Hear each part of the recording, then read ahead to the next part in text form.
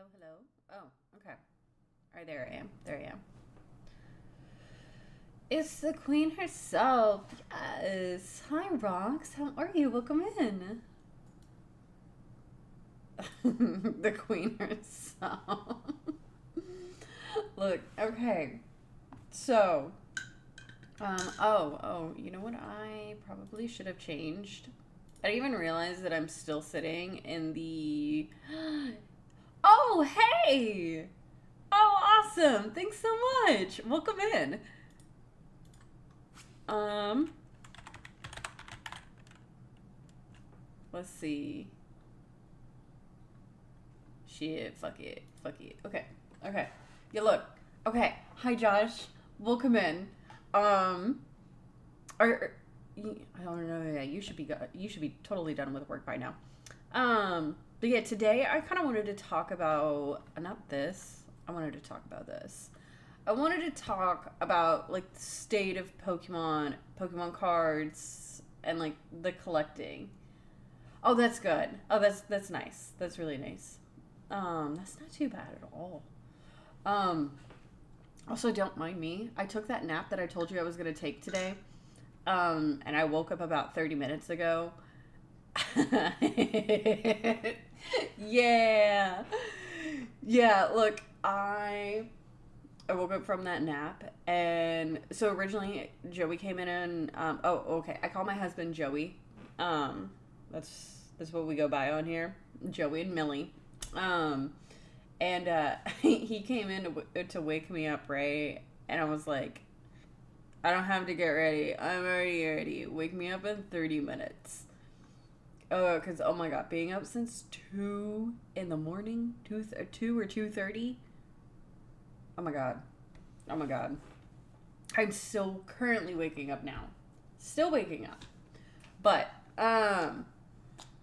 yeah, I am going to be doing some Pokemon Pocket later. We're going to do some battles and stuff. Oh, Solosis. I need to add, actually, let me do this real quick. Let me get those. Let me copy this. Go over here. I need to add them in. I need to add them over here. Paste. Let me move the spray over here. Perfect. Yikes. A fire starter. Wait. Begins now? Oh, you just started. Oh, you started with the Cyndaquil. Oh man, I don't even remember what I started with. I need the timer too. So let me copy this one. Okay. I'm gonna add this in. No. Duplicate. Alright, there we go. Make these a little bit smaller. These are pretty dang big. I didn't realize how big I had them. So yeah, I want to get into a bit of the state of Pokemon collecting, how things are today, and I kind of want to do that by going over PokeRev's video called "The Pokemon Card Hobby is in Serious Trouble."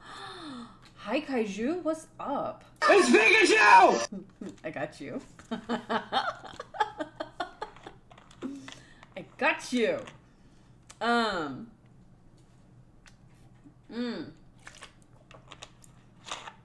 We're gonna be going over.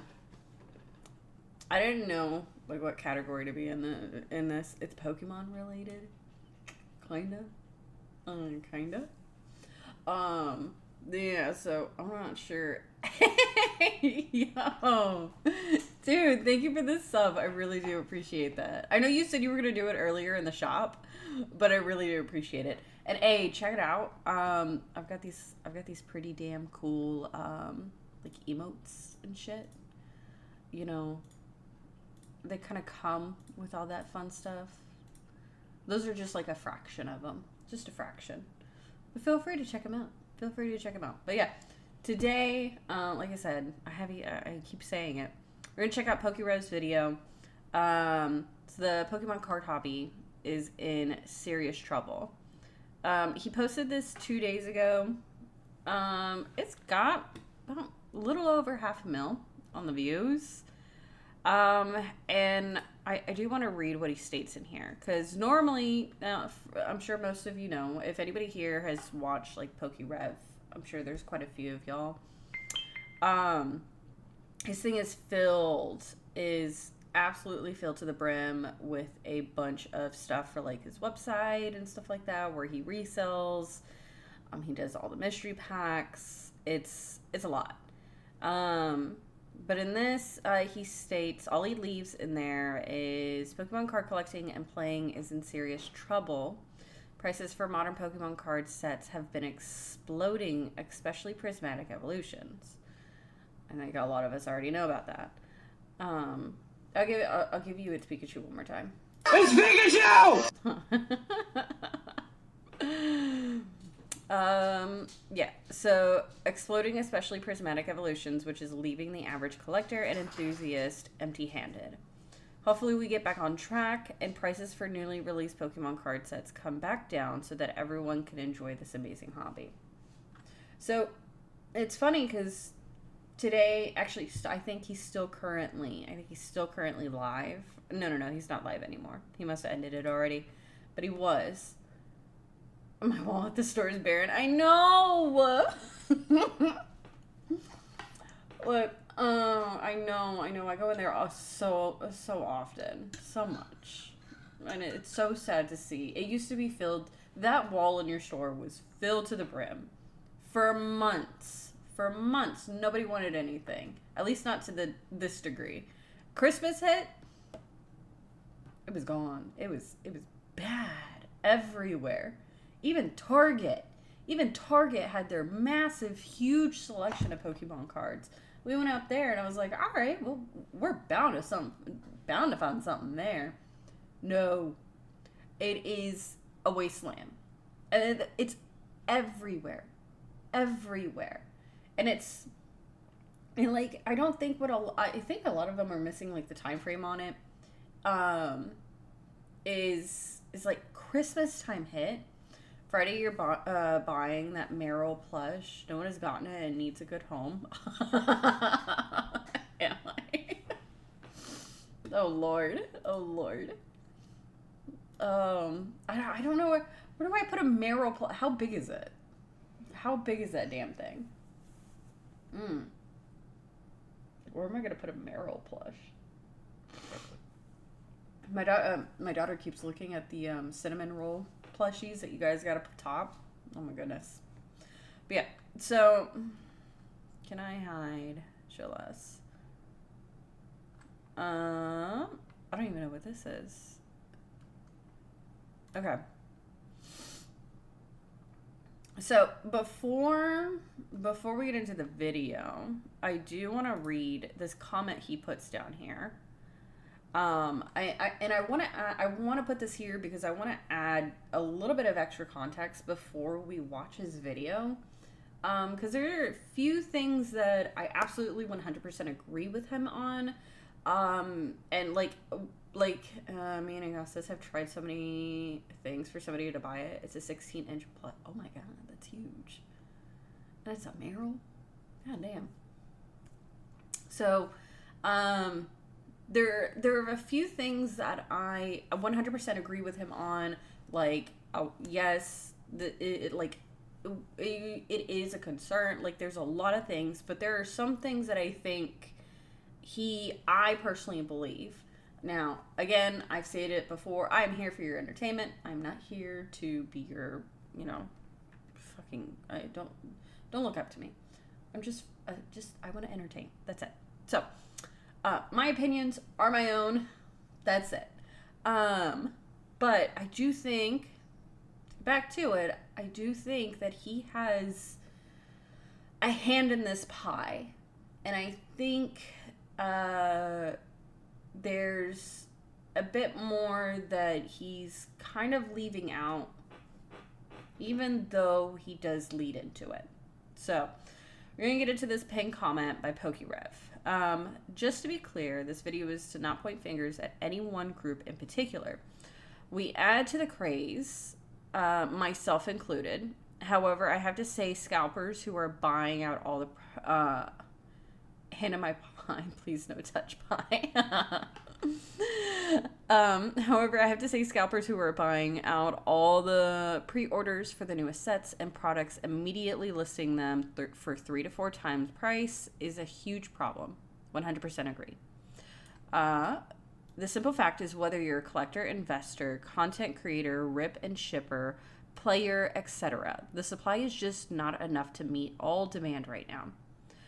I wanted to make this video in hopes that it would help get the word out that Pokemon really needs to up their printing capacity so the average collectors and players can get the packs and cards in their hands and not have to pay 3 to 4 times MSRP.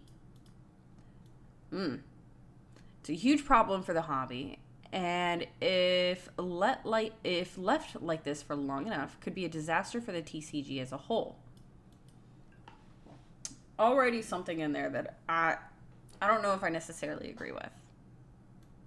Also, I will be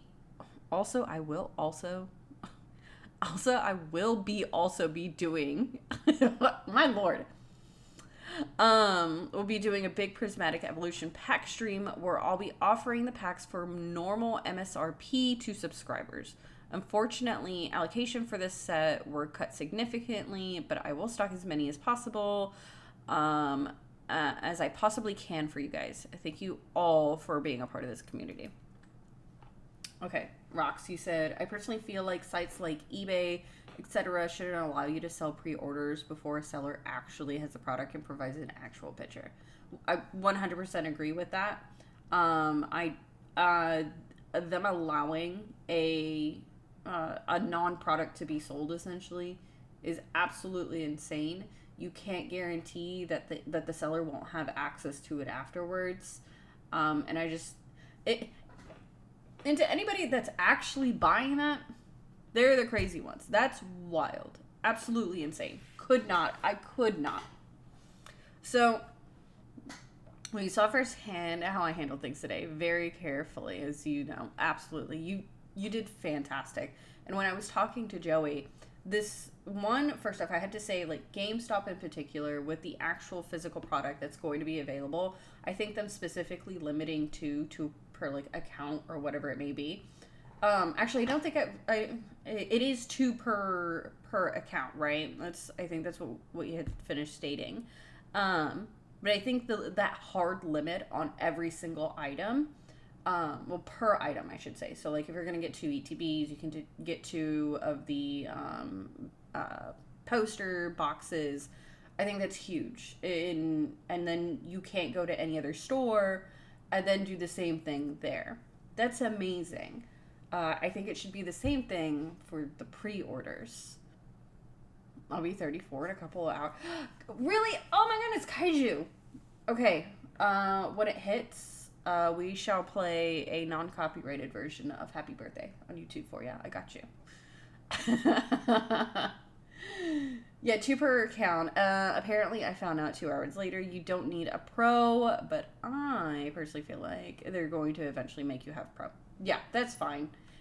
I'm not worried about it. I get the monthly coupons anyways, so that means more savings. Yay. and hey, you can at least I know, like, companies, whenever you get people to sign up for special stuff like that, it, like, ads or whatever, and they're like, yay, good job, so you got 1 more today. Also, I got my tea. But like you said, you can get more product. Exactly. Oh my god, that peach tea is fucking bomb. Okay, so let's go ahead and jump into this video. I just finally want to start it off. And I'll just kind of stop at it occasionally whenever I want to say something. So, yes. So, Joey was like, just go ahead and get another account. Yeah, he was. Okay, so we're going to go ahead and jump into this. So. Okay, so I've been sitting here for a while trying to figure out how to articulate my words and just to explain exactly how I feel Obsessor? about everything. I think you stated you were in.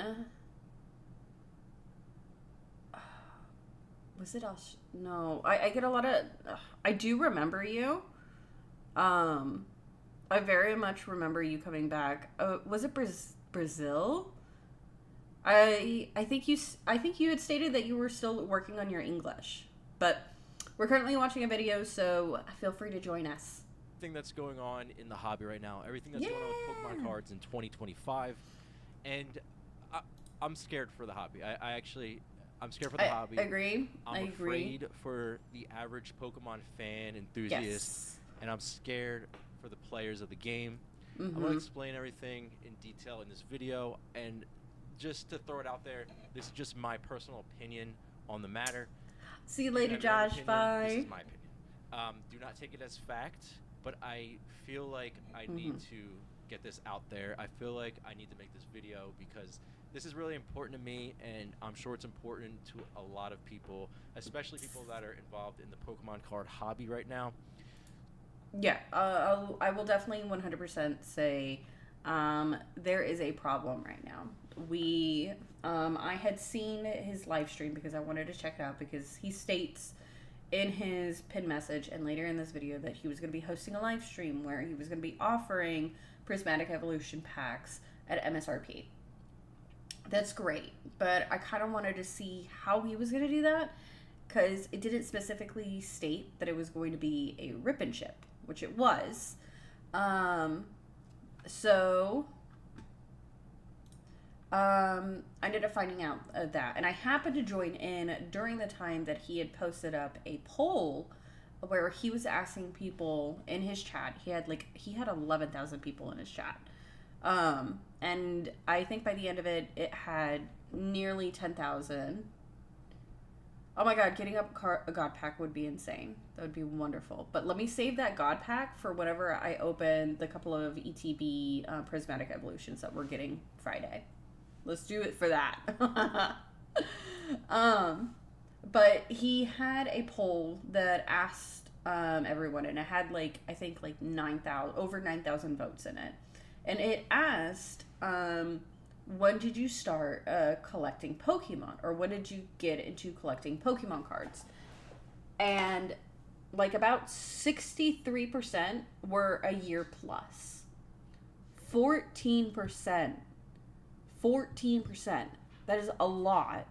Stated they were 1 month or less that they had just gotten into the Pokemon scene.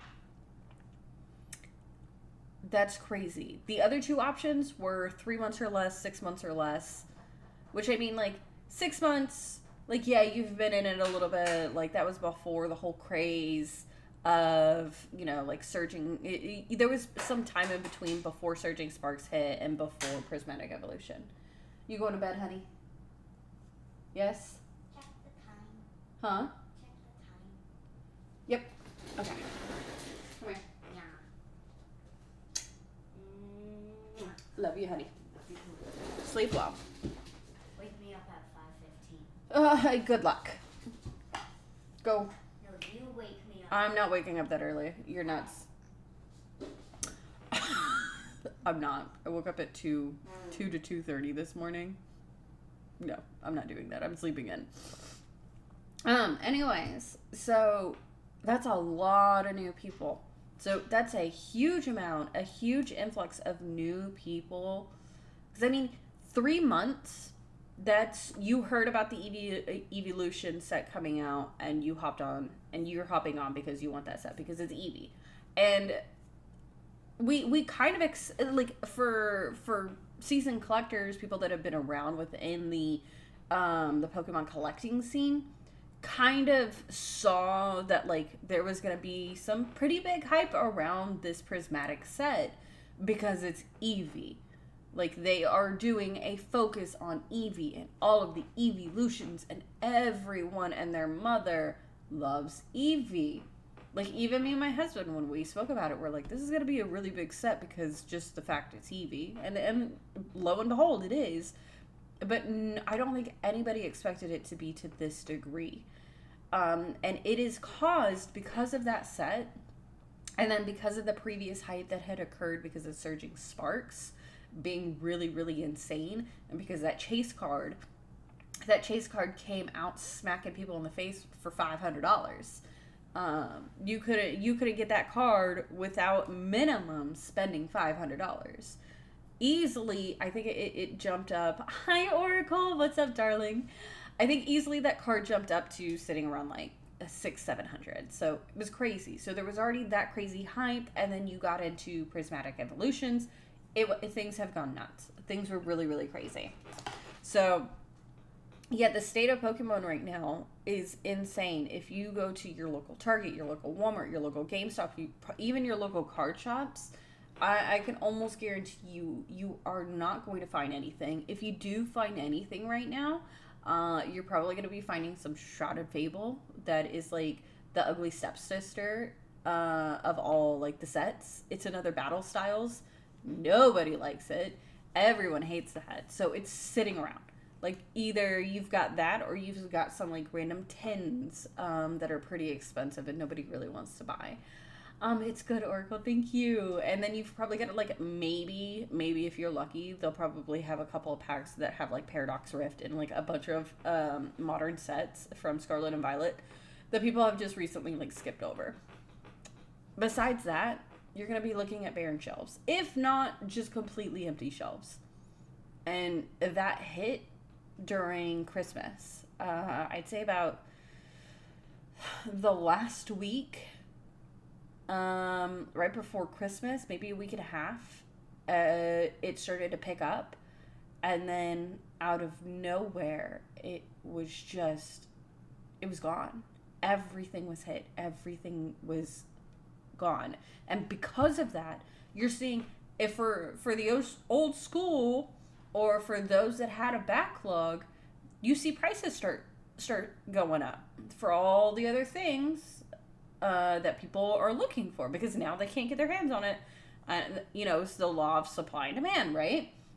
So things start going up because not only has it been just the prismatic sets that are stupid, crazy expensive, where people are doing rip and ships. There's one person, for example, doing a rip and ship on TikTok. I'd have to find his name again. But one person on TikTok doing a rip and ship for Prismatic Evolutions, and each pack, I kid you not, is selling for $25. $25. Absolutely insane. So things have gone nuts. It's caused the entire market of Pokemon to increase. And for seasoned and invested, if you want to call invested collectors, like if I were to sell, that's great for me. But I'm a collector. If I sell things, I sell them because I want to buy more Pokemon cards. And it's great for those that are using it, investing, or they have their business in it. But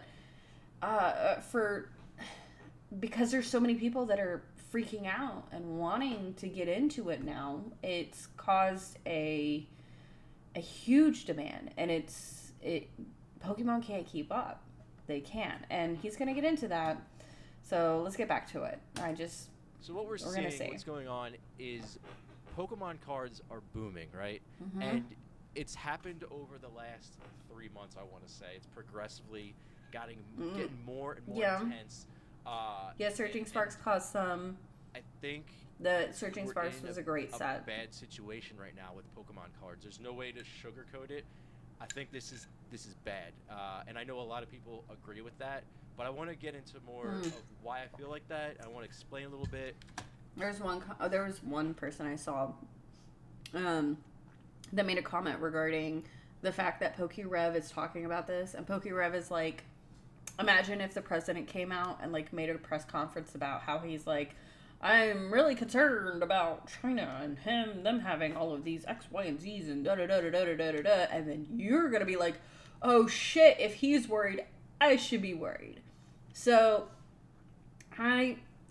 sure, but I do think it's more important that he does speak on this. So I just saw somebody make that comment about that, and I'm like, I don't think it's gonna have. I mean, it will have an effect on the Pokemon community, but I think it's more important that he does discuss this, because, like I said, again, I think he has a hand in the pie, but in more ways than one. So, let's get back to it. And hopefully, there's a positive outlook on this for the future. There will be. I think that we have to play our cards right. At the end of the day, we have to get our voice. Not you, but you need to play your cards right. If you plan on getting into Pokemon, you need to play your cards right. And I have a few ideas on how. You're more than welcome to take my advice, but if not, I totally understand. You do you. You do you. I just know I've been in the scene for a while, and we'll get into that later. So I'll tell you more about what I think. Out there, let it be known that this is an issue and that we need to figure out how to resolve this. So where do we start? So let's start back in 2016. 2016, there was a big boom with Pokemon Go. Pokemon Go came out. The app was hugely successful. There were so many people playing the game. You could see, like, literally your grandma was probably going around. Oh yeah. Pokemon Go. Look, or we lived in your Washington mom, D.C. Or like your uncle. Or we lived in anybody. D.C. Like, when Pokemon came out. So We lived in D.C. when Pokemon Go came out, and I kid you not, at the monuments, because they had the Pokestops at the monuments, and we happened to leave because we would play on base because we were like, that's crazy, that's wild, we're not doing that, because we saw how fucking insane it was. Just driving by was nearly impossible, which already is on a normal daily basis anyways, because you're around the monuments and tourists. But then you had tourists and you had the locals all trying to get the best spots. Insanity. Insane. I had never seen crowds like that before. Maybe outside of like a protest. Like, think of a protest, but everybody's on their phone. And they're doing this the entire time. Or this. It was an insane scene to see. And you're seeing people that you know haven't been outside for ages. That too. It was a great fun, though. It was a really, I will say, I loved being in DC when Pokemon Go came out. I think that's the only time I could say I loved being in DC when that was that. Playing Pokemon Go, and that got a lot more people back into the Pokemon, the hobby as a whole. It got people back into the card game. It got people back into the video games. Yep. It just got people back into Pokemon again. It was a really big catalyst at the time to pull people back into this franchise, which is the biggest media franchise literally in the world. Like, it oh my god, yeah. ridiculous how much money Pokemon brings in. And 2016 was huge. True, I mean, but I not myself very got Pokemon relevant. Again, at that time. Now, I collected as a kid back in the 90s, of course, when Pokemon was first released, and I played the game and I collected for probably, I want to say, 3 solid years. I was super into it. And like a lot of kids at the time, you know, you got a little bit older, whatever. It just was something that got pushed to the side. A lot of people. Yeah, I saw a lot of folks that, like, born 90s, 80s. They collected in the late 90s, in the early 2000s. A lot of kids, like, around my age and a little bit older, they were the ones that were collecting, and, like, it wasn't cool to collect. The same thing with Yu-Gi-Oh! Because I was definitely Yu-Gi-Oh! Joey was definitely more of the Pokemon.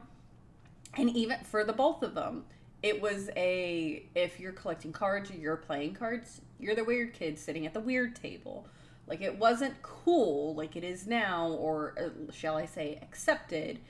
And it wasn't an investment. You just bought the cards. You could throw them in mud if you wanted, and nobody would give a shit. Even a fucking Charizard. Even though your friends would be like, oh, I wanted that card. But, like, we all know this. It's nothing big. But a lot of people, though, around that 2016, that is when a lot of those folks did get back into it, that used to play it as a kid. So there was that big spike. Now, I don't think it's a lot of those kids that necessarily played it before. I think we have a lot of completely, like, brand new people to the scene, and I think those new people are coming in because they may have played the game, as a kid. Maybe they might have, but I think it's a lot of new people and a lot of, shall I say, scalpers, people looking to make a quick buck because they see just how popular it is. I think we're seeing a higher influx of that than what we are compared to in 2016. Myopic, you said, I remember a kid back in the day who had Pokemon cards and merch literally knee high in his room. Oh, you had to wade through it? That's insane. There's no... Really? That's crazy. It's like going swimming in a fucking room full of... I would hope they were there were plushies, at least. So at least it was comfortable. But damn. Only visited once. Yeah, I could see that. Like, look, don't get me wrong. I collected a shit ton of Yu-Gi-Oh cards myself, but that's a lot. That's a lot. But anyways, people did stay with it though. But you know, it was a big hype phase back when it first came out, and a lot of people thought it was just a temporary fad. They thought Pokemon was just going to be this fad, and it was going to end. It didn't end.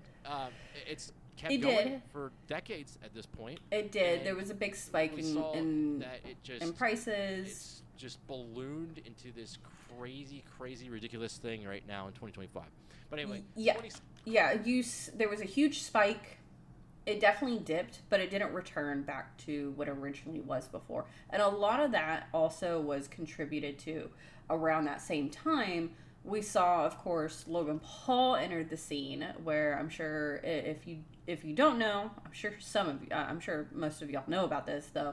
Logan Paul, of course, went and bought like, I believe it was a case of base set Pokemon.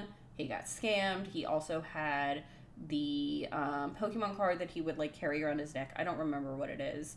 But he had it like slabbed up and everything, and he sold like 49% of that so you could own a percentage of the card.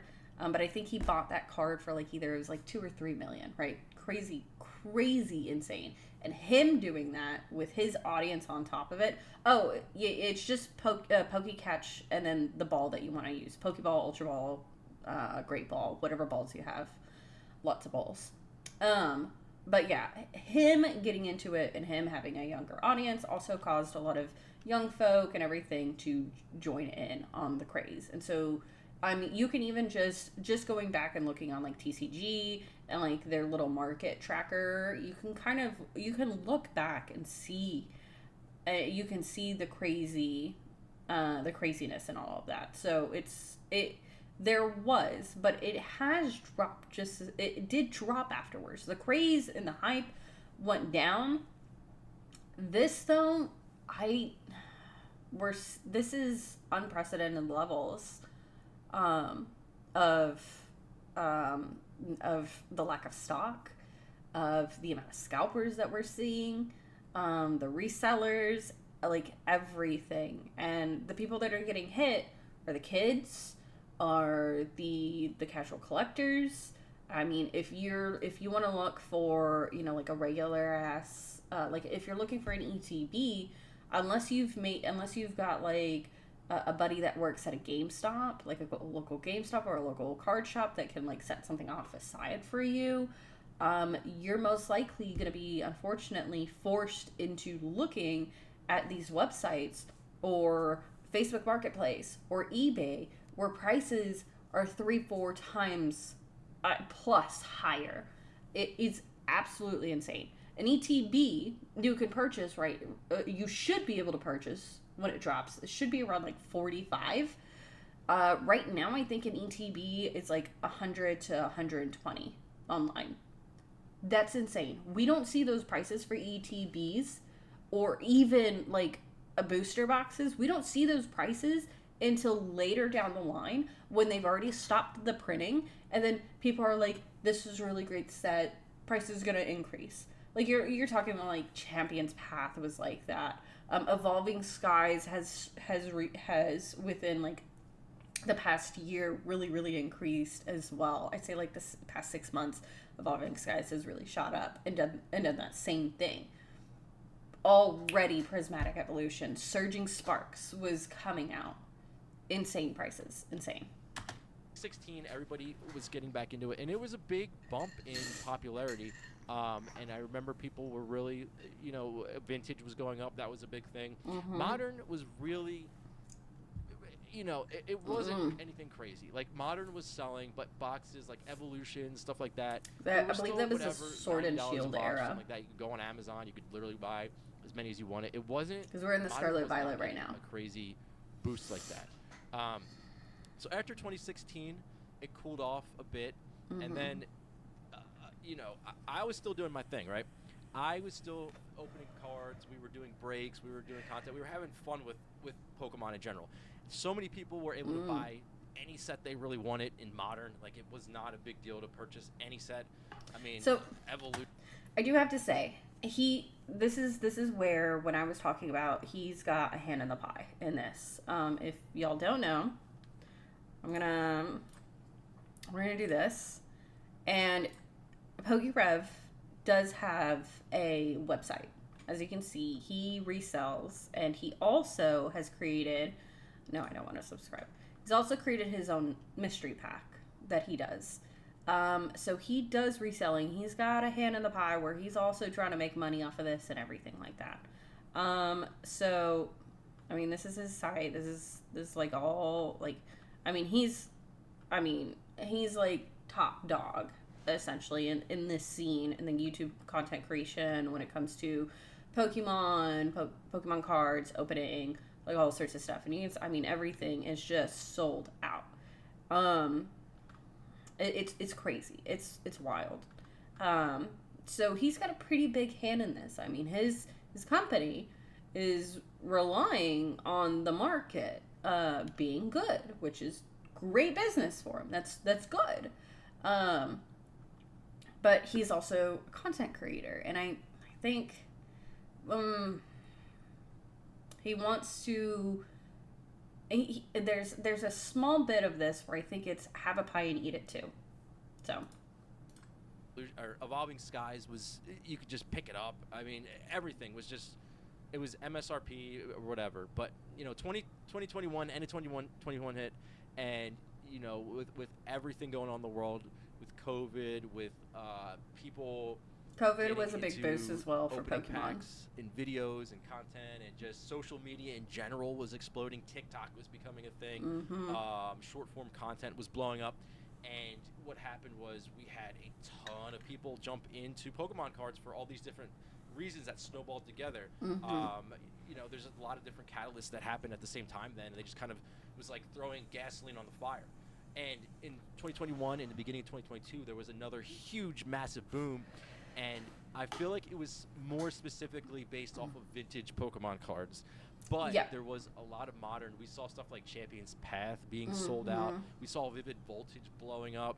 But it was never to the level. Crazy to say now. Like, Vivid Voltage was really big because everybody wanted the Rainbow Chocochu, the big Pikachu. Everybody wanted that. And now it's, you can go to, like, I can go, and I'm sure you could go as well, to like your local Dollar General, and they're like a ton of blister packs and stuff like that they're selling for market price, and really nobody's really wanting them anymore, because the earlier sets, like Sword and Shield, they, outside of, I'd say, like Champion's Path, and one of my personal favorites, I have to say, Crown Zenith. I love Crown Zenith. It's one of my absolute all-time favorite sets so far.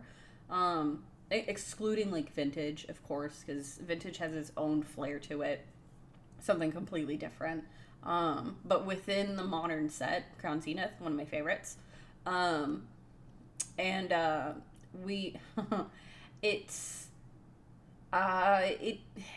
sets were good, and some of them were great.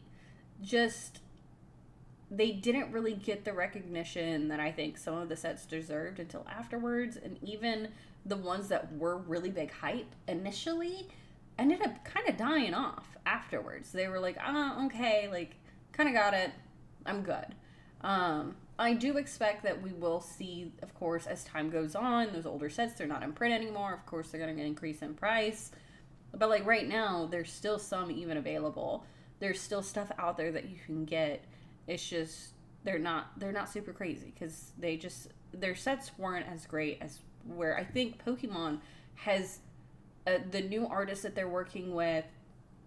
You know, the kind of the liberty that they're giving their artists to work on, and to like the cards that they're creating now, and the card lists that they're putting together, I think are just on another level right now.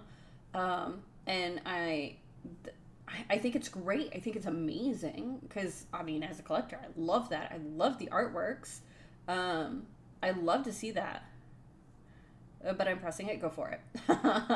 So I don't know. It's a double-edged sword because the better it is, the more people want it. The less there's going to be available, and of course, the more like that you're going to see scalpers come in, and kind of kind of dirty players come in. So it is unfortunate, but I'm glad to see it. I am glad to see it though. Levels of what we're experiencing. Oh, I don't know right which now. one's unavailable. So I'm sorry. 2022, it started to cool off again, and it cooled off for a couple years. I feel like, and now It did. we got to the end of 2024, and all of a sudden there's just more chatter about Pokemon cards. There's more talks about just modern sets in general, and then we Yup. had Surging Sparks. I feel like Yeah. Surging Sparks was a really big catalyst for people getting back in, and we saw Surging Sparks. Oh, I don't know right why out that's the not gate. working. $150 a box. Yeah, Papa. Have a good one, my outfit. $200, Thanks for hanging out. $220.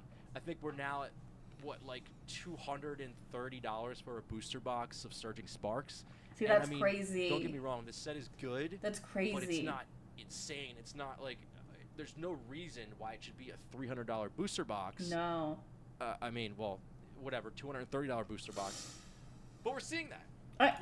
For so long, like he said, 2022, 2024, a lot of the modern booster boxes that you were looking at, even whenever it was like brand new and they hit, a lot of those new ones you could get consistently near market price. You could find a few shops that wanted to make a little extra money, like we've got one here that nobody likes going to. Funny enough. But he'll increase the price by at least between $10 to like $25 on top of it. So you're paying extra. And it's one of the only few places around here where you can actually find booster boxes. The other shop that we have here that does sell booster boxes, they've got both new and like old. Because they'll have people that'll come in consistently and trade in and whatnot. But they check TCG, and they consistently stay around at like market price, instead of saying, you know what, let's increase this by $10, $20, $30 just to make an extra buck. A little crazy on that, so a little wild. But you could find consistently boxes anywhere between $150 to a little bit on the higher end of like $160, $170. So it wasn't really that bad. Some of them, the ones that people were like, I don't really like that. I don't, like, they just weren't good sets. You can find them for cheaper. 130, 140s. It wasn't bad. I mean, you're talking about getting 36 cards. It's, that's okay. That's fine. So yeah. No, nothing. Everything's gone. Seeing this massive craze of people buying boxes, and right now, it almost feels like there is this sort of like new outlook on modern Pokemon cards as this huge investment vehicle. Yes. And you know what? And I'm not blaming any single person or any single group of, I guess, people. I will place blame. Specifically, there is blame on, very much specifically, there is blame on the scalpers. They've created this insane supply, this demand, because there is nothing. So I will specifically put blame on them. But they're not all the only issue. It's not the only issue here. But very much a good portion of it is very, very much scalpers, and they've increased a lot. For example, we recently, because of all this, because I go to my local GameStop. I know the manager there, even the one over in the next town over. Talking to just both of them, they would consistently have people coming from Louisiana, from Alabama, Florida, driving over here, specifically out of town, to buy packs, ETBs, boxes, everything, anything they could get their hands on. They were consistently coming in. So it has been insane. And I mean, where else are they going? They're also hitting the states that they're in. They're hitting other states around them. So it has been insane. Looking on Facebook Marketplace in my local area, on a regular occurrence, I would see new boxes of Prismatic Evolution Japanese sets being posted up for sale. I can do singles, or I can sell all, and it's going to be for this much. And I'm like, this is insane. The secondhand market has exploded.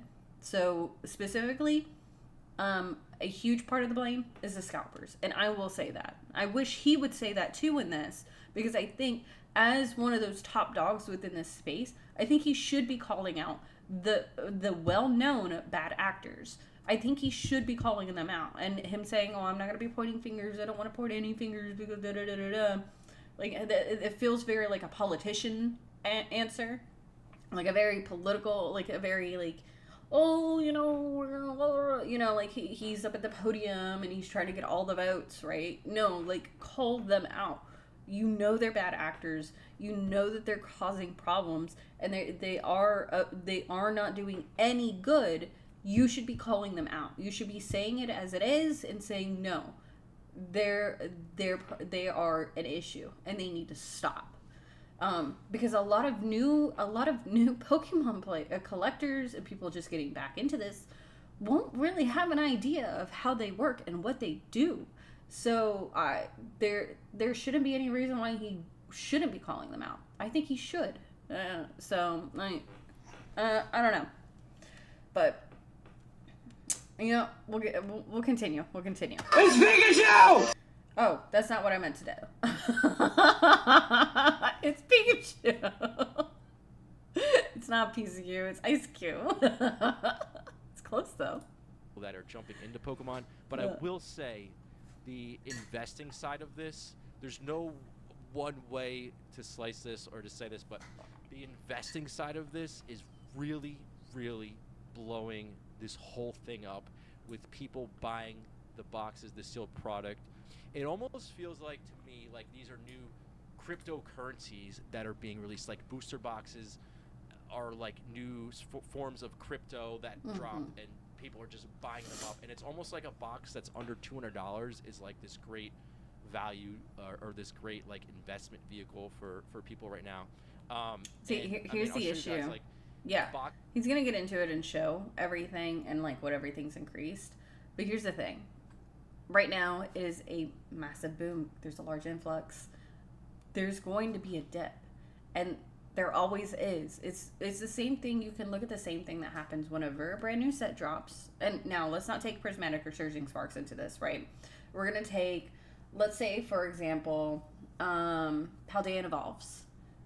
Set drops. Everyone is looking for the chase cards or like the top 5 cards. Those cards immediately skyrocket in price because everybody wants them. And then you give it about a month. And even before a month, you give it a couple of weeks, you already start seeing a dip. And then by a month, you've kind of, by the end of a month, you've seen that card kind of level out and find its place. Because you'll see cards that jump up. Let's say it's not the chase card, it's like in the top 5 though, it's up to like $20. By the end of that, $20, $30 at the peak, and then by the end of it, it's dropped down to about $17, $15. It's leveled out. So we're seeing this massive spike right now in the prices of cards because there's a large influx. The scalpers, like all of that nonsense, there's a huge increase, which is great if you have a huge backlog of product and you're looking to sell. Good for you.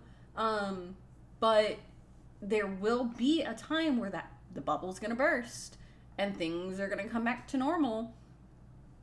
And we're going to see a lot of people stuck with a lot of products. And not just because the people didn't just go out and buy prismatic evolutions and pre-order prismatic evolutions, or get the Japanese set, or get the surging sparks. They went out and got everything. Everything's gone right now. Like I said, you go to your local card shops, Walmarts, Targets, GameStops, you go to those, and you're seeing their shelves are empty. And that's everything. Not just these new sets. It is everything. So we're going to see things are going to come, that bubble's going to burst, and we're going to see stuff coming back down to about the appropriate level that people actually believe they're worth. And now, does that mean that they're going to sit a little bit higher than what they originally were, because we do have a large influx of new people joining in and they want to get their hands on it? Yes. But do I think that they're going to be anywhere near the prices that they're trying to sell them for now? 100% not. 100% not. And so we're going to start seeing a lot of people trying to dump off product. They're sitting on top of it. Or we're going to see a lot of new people that don't know about the bad actors in the space, and they're going to get screwed over. They're going to get really screwed over. So, I don't know, but let's watch them go over the TCG market. This is based off of best selling right now on TCG Player. I think I'm on the second page. Let me go to the first page. But these are like the best selling booster boxes right now, and you're seeing like here's Surging Sparks, crazy, $230, crazy, one of the top selling sealed booster boxes right now. At this current time, and you could you look. Let me go right back.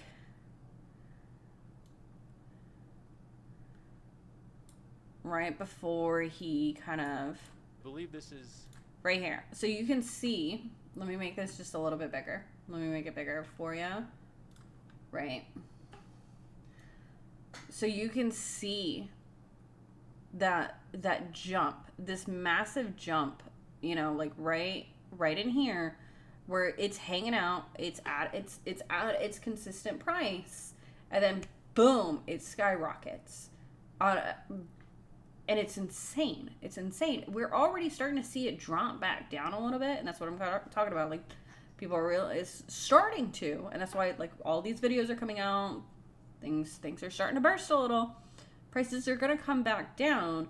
They may be a little bit higher, but that jump is insane, insane. And I mean, I'm gonna be shocked at what the prices are gonna be whenever when Prismatic Evolution drops Friday. I'm curious to see this graph for Prismatic and how high it's going to be for it. It's gonna be insane. It's going to be wild. So, but yeah. Like, you know what I mean? Like, these are the different items sold. You can see right here every, I guess, couple of days, January 9th to the 11th. Yeah, because they're sourcing everything from TCG Player itself, as well as like eBay and other stuff like that. And this is just TCG Player. You know, we have conventions, we have eBay, we have TikTok, we have whatnot, we have all these apps, all these marketplaces, for all this stuff right now. But what it seems like is happening to me, again, this is just my opinion. And I don't know if you guys can see it, right? I don't know if you guys can see it. Let me make it a little bit bigger. But underneath every single one, you are seeing green. That little green, you see the product. Underneath the price is a little green. That means that the price is increased. Like, normally they'll have like a little green arrow. If you go on there and you look on TCG Player, almost everything. My TCG Player app that I have on my phone, originally whenever we like scanned a bunch of our big cards that we have, just to kind of see, because we were interested, we wanted to know what our prices were worth. We were originally, I think we were sitting at like 32. We've got a pretty sizable collection. Like, we've got a lot of cards, so we're like sitting around like the 32, 33 area in value, and now it's sitting at, I looked at it today and it shot up to 37. That is a huge increase for the cards. Like, that's crazy. And if I wanted to sell, that's great. My buddy that I know, he goes to card conventions and stuff like that, and he sets up booths and he sells cards. He just told me today, the last one that he just went to, like, I think it was last week, he completely sold out. Completely. I can almost guarantee you he damn near sold everything to, like, some of the original prices that he had, and that's before the increase that happened on TCG Player. So it's wild. It is wild right now. Like, all these boxes are just like, this is Paldea Evolved, and it's almost like people are just buying insane these, and they just keep going up, and people just keep buying them, and it's tough because I feel like this is affecting the average collector so much, and I'm afraid 100%. I'm afraid of what's happening now with the TCG. I'm afraid of what's happening with just people, enthusiasts of the game, people that genuinely love Pokemon, whether it's the games or the cards, people that are just enthusiastic about the brand, who love collecting the cards, who honestly, and I know, like, you can say, well, just take a step back, it's just cardboard. Like, this is not a necessity in life. This is not food. This is not water. But, dude, this is people's entertainment. This is pulls people. It's our hobby. It's our hobby. It would be the same thing if you go to another person and their hobby is making trains, or your hobby woodworking, or whatever it is, and it's like, well, maybe you should just step back from it. Like, we enjoy these things. These are the things that bring us enjoyment in our life, entertainment.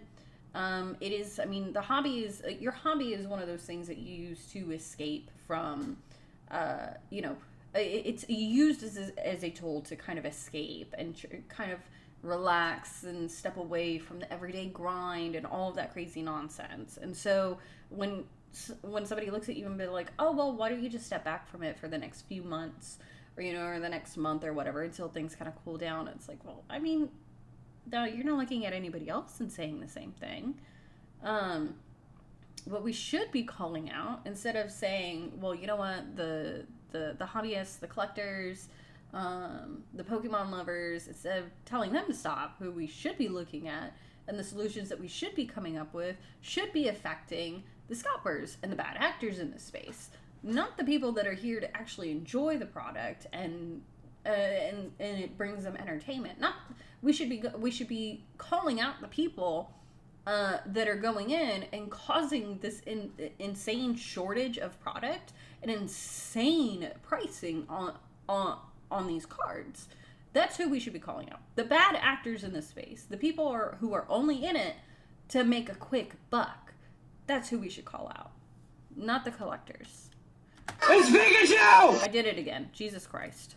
Away from the grind of life, and is something that makes a lot of people happy that they can enjoy. And it's really upsetting when this is, I feel like, being taken away.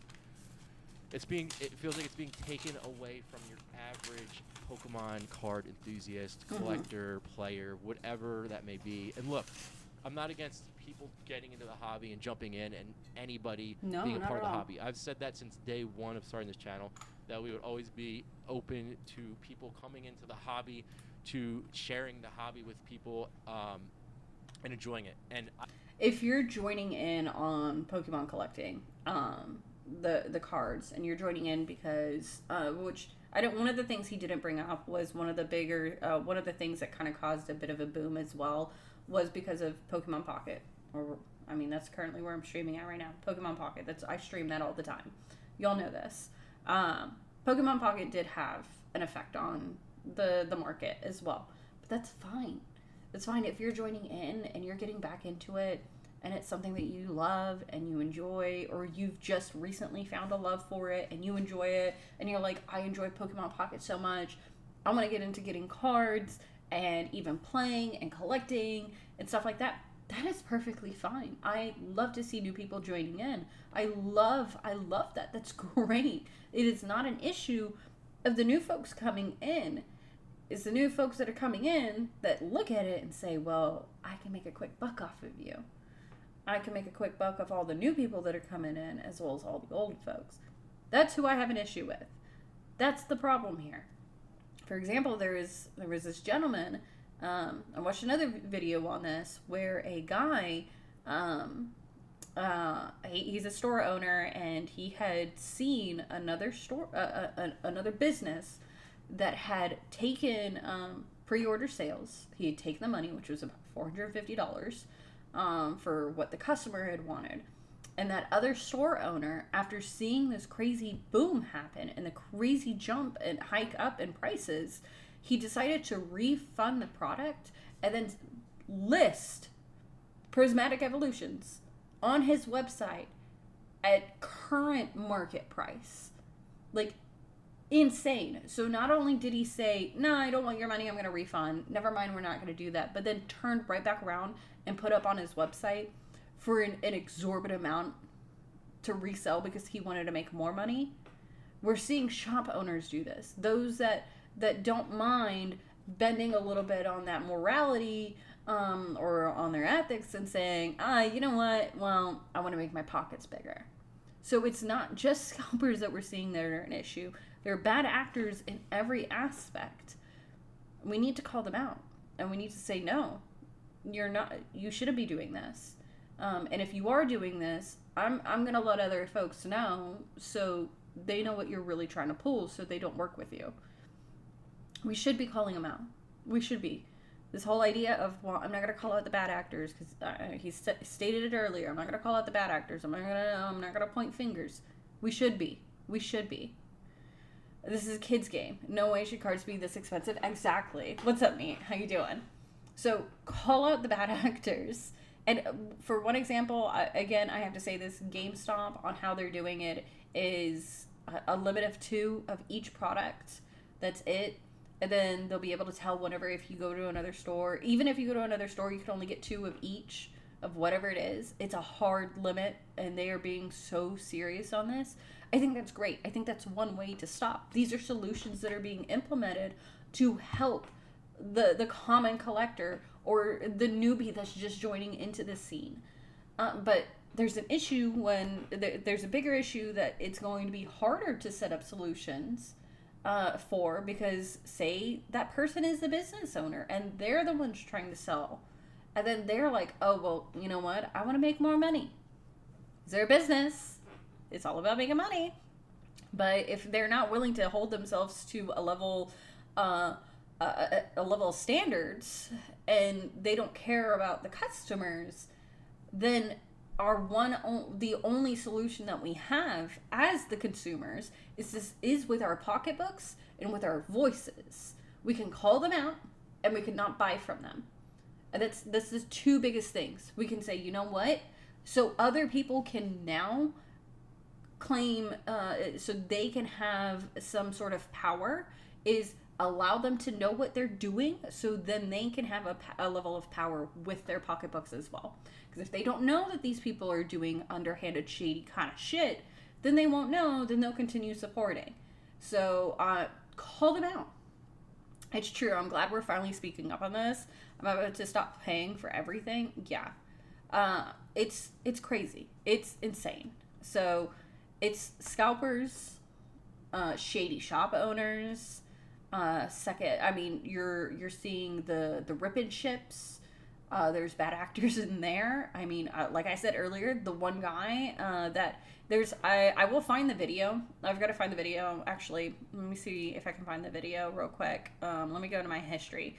This one guy, a wall of Prismatic Evolutions. Look, there's a lot of stuff that my kid watches in here, so like, don't mind it, all of that. Let me see. I'll find it in here real quick. It is, yeah, here it is. Here it is. Right here. So this, we're gonna, I'll show you this. One of the coolest things about Sorry, I have ads.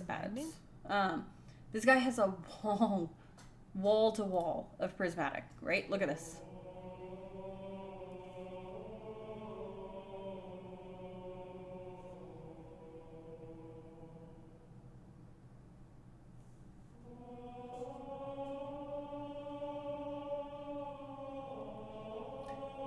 This is insane. And it keeps going. Hi, Peril. Welcome in. So, that right there, what you just saw, all of this, right? All of this is owned by this TikTok live streamer, and he does rip and chips. And then they'll say, my distributor sent it to me. Exactly. This was posted by him, and I don't have TikTok, but specifically he states in here, this guy in this video, yeah, this is wild. So in this video, I think, let's see. Dang, he's kind of ripping through it though. Damn. Oh, we got an SAR, baby. Oh. Yeah, here it is. Right here. Right here. Okay. Let me make this bigger so you guys can see, right? Look at the price on that. Look at the price on that. This guy is selling individual packs at $23.99. 5 packs at $115.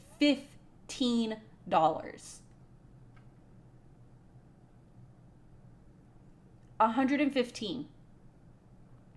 And this is T-Bell Card House on TikTok.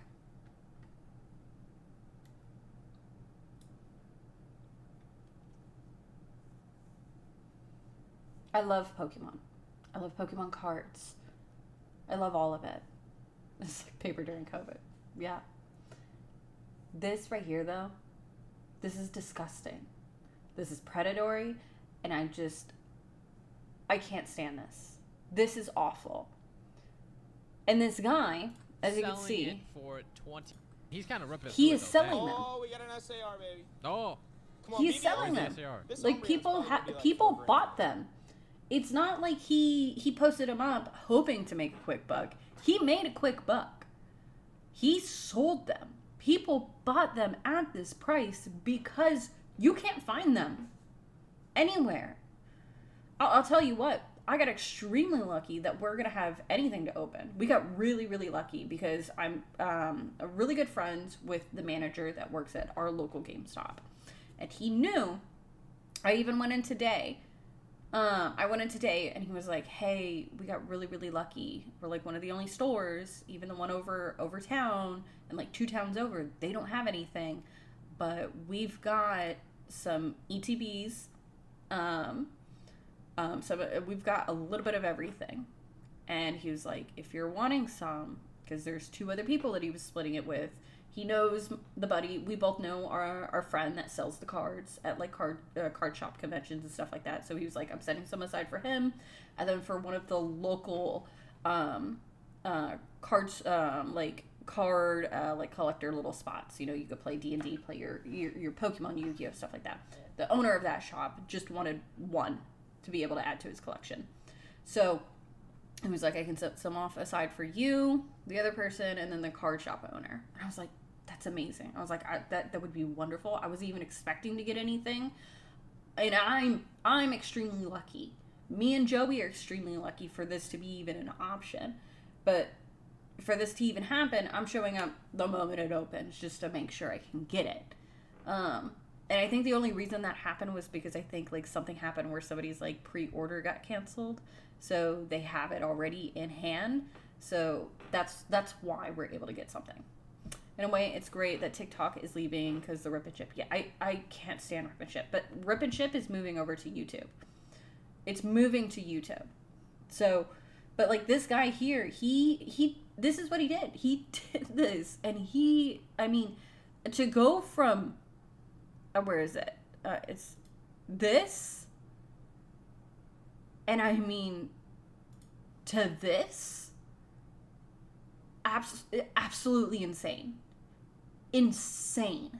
And it's disgusting. It is so disgusting. As someone that has been in this space for a while now, well over a year, has been in this space for it, and to see stuff like this is happening, it breaks my heart.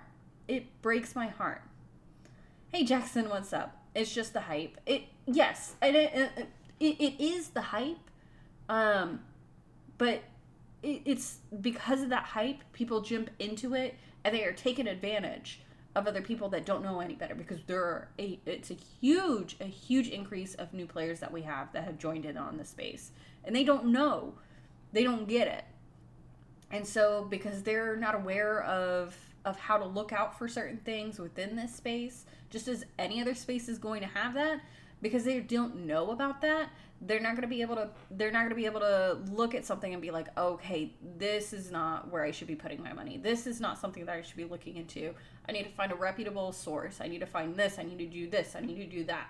And it's the new folks that are coming in that are going to be hit the hardest on this. Because us OGs can sit back and, you know what, hey, I can buy my time, you know, or I've already made some connections where I can make sure I can get my product at MSRP like I should be, or, you know, I've already got my stuff, or like I know how things work. It's the new folks coming in that are going to get hit the hardest. And this is just disgusting. Disgusting. But we'll get back to this. But welcome in, Jackson. I've been opening up Pokemon cards now for like 10 years, just about. I mean, if you include when I was a kid, another 3 years there, but for probably 10 years now of opening cards, and well before YouTube, I was doing daily Pokemon card openings for 5 years before I even jumped on YouTube and started creating content out of it, because I was having so much fun with it. I was enjoying it. I'm passionate for this hobby. I love this hobby so much. I love collecting. It's a great hobby. Packs. I love it. And I love this wanted hobby. To bring that to other people. It's expensive. And at the same time, just about every other one is. As a full-time career, it's a blessing. I mean, like, I'm so grateful to be able to do this. I'm so grateful. I have to agree. The fact that I can sit here and stream content on Pokemon, something that I love, and I'm not nowhere near am I making anywhere to what he makes. I don't even make $100 off of that shit, and it's a month.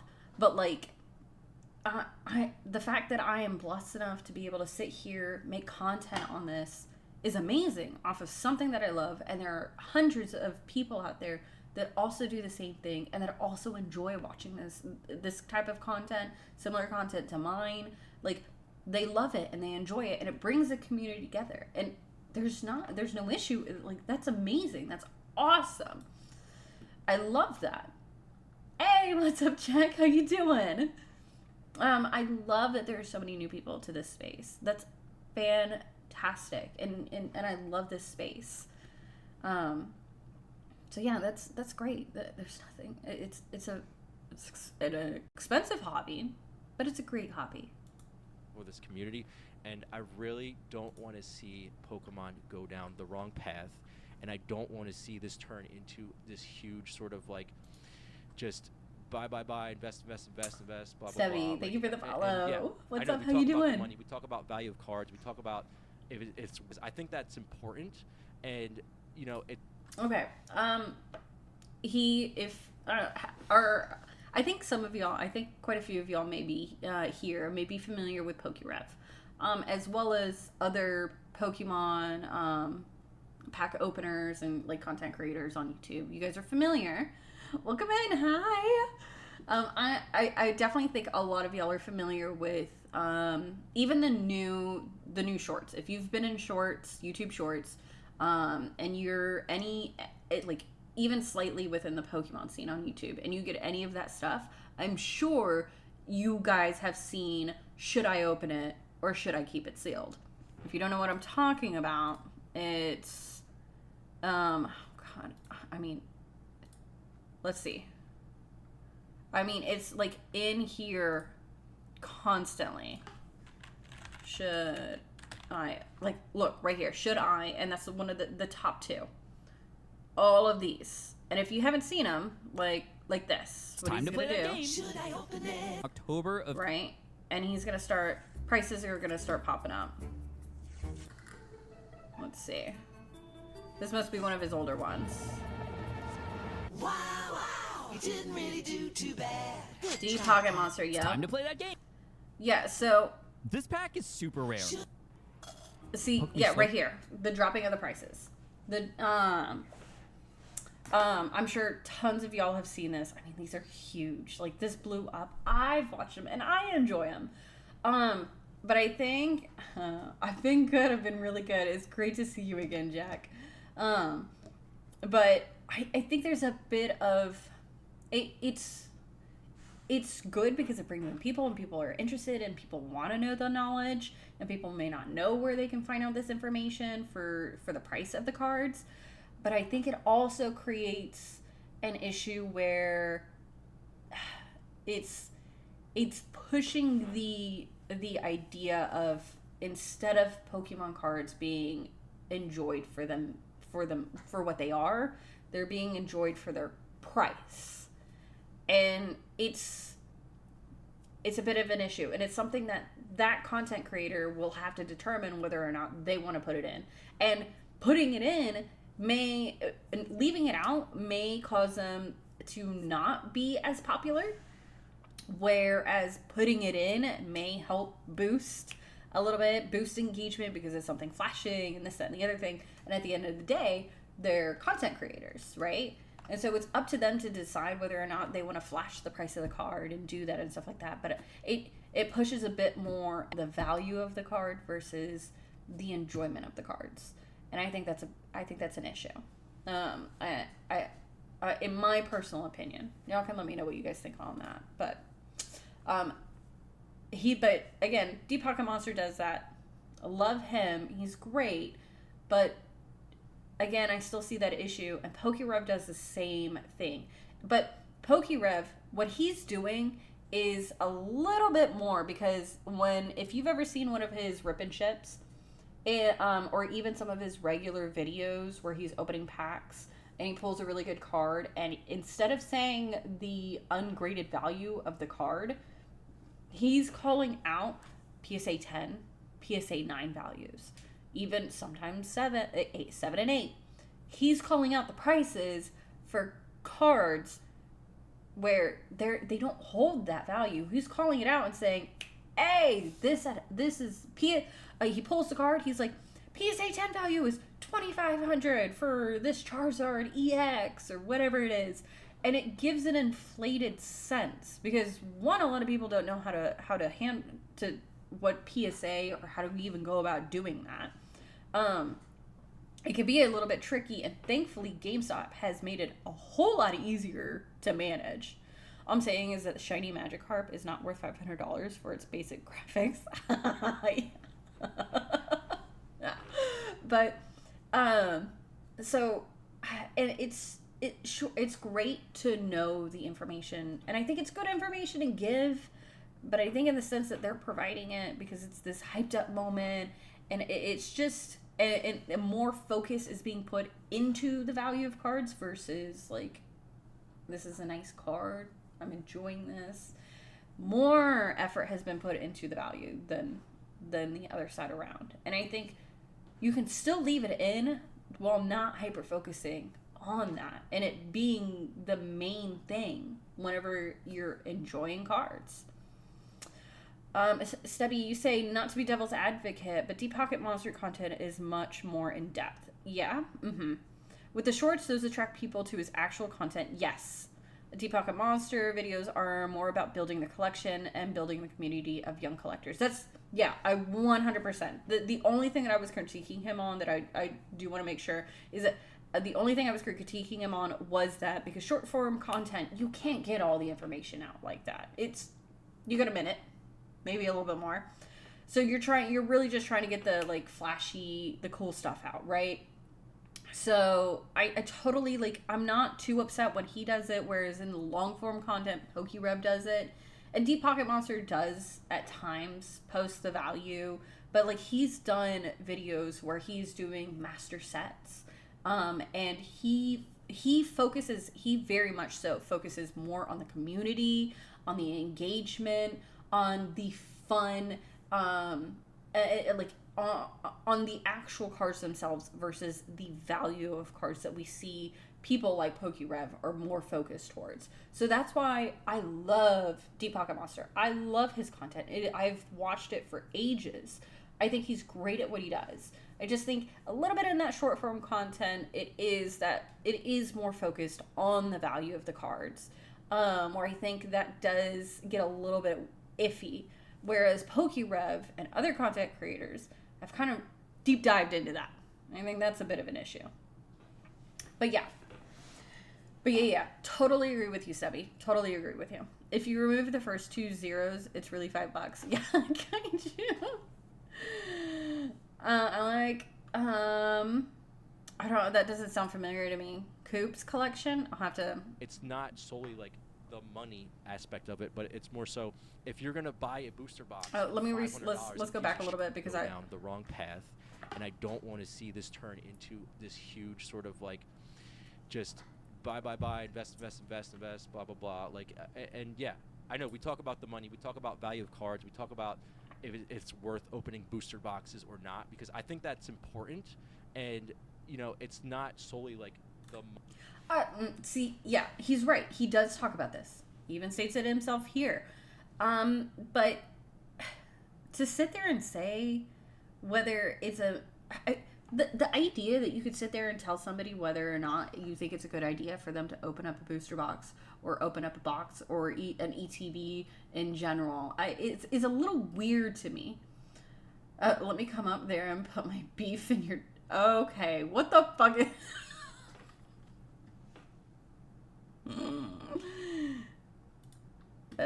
That's weird. Anyways.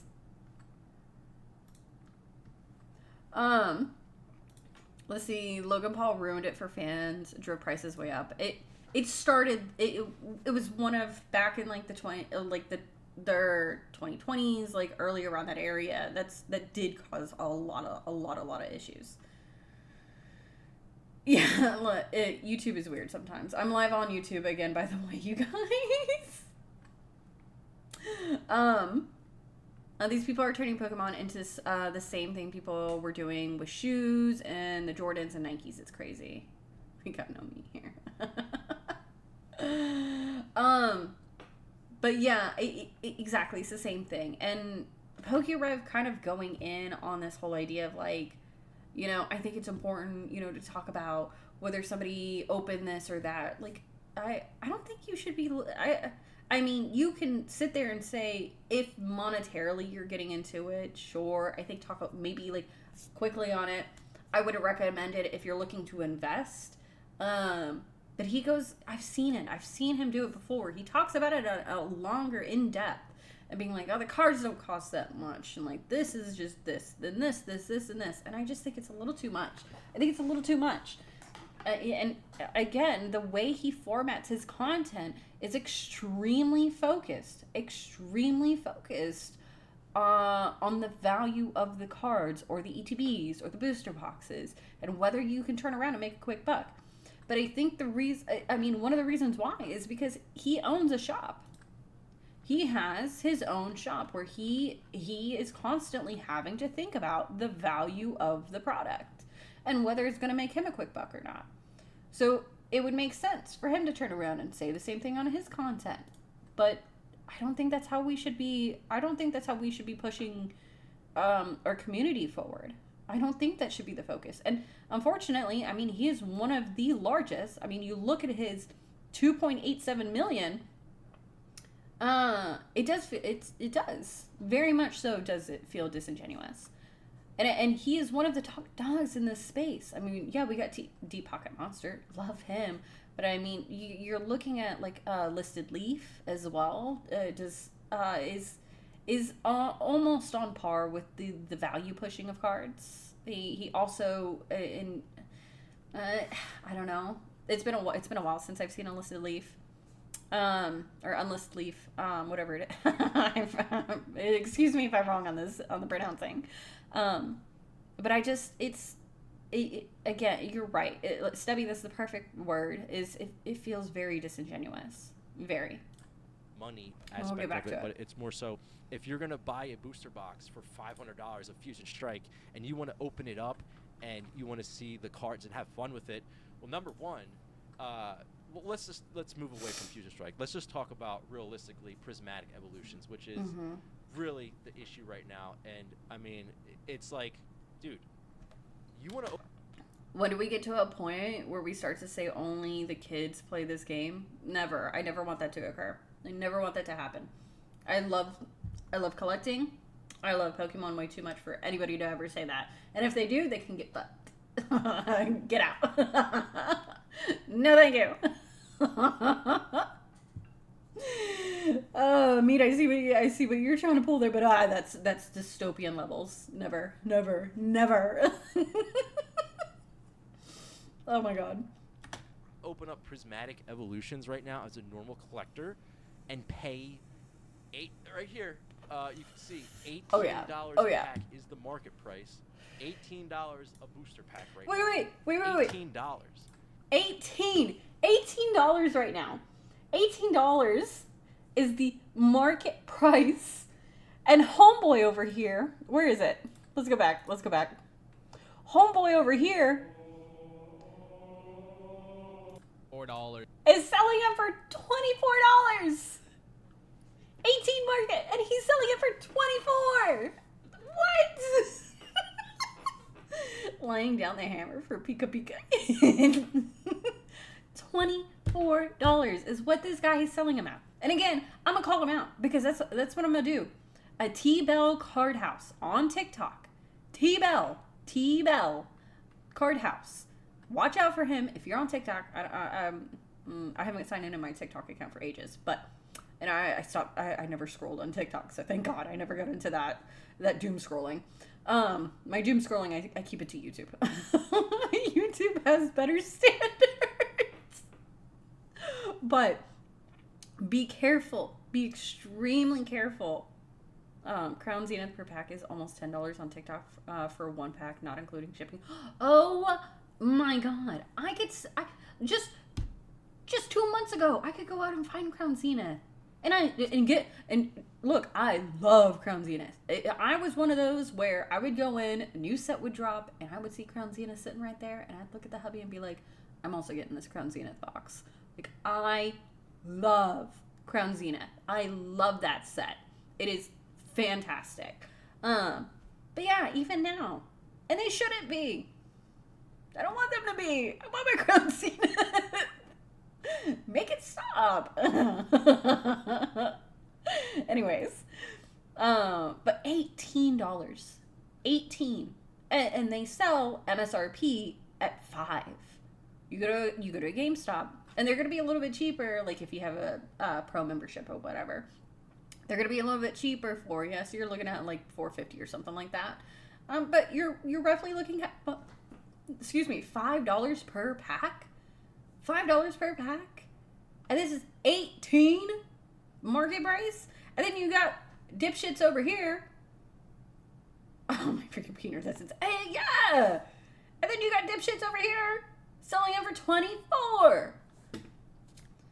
And that's for five of them, 115 for 5 packs, $115. Bite my big toe. I don't think so. But anyways. That comes out to probably like $800, $700 for a booster box or something like that. I don't know the exact number. $700 maybe we'll say for. Let's figure this out. Let's figure this out real quick, right? Calculator. We're looking 36 packs times 18. So for a booster box.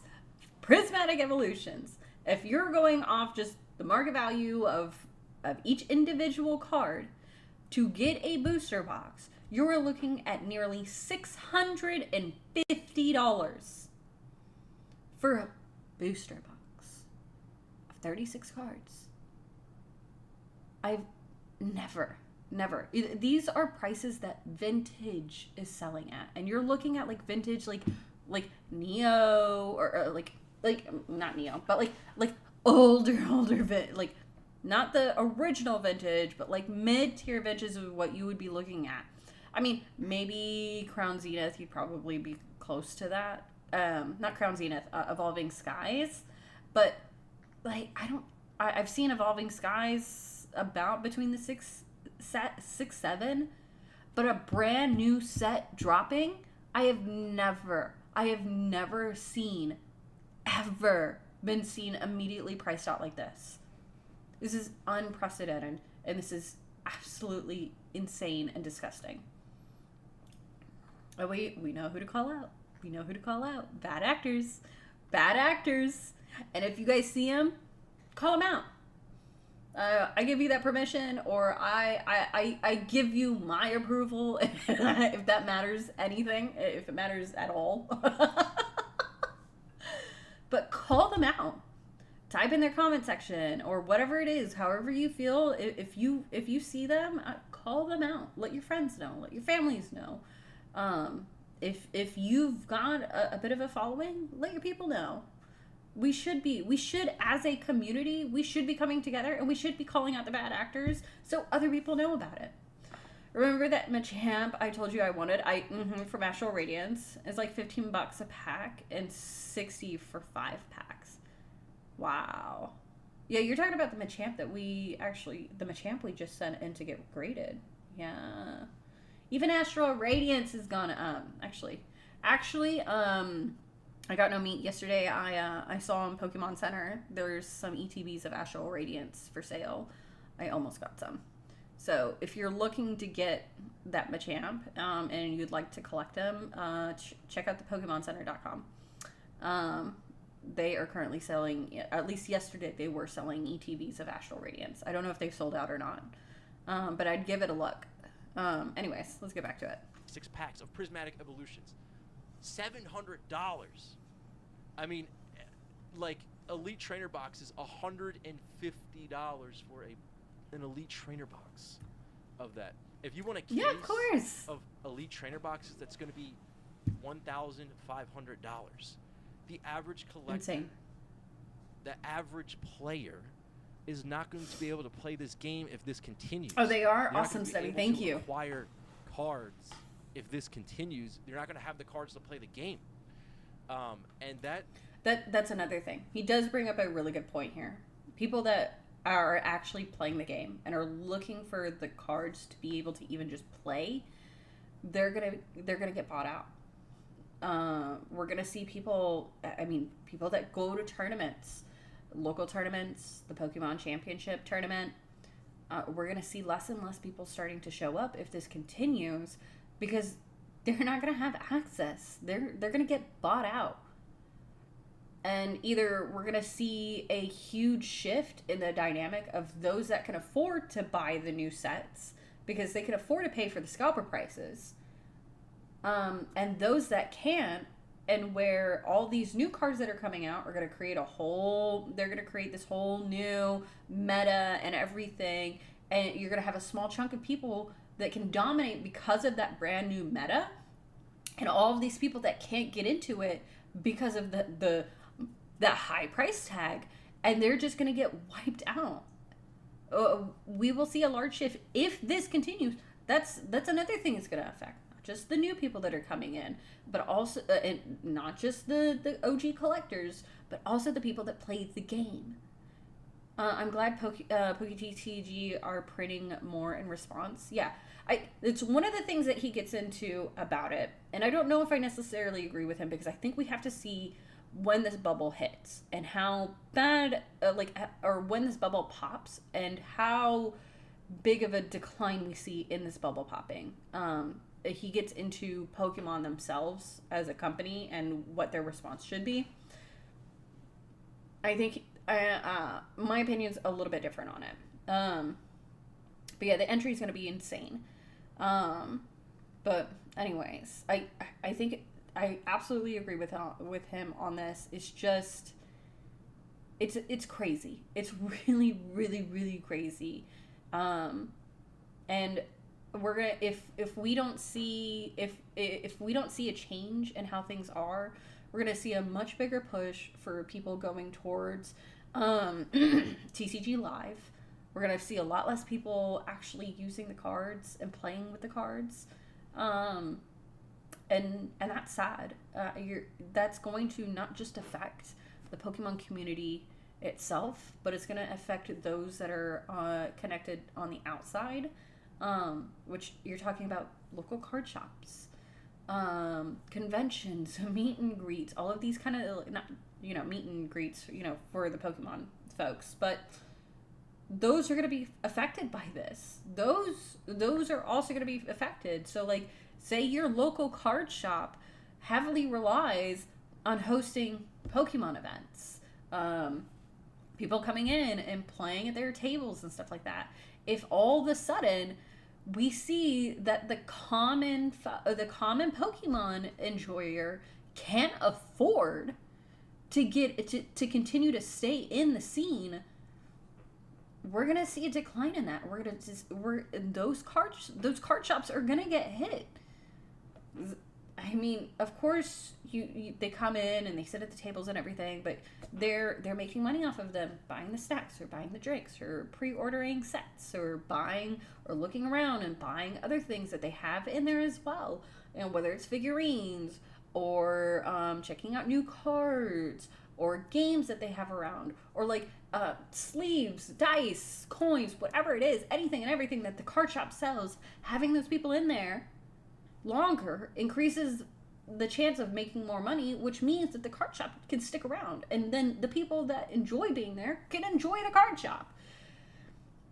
But if this continues, a lot of those card shops may not be able to do that, because people are just going to say, why do I continue? This has gotten to a point where I can't afford it anymore.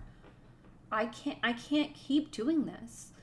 And we're going to see less and less and less card shops. And that's sad. That's terrible. That's not okay. I don't want that to happen. I mean, already it's hard enough for card shops to continue staying open. So it's... This is really, really concerning, and things need to change. The Pokemon community needs to come together and start making efforts to do something about this.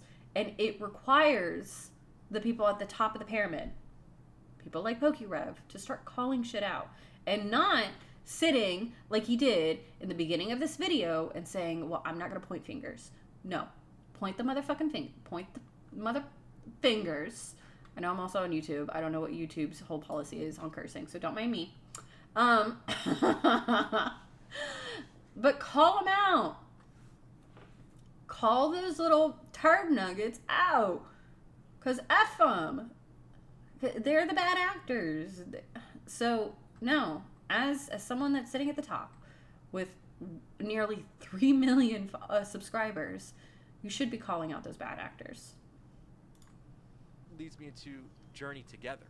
That's the newest set that was just that one's already completely sold out. Week, days ago. Literally days ago. Blister packs. And we have pre-orders being ETBs, resold. Everything. For $250 plus. Just so you guys heard that right? He said pre-orders. The pre-orders are selling. Not the actual product, but people went and placed the pre-order. And for those of you that may not know about this, how scalpers work is essentially they will have a bot that can go to multiple sites at a time.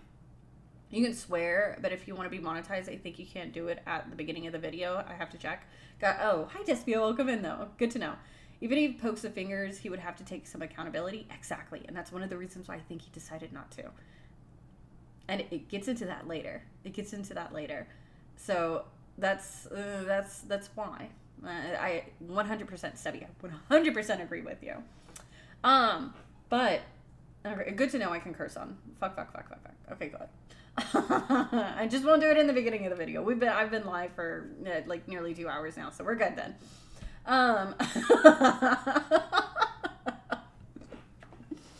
But yeah, people are selling pre-orders, and what they're doing, for those that do not know how this works, like I said, they have a bot that can go to multiple websites at a time, and they can buy in seconds, faster than a human can.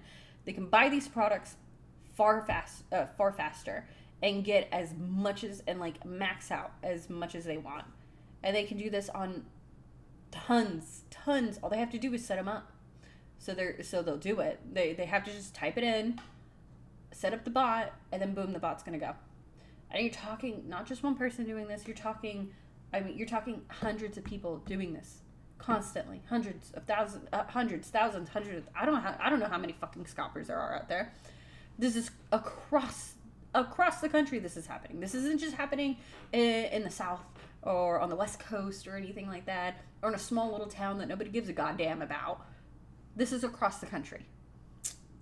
I won't believe any of these people and their words until their prices change. Actions speak louder than anything anyone can say. Exactly, 100%.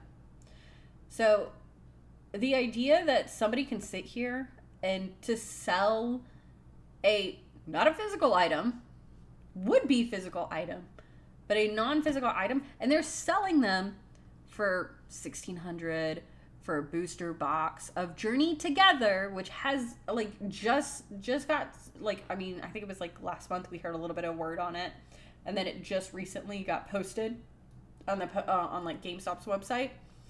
A booster box, a $250. A case of booster boxes, $1,600. Absolutely insane. Yes, and they use things called proxies to send in bots in masses. That way, if one pad doesn't get in, the other will, and it will automatically put the scalper's information. It happened in the sneaker community. Yes, exactly. Can't say, well, I gotta sell it at the price because I bought it for way more. Then whose fault is that? Yup. Hey, Jackie boy. These are the pre-orders for one booster box, $250, $255. A case of 6 for $1,600. $200. So tell me, how is the average player? How is the average about the fashion industry and well versed in that? Really that's awesome. Thank this. you so much for sharing on that, Sebby. That's really good information in and out. I get scared because I don't know the the exit of this to sort of bring everything back down. Because again, if you look at this as the newest crypto drop, right, or whatever. He's scared because this is also going to affect his business. This will affect him and his ability of getting vintage, of getting older modern sets, reselling those. It affects the market of new products that's going to come out. And he probably has, he might have his own. No, he's not selling actual new current sets. Actually, let's look on his website real quick. Everything's older, either older modern, or no, he's got some prismatic. He might just pre-order some of this stuff, but I don't know if he has a distributor that he works with to get some product. He might. But if he doesn't, this will definitely affect him as well. And what that's going to affect is his bottom line, his pocket. And as a business owner, which he is, they don't like that. They don't like the price to acquire or to produce their products is higher than what they sell it for. And don't get me wrong, I have my own small little business, right? I make and sell the little magnets and keychains and buttons that are made out of Yu-Gi-Oh! And Pokemon and Magic cards. I've shown them to you guys. I even have them up on my merch page for sale. Which, by the way, shameless plug, ! Merch. Anyways, sorry. But I get it. You want the cost of making, or attaining your product to allow you a chance of making a profit after everything. I get that. Dude, doesn't this guy in the video have titles? I opened 1,000 packs so you wouldn't have to. Yes, 100% he does. We'll get onto his actually. Let's go to right here.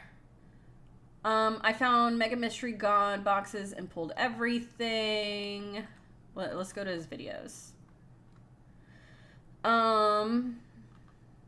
Opening my 1,000 Hidden Fates booster box. Let's see. Record shattering 1,000 Evolution Skies. I opened $850. He's even putting him in the title, which absolutely makes sense because the fashion bubble popped. Businesses are going out of business. Yeah. It's like, why wouldn't you want to? Stop buying them all.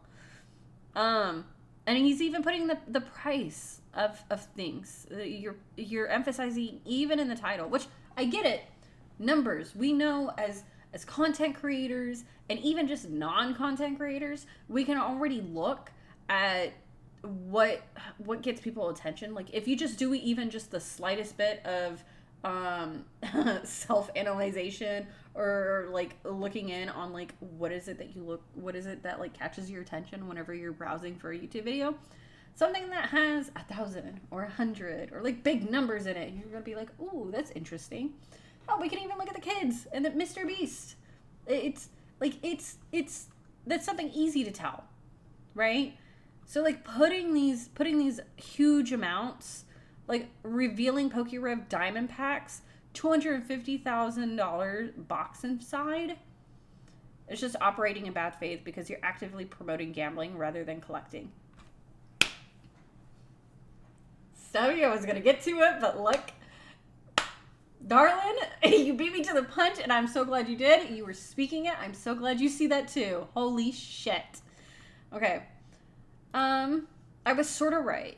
You just gotta be a bit more cleaner, like spelling shit like this in the thumbnails, and some words are fine, like hell and damn, but the fucking shit, you gotta make sure it's not the beginning of videos. I assume streamers are the same. Hey, Jackson, thank you for the follow. I appreciate that. But I mean, this here, okay. So I currently have a script written up regarding PokeRev and this here. I just have to edit the video together, but I will be dropping a video about scalpers as well. It's going to be 2 episodes. It's going to be about scalpers as well as PokeRev and this mystery pack that he provides. You can see them right here. These right here.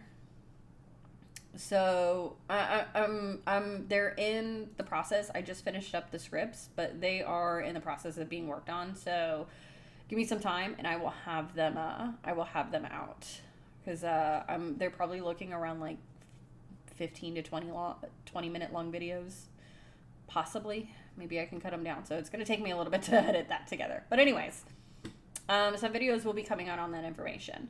How could he sit there and talk about stop with the prices, my guy? Your actions are pushing it. This is crazy. Yeah. Imagine being a part of the problem, talking about the problem. Yeah. Yeah.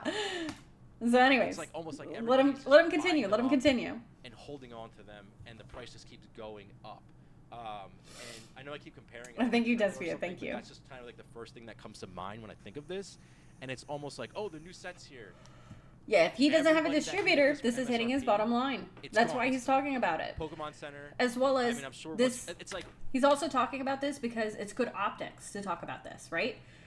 For those that don't know or that aren't willing to use a semblance of critical thinking and just watch the video and then just move on to the next one, or not even just like not using their critical thinking skills, but like just those that just watch the video, move on, and they don't really care about the whole situation. It's good optics. It's good optics for him to talk about it when even he is contributing to the problem. So that's why he talks about it. Why wouldn't he? Why wouldn't he push good optics for himself? It helps him. It helps him look good. And trust me, we're going to be looking at the comments as well because I want y'all to see this. That's why he doesn't take accountability. He does, at the end, because I've seen this video already, right? Sorry, I should have prefaced that earlier. I've seen this video. I watched it earlier, and I even had Joey, my husband, watch it. And even he was sitting there as a longtime PokeRev viewer. He was sitting there and being like, yo, babe, you're right. Like, holy shit. Because I preferenced beforehand this, and this.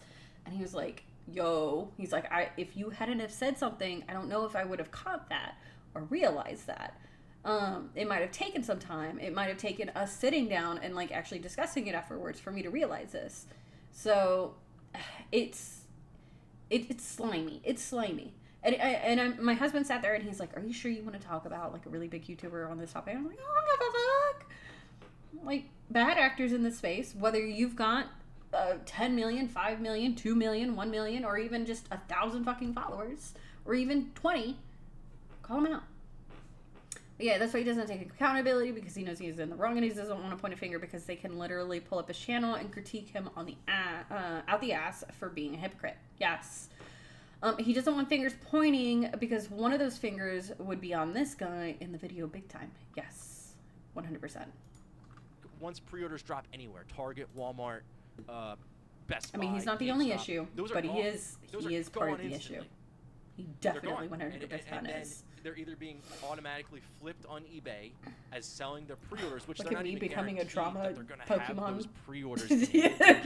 Crossing their fingers and hoping that they're going to get that pre-order and deliver that And to I the said we were going to customer. get into Pokemon Pocket today. And that's Anyways. a problem because then once all the MSRP stuff is sold out, it's going on eBay, and then all that's going to be Immediately. left are purchasing these things from stores, businesses, online shops that get the allocations. And realistically, they can charge whatever they want to charge for the Exactly. product. This is the same thing that I was talking about, where that shop owner decided to cancel that order to then repost the product again at a higher market price value because the price increased. It makes sense, business wise, money wise. Why would I sell all of these products to someone for this price, even though he's already paid for it? Why would I sell it to them whenever I can just post it on my one website for 3 to 5, 6 times the price or whatever it may be, and make bigger buck because everybody wants them, because the demand is insane right now? It makes sense, business sense, but if you, it doesn't make sense if you've got a level of standards, morality, ethics, any of that, respect for your own goddamn self. Call them out. If they try anything, I'm good with a shovel. Exactly. I like to dang. I was once called the golden hoe for a reason. That's a scumbag move. Wow. Yeah. Once 100%. you get to that situation, it really just feels Then like you end up with no sense. MSRP along, it's just so far gone at that point. And if the normal players can't get the cards to play the games, to build their decks, if every drop, if you're not there within a minute and it's sold out, probably less than a minute at this point with all the bots. There's tons of bots that go through, and there's that's really the way that I think a lot of people will get these pre-orders is with using some sort of like botting to be able to check. So Stubby, you said, I'm not going to lie, I did join Pokemon because markets is what I study, but it revitalized my former love for the hobby. And now I'm just collecting, but I'm not actively trying to be a scumbag and make a buck off scummy business practices. Yeah, look, we joined in. What set did we get back in on? We got back in on, what's the EV one? The Shining Fates, or one of the one that, the ETB that had the big old fucking, the big old, Dynamax Pikachu on it. I can't remember. It's a Shining something, Shining Fates or something. We got in around that era, and we've always, me and my husband have always, between us, we've always talked, and even with some of our friends that are into it, we've talked about values of cards and how cool it is, and like, look, just look at this, okay? Let me move this out of the way, right? You can see my collection, small part, very small part. You can see my collection right here. I mean, right here, I've said it before on stream, right there, that graded card, it's at a 10, it's the Charizard, right? That's a $400 card. I know it is. It's probably more now, but whatever. I'm not selling. I collect, and I love the hobby. Like, this is just a small part of it. Hi, Shecky. But even whenever I do show off or I do talk about it, I talk about it quickly and I show it off maybe, and then I move on. And if we have like duplicates or something, yeah, we'll probably, like, we're getting another one in because we sent it to PSA to get it graded. If we get it like another 10 or something, or if it comes back at a 9, we'll keep the 9, sell the 10, and then use that money to buy more Pokemon cards. Like, cool. It goes right back into our hobby. Like, we're not constantly doing this, and we're not doing it in scummy levels, you know? Hi, Titan, what's up? Want to know what's funny is that these guys scalping, scalping like this aren't even profiting. They're rinsing and repeating a cycle and not even saving that money towards anything. Possibly. They're spending that same money on more Pokemon cards? Probably. I'm literally joining back now, a journey together. So I'm new, but I have a Stellar Crown ETB in front of me, and I know I'm not going to make money, but it's just for my enjoyment. Exactly. We have 2 unopened, the Lunala and the Solgaleo, Sun and Moon ETBs. We have them. They're sealed. They've sat in our closet. We have, I'm staring at them right now. I have 3 binders, 2 of them completely full, one of them a third of the way full, filled with cards that we use for trading. Or if somebody's looking for a specific card and they don't have anything to trade, we'll sell it. That's fine, because that's what they're looking for. And they're like cheaper cards. But we don't go, oh, well, you want that card, and this is what it says on like TCG, or you know what, like this card, you can have it at like 5 times the value, 3 times the value. we're not doing that. It's disgusting. I only play the online games too, bro. It's like me betting. I do it for my enjoyment. Exactly. Totally random, but who's your favorite Pokemon? In first gen, it's Rapidash. 100%. I'd have to, if anything, the one that I constantly think of is going to be Dark Gyarados from, it's not Coliseum, it's Pokemon XD. That game, watching Dark Lugia, I said Dark Gyarados, Dark Lugia coming in the beginning scene of that game, swooping down and like fucking lifting an entire shipping container, a ship, a fucking massive ass boat out of the goddamn water and flying off with that was an insane fucking scene to see. It was, oh my god, as a kid, I was like, oh, this Pokemon's a monster. Dark Lugia. Yeah, Dark Lugia. I wish they would bring Dark Lugia, but because those were games that were like they weren't made directly by they weren't made directly by Pokemon. They outsourced those games. I don't think we'll ever see games like that again. Those games, I love them. I love them. They have a much darker atmosphere. At least Pokemon Coliseum definitely does have a much darker atmosphere. I mean, you guys know me. I've played Mirror B theme song here on multiple occasions. I love that theme song. And what is it? It's what's the city? Palette City? No, Plate City. I can't remember, but the town that's out in the desert. It's that song, the song that plays. No, not Rico, not Salsa. It's the one out in the it's like the desolate town that you show up, and it's got the mayor, and it's got the big old Coliseum that's like falling apart and everything. I can't remember the name of it, but that song that plays, that oh my god. And the Mirror B, golden. Yeah, I'm doing my EX. I paid for it. I would just give it to you. Yeah. TCG Live has the Dark Lugia art on Lugia X, and I love it. Oh my god. I just bought a graded Lugia. It wasn't a lot, but I really love the artwork. Like, we've got graded cards. We send graded cards off. But, I mean, most of the stuff that we send off, we already know. Like, the only card right now that I know for sure that we're selling is the PSA 9 25th anniversary Dark Magician that we have. Because I was huge into Yu-Gi-Oh! But that's like the only Yu-Gi-Oh! Card that we really... One of the only Yu-Gi-Oh! Cards that we have left, outside of like the ones that I'm keeping specifically that are... yeah, we have my old school... actually, they're in... Actually, I haven't showed it to you guys. I'll grab it real quick. Hang on. Was it this one? No. Here it is.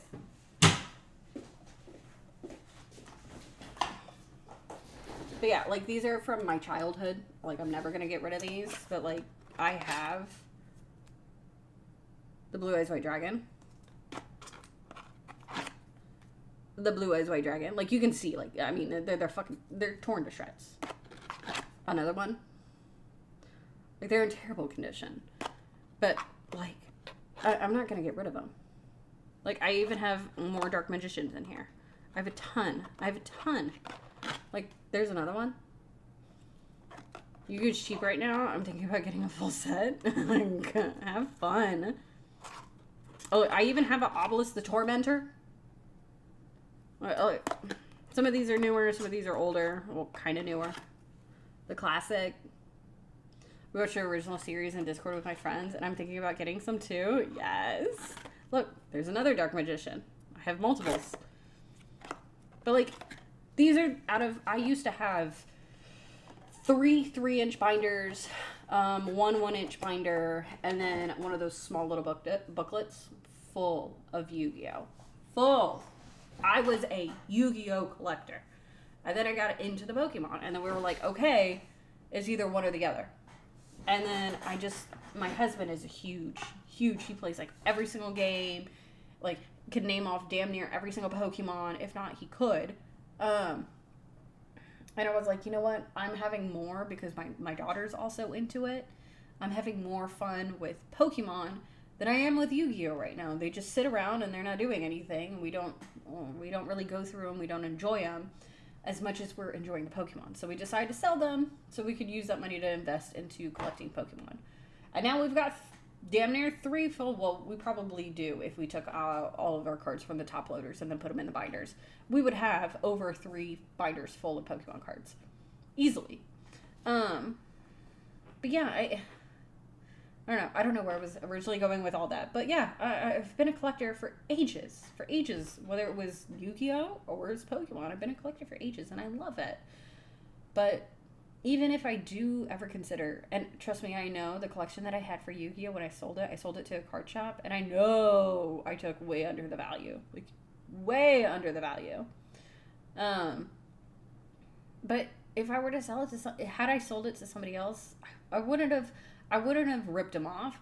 I wouldn't have done anything like that of the sort, because that's disgusting. That's awful. You shouldn't be doing that. Wait, why is the Pokemon card hobby in trouble according to this individual? Shaki, you are way behind. Oh my lord. But we're going to get back into it just so you can kind of hear more. And that's what it's getting to. And if that continues with Pokemon dropping a brand new set every couple of months, brand new products monthly that are sold out instantly and that are automatically going up for 2, 3, 4, 5 times this peach tea MSRP, is so good. That just takes it out of the hands of your normal collectors and enthusiasts and people that are genuinely excited for the hobby. And that scares me. And you guys have probably saw my video where I opened up the new set Prismatic Evolutions a few times, and you know, every time I opened it, I felt worse and worse about the product. I just felt so bad sitting there. I felt bad that other people were scrambling to get the product. I felt bad that not MSRP, the resale price on the Homeboy. Oh, look, there's my cat. Homeboy has legit sat here. We have an ad. I'm sorry, guys. I know we have an ad. But look. He's already opened these. I saw your video where you opened 1,000 of packs and we didn't. Lol. Yeah. He's already opened this one. He's got it here. That's 1, 2, 3. Because don't forget.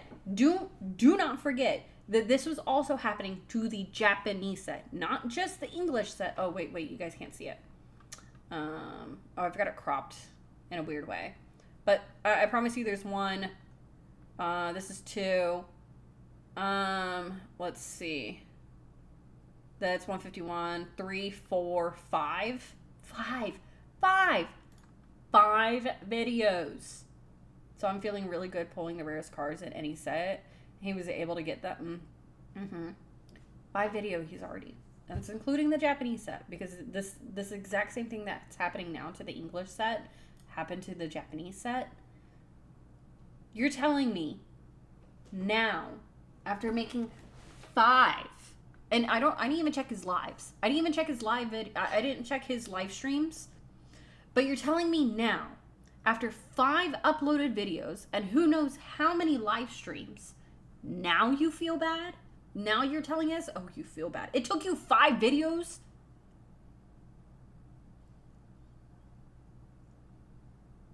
It took you 5 videos to finally come to that conclusion, to be like, yeah, I feel kind of bad about that.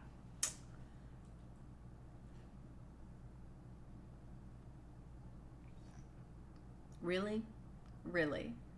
I feel like I should have some like really intense music right now, because like, goddamn, like I should have like the Vine booms of just like boom, like what?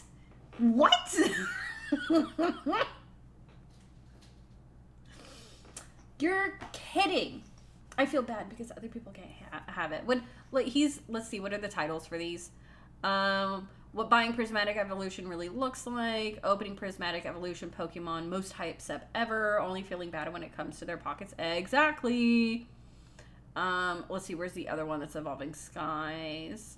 My final chance to pull the $1,000 Evolution God Pack.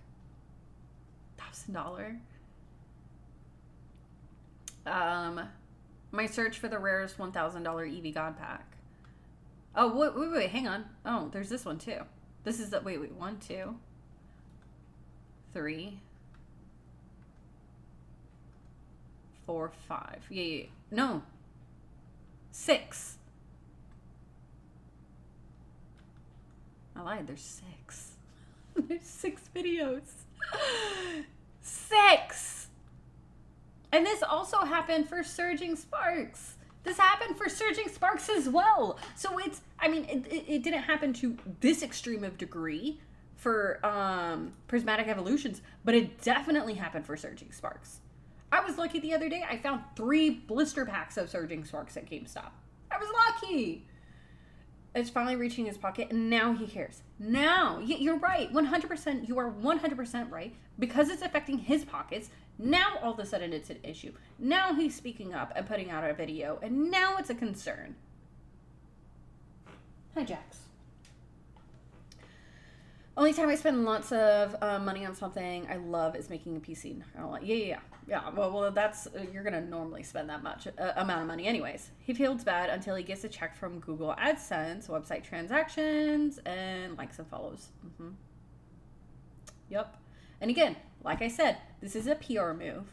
This is for the good optics. This is why he's putting this out, because if not, people would slowly start to look and be like, well, damn, he's kind of got a lot of shit there. And he has, just as much as any other shop owner, has capabilities of posting these packs at exorbitant prices and screwing over the new folks that are joining in on the scene, the old folks. I'm guessing you saw Nintendo made an announcement that they're going to release more products. I heard about that. I haven't seen it yet. But what's up, Lucian? Welcome in. I hate people like that. He's probably in the negatives after ad money. You know what? Who knows? I'm not in his pocketbooks. I don't want to be. It's none of my business. But what is my business is whenever he tries as being a part of this. And it's y'all's business too if you're a part of this community. If you're a part, in any way you're a part of this community and you're looking to collect and shit like that, it is your business. He's one of the, he's sitting at the top of the pyramid and he's whining and complaining when he's part of the problem. It affects you. It affects me. It affects everyone else. And if it was me in his position and I was out here doing that, damn right I should be called out.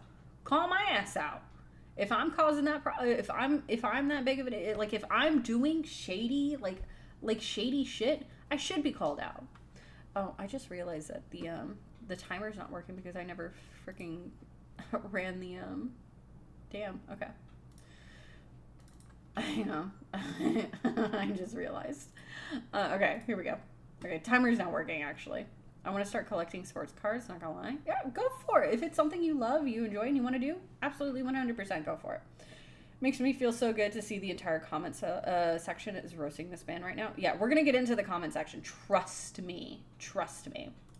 These things is $20 a pack plus. 11,000 comments. And I don't see where this ends. One of the big things that I feel like we should be doing to help this situation is that we really should. I watched this video the day making it came our out. voices heard here and reaching out to Pokemon. Zig, Millie After Dark. Hey, how are you doing, Zig? Welcome and thank you so much. Thank you so freaking much for the 3 months. I really, really appreciate that. Thank you. How you doing, Zig? We're talking about drama. Drama. I never thought I'd do any sorts of drama. China. Anyways. I'm sure they're already completely. Also, yeah, by the way, you guys, shameless plug again. I am sponsored by Monopoly Go. If you guys want to help support the stream for free, Monopoly Go in chat. All you gotta do is click the link, download the game, and just play it as you normally would. And every time whenever you hit board 2, 5, and some other things, I get paid out. So if you guys are interested, definitely check it out if you want to help support the stream. Because I know it costs money to sub and to all bits and all that stuff. So if you want to be able to do it for free and you enjoy the content, definitely check it out. So it's very much appreciated. But you said doing good. What drama? The Pokemon, all the drama that's going on right now in the Pokemon community and the cards. On the bright side, at least he publicly complained. Nintendo probably noticed him and all the other big guys' complaints, so it led to them deciding they'll print more of the set. I used to own card shop, so I see both sides as a collector and a retailer. That's really interesting. Actually, I'm glad you brought that up because we didn't even consider that, and that's a really, really good point. And yeah, I do appreciate that he did make this. I see some of the points that he's made in this, and I'm sure many of us we've been discussing it for some time.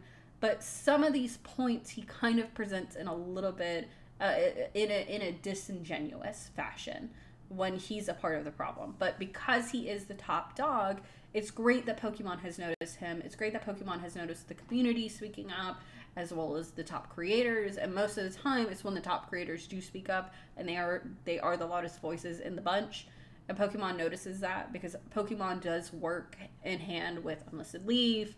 I believe they've worked with PokeRev and some other content creators where they'll like even send them specialty boxes and stuff like that, so they're keeping an eye on him. So that's really, really great. That's really good. But there are just some certain things where certain content creators that are at the top are just doing some shady things in their content creation and other things. Did you hear about the pirate software drama? I have not. Let me do my thing. Don't be on time and on point when Miss Millie says it. Yeah, I know Stream Elements had it. He's still a part of the problem. Not going to thank him for doing what's right now that things are going wrong. It's nice that he's doing it, but there should still be the call out on the inappropriate behavior. I agree on that. Mm-hmm. So anyways. Aware of this, but really reaching out and saying, hey, we need more product. We need you guys to open up more printing facilities. We need we need to like up our capacity. Okay. Here, because I'm assuming all the printing we have is at full capacity. He brings up them opening up more printing facilities. This is a thing that it's going to take some time for Pokemon to determine. They're gonna have to like see how the market is going to be a month out, 2 months out from this, right? Because if the bubble bursts and things come crashing down, and they decided to jump headfirst into opening up a new printing facility, and the market isn't demanding for it like that, then Pokemon's out. Then that's an issue. And Pokemon is a big company. It's a big company, and they don't want to lose money. Lucian, I hear what you're saying. I hate to play devil's advocate here, but I think his presence in the community is a net positive. Despite some of the shadiness, it's more than rational to be upset about the current state of Pokemon, though. I do see it as a net positive. He has brought a huge amount of new players in. Like, I don't disagree that him being in the Pokemon scene is a net positive. But what I am trying to say is that even though he is a net positive, the things that are negatively impacting the community that he is doing or other content creators are doing should be called out so the behavior can be corrected, so he can continue to bring more to benefit the Pokemon community. So just because somebody is feeding the homeless and helping out his community doesn't mean that whenever he goes home and beats his wife that we shouldn't call him out on it. That's an extreme example. I know. I'm just saying, like, one good doesn't mean that we shouldn't be looking at the problem and correcting it or calling it out or trying to find a solution for it. Maybe if Carl would have gotten with Jimmy's mom noted, this would have happened. But yeah, that's the only thing. I'm not saying that, like, don't get me wrong, I've been PokeRev's content before. I've watched it tons of time, and I probably still will, but I want to see some changes being made. Especially for not just him, but for the large content creators on how they produce their content. Because I just think there are certain things that don't benefit the Pokemon community. They benefit certain people in the Pokemon community, but for those that are common collectors, even the new ones that are coming in, I don't think they benefit them. So I think it's appropriate to call them out. I don't think he should be canceled. I don't think he should have his channel taken away. None of that nonsense. Like, but when you're doing something wrong, you should be corrected on it. You should be. So that's all I'm trying to get at. I don't hate the man. None of this nonsense, but I do think there's some inappropriate behavior occurring. But we'll get back to it. I'm assuming they're printing 24/7. I don't know that for a fact, but I'm assuming that. Back in 2021, 2022, Yeah. Pokemon made a few statements promising that they were going to up the printing capacity of Pokemon cards. Yeah, they've already done it once. I know that they acquired some new facilities. It's going to take them a little bit of time to kind of see how the market plays out for Pokemon, to see if this is going to really continue. It most likely would probably occur and I do agree that, I mean, yes, but I think it's going to be a little bit longer before we see that happen. I don't think we are going to see that happen anytime soon in the near future. So it's going to take some time. So unfortunately, we're still going to be stuck with the current situation that we're kind of at until this bubble pops. Facilities over the years, but it's nowhere near enough. In my mind, I feel like they're not even close to meeting the demand. So that's one way that this situation can kind of, at least with the current better set for everybody, is if Pokemon they were meeting the demand previously, because I mean, if you went to, again, your local GameStop, your local Target, Walmart, card shops, or even on like websites that you would go to, they had product and there was no issue with getting the product to the customer. They had enough. And there was even product that was sitting on shelves for ages. I know, because I've gone to tons, and there's a big Pokemon community here, and I've gone to other places. I've gone to places up in New York. I've been around, so I've seen like the product and an issue of like global. I mean, when it first came out, when it first dropped, maybe a little bit. Like, you'd see definitely like there's an increase of buying those ETBs or those booster boxes or the packs or whatever it is. There's a little bit of a shortage, but by the next restock, they're available. Like, so it wasn't an issue as it is, as big of an issue as it is now. Nowhere near. and just prints more product to try to meet the demand. I'm not super optimistic about it, though. I'm not going to lie. I'm not feeling very optimistic that Pokemon is going to be able to print enough for this type of demand. It's crazy. The other thing is, if the demand starts to die off, and I don't know how, or, it really would just come down to people not buying this stuff. Realistically, if you guys are not buying this stuff at these crazy prices, then it's just going to, stuff will come down more and more as people are fighting to get the sale, and as people are being sellers are undercutting each other. So essentially, it means that the common collector, the new collectors, are not buying it. Hey girl, hey, do you play Pokemon Go? Because I'm trying to... Oh my god. Zig, what the fuck? So this means that the common collectors, the enjoyers of this content, those are the ones that are going to have to stop purchasing, not the scalpers, because eventually they're going to realize, like, hey, the scalpers eventually will be hit if people aren't buying this product, but they're in the meantime they will. It's going to take some time for that to happen. And in the meantime, a lot of the stock is going to then still be bought up by the scalpers, and then they can determine, or the shops or whatever it is, and then those shady shops, not all of the shops by the way, but those shady shops, those bad actors, the scalpers are gonna have a huge collection of the product that was released, and then it's gonna be this continuing cycle of like, well, you know what, because the scalpers ended up buying it out, because I decided to stop buying it, and now all these shoppers and all these scalpers and these bad actors have it. Now I'm still forced to buy them at this price, because they can set it. They can determine whether or not they're going to hold out until somebody comes along and they finally said, I can't wait anymore. I want this set. Or they can determine to lower the price in increments, but if they still have a huge hold on the supply, then they can determine what the price is going to be set at. So that's a bit of an issue there. Yeah, I'm stop buying. I'm gonna start a collection of nice light bulbs instead. Nice.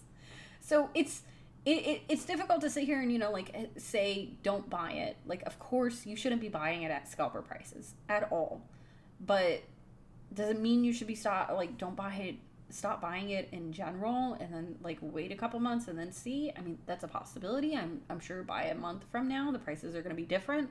They normally are, because the set's just now dropping. But it's hard to tell where things are going to be looking at, and it's hard to tell what scalpers and the bad actors are going to be doing at that point. So it's hard to say, well, I think you should stop buying. Other? I found this site called sorry, look, I got ads. You guys get ads, I get ads. Physical cards straight to. Okay. But I think this is really a lot different. If you were here for the huge boom in 2021 and 2022, I think this boom is, again, this is my opinion, this is not fact, I'm taking a total guess here, but I feel like it's like double what it was in 2021 and 22, which was already insane. But that, I feel like, focused a lot more on vintage, and I feel like this run is really about modern. And I really think it's mainly focused on Scarlet and Violet era, especially brand new sets drops, and Sword and Shield era. I feel like those are the two big ones, and that's the easiest point of entry for most people. That's the cheapest point of entry for most people into the hobby. Anymore. And now that we're seeing the cheapest and easiest access points for people to get back into cards being taken over, it's going to drive a lot of people. It's going to drive a lot of enthusiasts, a lot of people that love the hobby, out of the hobby. Whether that's permanently or temporarily, it will drive people out, because there are plenty of people that do not want to pay the... I'm going to read this real quick.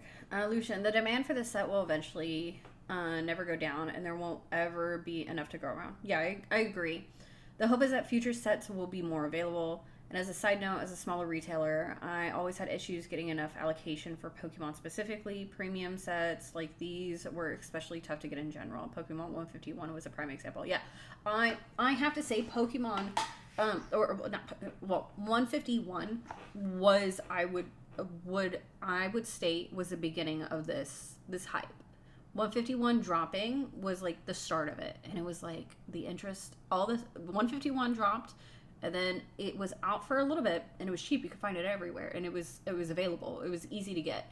And then all of a sudden, we started seeing 151 increasing in value and going up kind of crazy. And it's near impossible now to find it. You got to get lucky.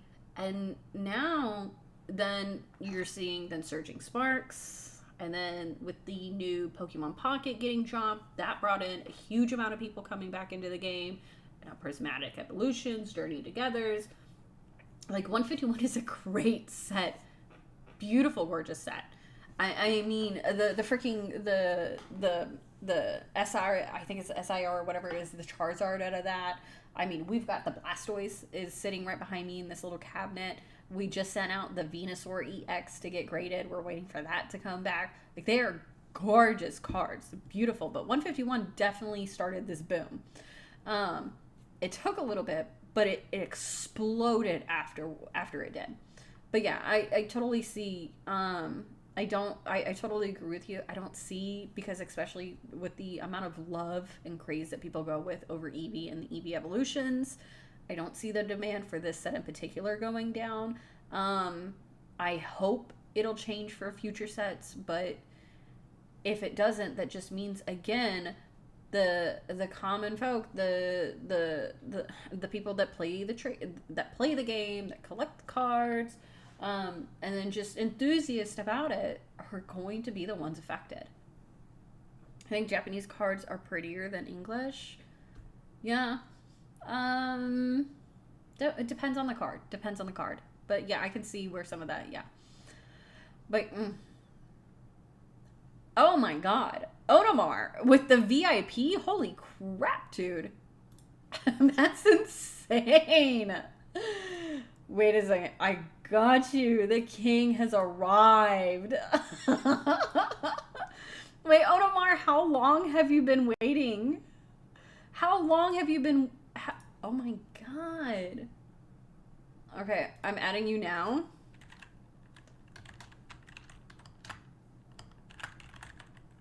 Bro, I'm gonna get you added in here. Let me make sure I got the right one. Yeah, that's it. Perfect. Apparently there's 2 God King Onomars. Alright, VIP. Save. I got you, baby! Alright, enjoy your new role. Congratulations. We need to put the Pokemon card packs back into the hands of the consumers. You know what I will do? I'll tell you what I will do. All these Chinese scalpers, I will tariff all the packs. Just read it in the Trump accent. It takes forever to gain points here. Oh no! I'm sorry.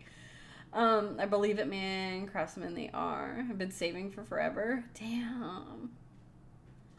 All right. Oh, let's get back into it. And congratulations on Amar. Prices, and it is outrageous. The prices on these, and I'm just afraid that every new drop of Pokemon cards is going to be this crazy hyped thing where the pre-orders are sold instantly. They're put on eBay, and prices just continue to climb. I agree. All these other boxes, and this is why telling the common collectors, the common players, not to buy, if that continues, that's why telling the common enjoyers to not buy is going to be an issue. It's going to be an issue. The machines have always been a few steps ahead of the U.S. printing machines. Eventually, our cards will look as good as theirs, but by the time they'll find a way to make them even better. Yeah. But yeah, this is one of the bigger issues. Again, why I see, because if this continues for future sets, then we're gonna see the common players not being able to get access to the cards. They just won't, because they'll be bought out, and they won't be able to afford the prices. There's not going to be a way. It's crazy. ECG player that it's just like, it's almost like there are so many different angles that people are getting into, like purchasing different boxes and stuff like that are driving up. Like all these boxes have gone up probably like 100% at least. I mean, Evolving Skies is 1,300. Oh, Evolving Skies was increased crazy. Lost Origin has been going like just like it went from being sold on Pokemon Center months ago to being almost $400 a box right now. It looks like. Yeah, it's nuts. Like, it's nuts. No end in sight. Now, I hope that. I didn't even realize my son was watching videos on my phone. This is just a temporary craze. I don't know what the answer is. Nobody knows the answer. No matter what channel you're watching. Look, I get ads too, guys. Crazy. Take advantage of the flexibility. Plenty of great channels out there with great information, but nobody knows the answer. Nobody knows what's going to happen. Nobody knows when or if these prices are going to start coming back down. We don't. But this is really the situation we're in right now. So on my end, I just want to put this video out there. I don't, again, I'm not trying to cause this huge fear and panic, but I feel like I need to put this content. Here's the paradox in this situation. Not to say that he shouldn't have posted this video, but there is a paradox in him saying he doesn't want to create fear, but posting this video will create fear. But he doesn't want that to happen, but it will. It does.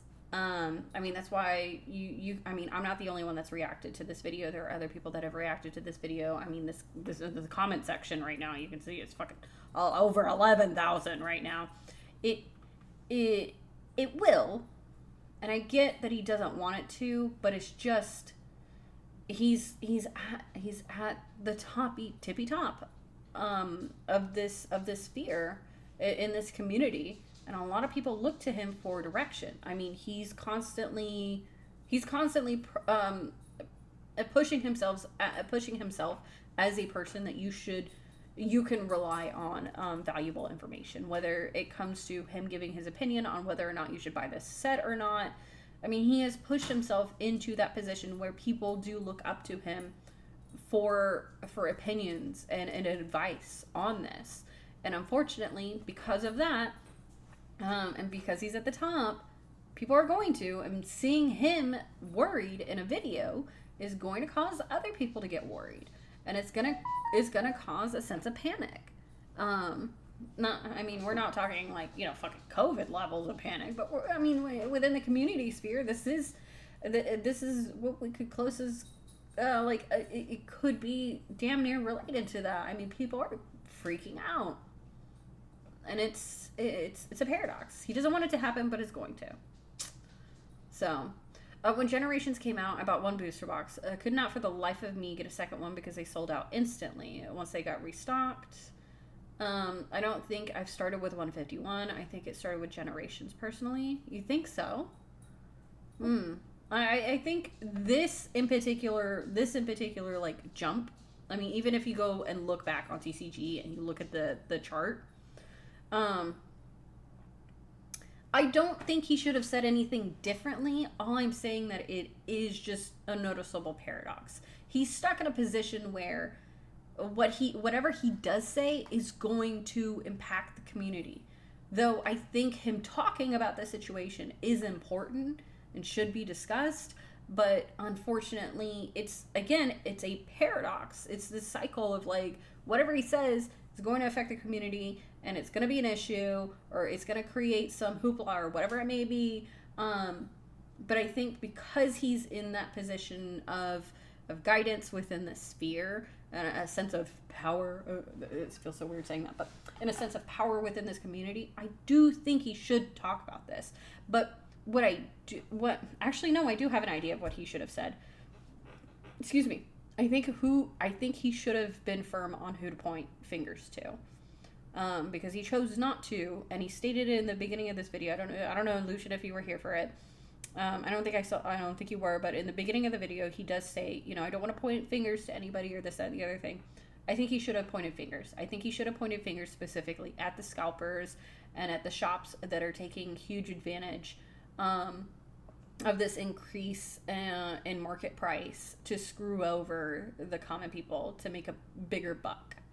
I think he should have pointed that out.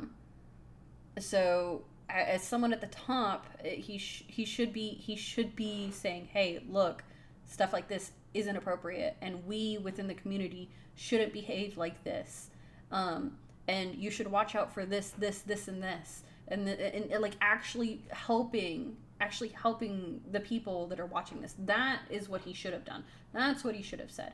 I get that even had he said all that, and then he said in the video, like, you know, I don't want to create a sense of panic, like, that's not what I have an issue with. What I have an issue with is him not calling the bad actors out. That's what I think he should have said. 400, like, 2 weeks of paychecks for me? God damn. He had no meat to call them out? Yeah. I think it was just a political answer. And like a politician's answer. And that's, I don't like that. I think he should have called them out. I think that's what this video should have been more I think that video should have had a focus. This video should have had a focus on that, on calling out the bad actors. Out there, I feel like I need to put it out there for myself. I feel like I need to put it out there for all of you guys in the community. I feel like it needs to just, the conversation needs to continue, and we need to get back on the right path for Pokemon collecting and Pokemon playing the game and just Pokemon cards in general, because I feel like we're going down the wrong path right now. And it doesn't feel with good. all of the new people that are just now joining in, I said this earlier, with all the new folks that are just now joining in, I mean, he ran a poll with the 11,000 people he had in his live stream earlier. He ran a poll, and 14% are saying that they just joined in on the Pokemon collecting in a month or less. 14%, like 63 or 62 said it was like it was a year or over, and then I think it was like 13%. So it was 14% for a month or less, and then 13% for it was and he states it in this video. It's this live.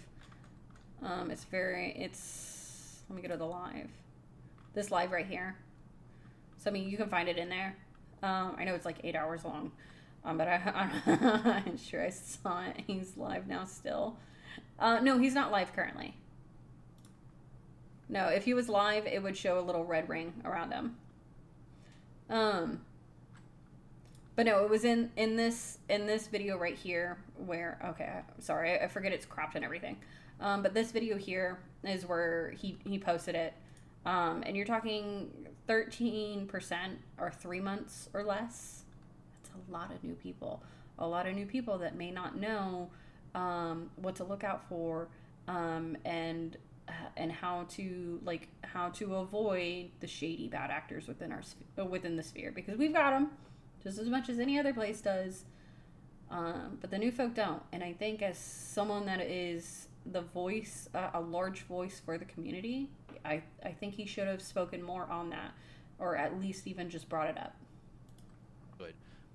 So the first thing is just to get the conversation out there. If you're a Pokemon card content creator, I would definitely suggest, and again, we need to stick together here. We need to not start this thing of just fighting each other and you know, like this whole big thing.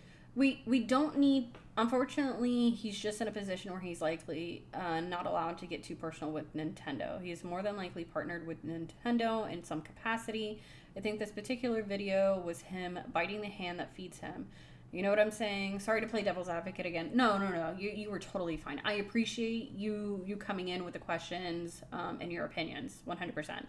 But I think at the point in his career, he probably received compensation from Nintendo, which limits his ability to speak more freely.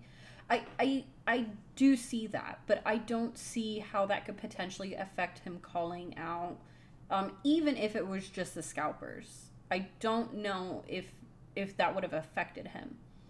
And it wouldn't have been much different from him, kind of from what he's already kind of gone over in this video. But I mean, I could be wrong. I don't know.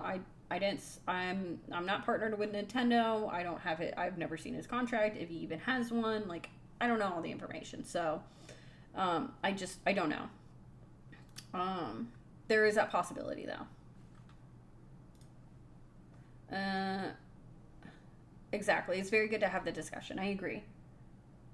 Show us the contract. Yeah. Of people just you know, arguing and dividing us even more. I feel like I do agree. We shouldn't be arguing. We shouldn't be fighting. But I do think it is. I don't think that should be utilized as a way to stop critiques. That's the biggest thing. We should be okay with critiquing. We should be okay with that. That should be accepted. We should accept that. We should want critiques within this space, but we want appropriate ways, right? We don't want people going out and being like, cancel this, and be like, oh my god, you're terrible, you're a piece of, you're this, that, and the other thing. That's not appropriate. But I think it is okay. I think it should be for people to come in and to critique, and that doesn't necessarily mean that they're fighting. Like, don't get me wrong, I still like PokeRev as a content creator. And he's got very entertaining and interesting content. But there are just some things, like I said, I think that are a little sticky here, and that I don't necessarily agree with. And I think if anybody else has an issue with them, it should be called out. I think you should do it in an appropriate manner. It doesn't mean you need to be a nasty little POS in their comment section or their Twitter or whatever it is, wherever you go and find them. But I do think it's appropriate for your voice to be heard. So, unfortunately, not everybody's going to do it that way, the way that I do it, that I think it should be done. But hey, Pokemon, just how it is. We really hope that you can print more Pokemon cards. We really hope you can build up more of infrastructure to be able to meet the demand, to drive the prices back down and build the supply up, because they did not do enough over the last 4 years when they said they were going to, and it's not even close. And that's the scary part, is I don't know how fast they could scale something like this up. It would take a lot of time. One of the most profitable companies, I feel like, in the world, I would assume. So I feel like they definitely have the money for it and the connects and everything to make that happen. But yeah, I would just put it out there. We need more stuff printed. The other thing. Have you noticed YouTube has way more ads than it used to? No, skip. Oh my god. This is pie. Is you I guys would suggest, honestly. Seems like a genuine dude. I appreciate he's drawing more focus as one of the more popular Pokemon creators. I agree. I agree. Again, it's hard to correct our behavior if we're not aware of it or whatnot. So if other people within the community can say, hey, real quick, just heads up on this, maybe you want to give a little bit of attention to it. If I could do that, or if somebody else in the community can do that to help out, so his space that he provides and the community as a whole can be better at the end of it, we should do that. Just do it in an appropriate manner. It doesn't mean anybody needs to be going out and shitting on the dude, or like spamming, or going into the comments and being this, that, and the other thing. I think that's disgusting. I think that's nasty. And you can get the fuck out if you do that. But appropriate critiques, I think, are healthy for any community, so they can benefit and become better at the end of it. Don't buy this stuff for $20 a pack. Don't do it. If there's no one to sell it to, then the price, people will compete against each other. I know it's easier said than done because a lot of people want this product and it's hugely hyped and everything like that. The other thing on my end that I want to do is I'm going to continue giving away Prismatic Evolutions products and videos. We do giveaways like almost daily here.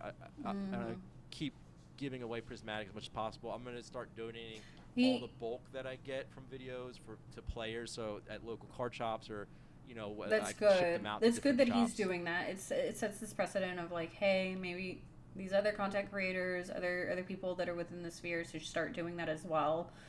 But I don't know. We'll see. I mean, he does get to across it. the Hang U.S. I mean, obviously, like I don't have like this crazy like supply to help everybody, but like I'm just gonna put that out there for others to start doing the same thing. I mean, have cards that could help them potentially, and yeah, just kind of like getting the word out there that this it doesn't feel right and it's not good, and I'm just worried.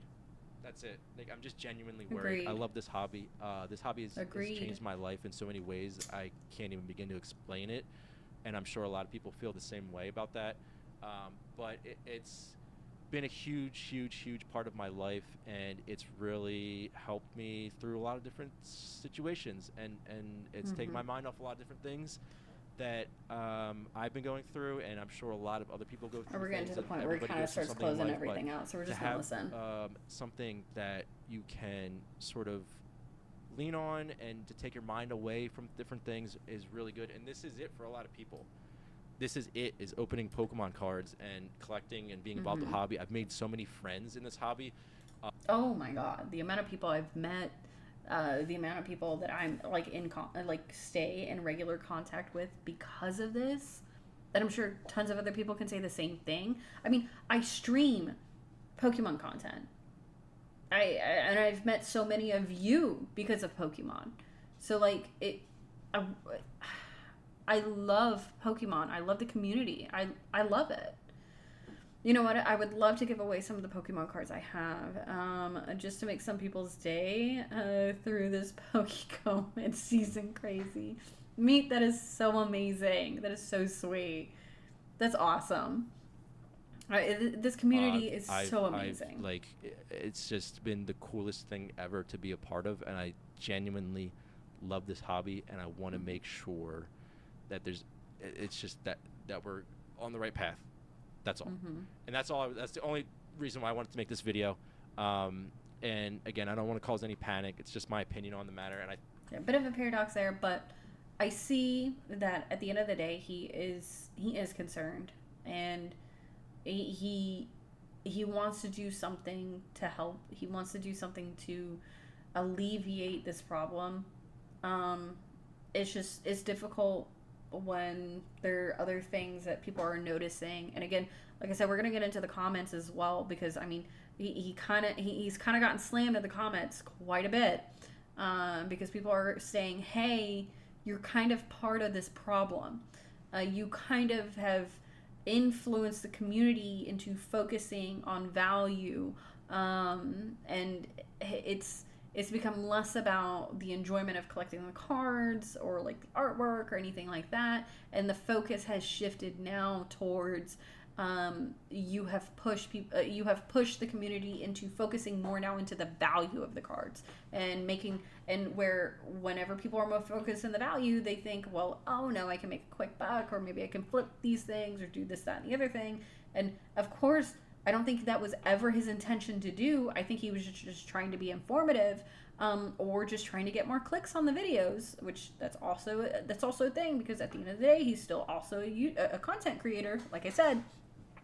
But it's created this unexpected push towards more of an investment, more of a flipping dynamic, of this idea of, well, I can just open a couple of packs and make my money back and make it big.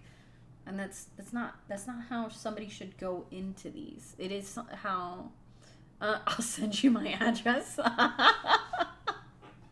Like me too. Like I have some look. I've got some shelves I need to fill up. Look at it. I'm kidding. No, that's really sweet of you, though. Me, that's amazing. But unfortunately, again, like I wish I had my green screen. Jesus. But a lot of his videos are focusing on the values. I mean, you can already see. I mean, in the titles, like, let me see. It's a lot. It's a lot. And when that focus has been shifted, I'm gonna be like, Oprah, everybody gets a card. You get a card. You get a card. You get a card. But yeah, unfortunately, when the shift pushes into more value being placed on the price of the card versus the enjoyment, and you've had a hand in that, I think that's it's difficult.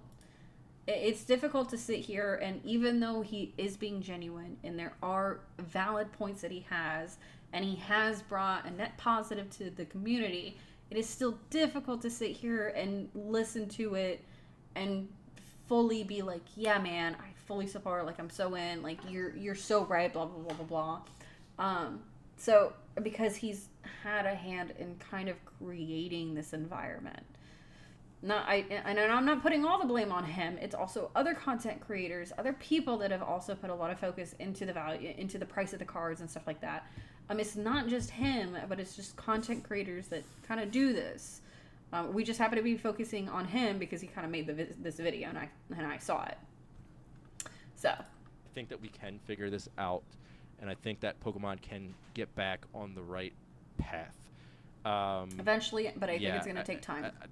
I think that's pretty much all I have to say on the topic that I could think of right now. I don't write out scripts. I don't, like... Yeah. Excuse me. So he kind of finishes and closes out, and then he talks about how he's going to be selling on his live stream. It was this one right here. Or streamed 1 minute ago. Oh, maybe he was still live. I'm sorry, I lied. Normally it has a red circle around their logo or their PFP whenever they're live. I streamed one a minute ago. Okay, whatever. But yeah, he was selling them.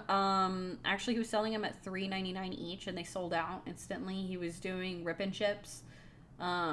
He said that he was going to. No worries. I think. I don't. Whether you're buying and selling, whether you know you're investing, whether you're a blow over in a week, and you know every day that's gone by, I'm looking at it, and it's just like, and I'm thinking in my head like, I really hope that this starts to level out soon, because this is having this as the future of Pokemon cards with says $300, he talks $400, about $500 plus booster boxes out the gate. It'll destroy the hobby. Yeah. It really will, in my opinion. Again, this is all my opinion. Agreed. I could be completely wrong.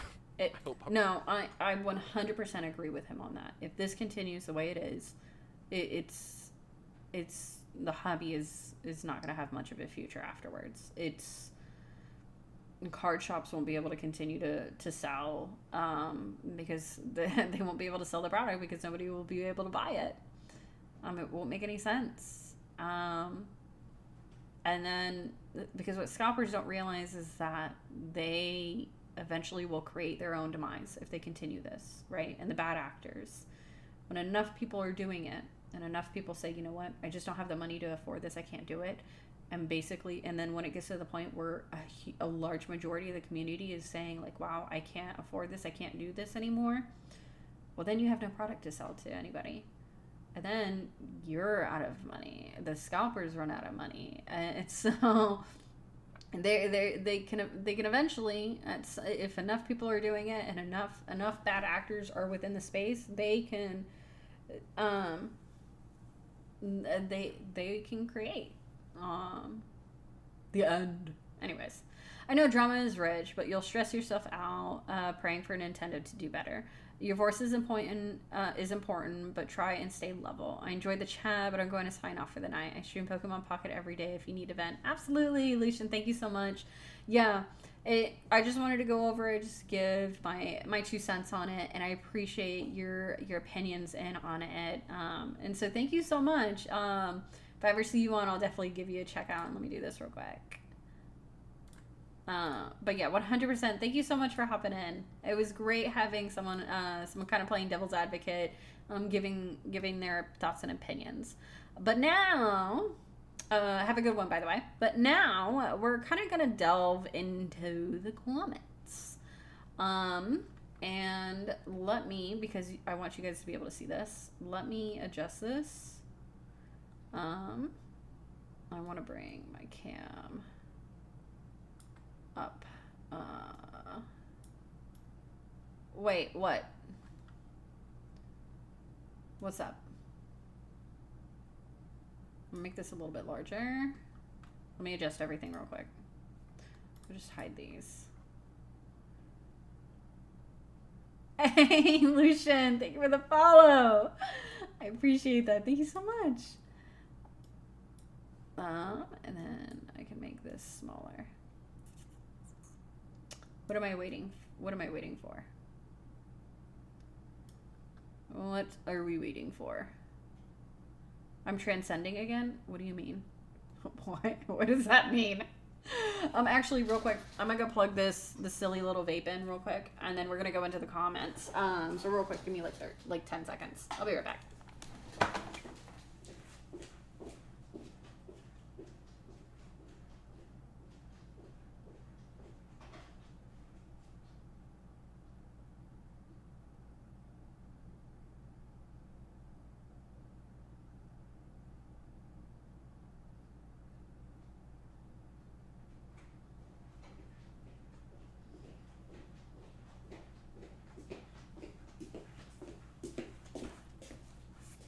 Oh, it's your birthday. Oh, you're right. Wait, it is. Hang on. I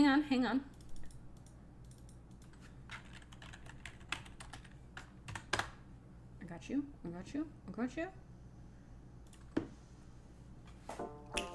Fucking ass. I have to finish this paper. Jesus. I'm swamped. No one told me college would be so... Skip.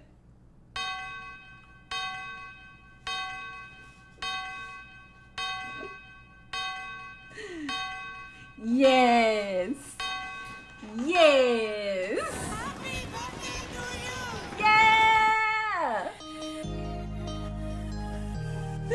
Kaiju, happy birthday. Happy birthday to you. Happy birthday To you. Happy birthday to you.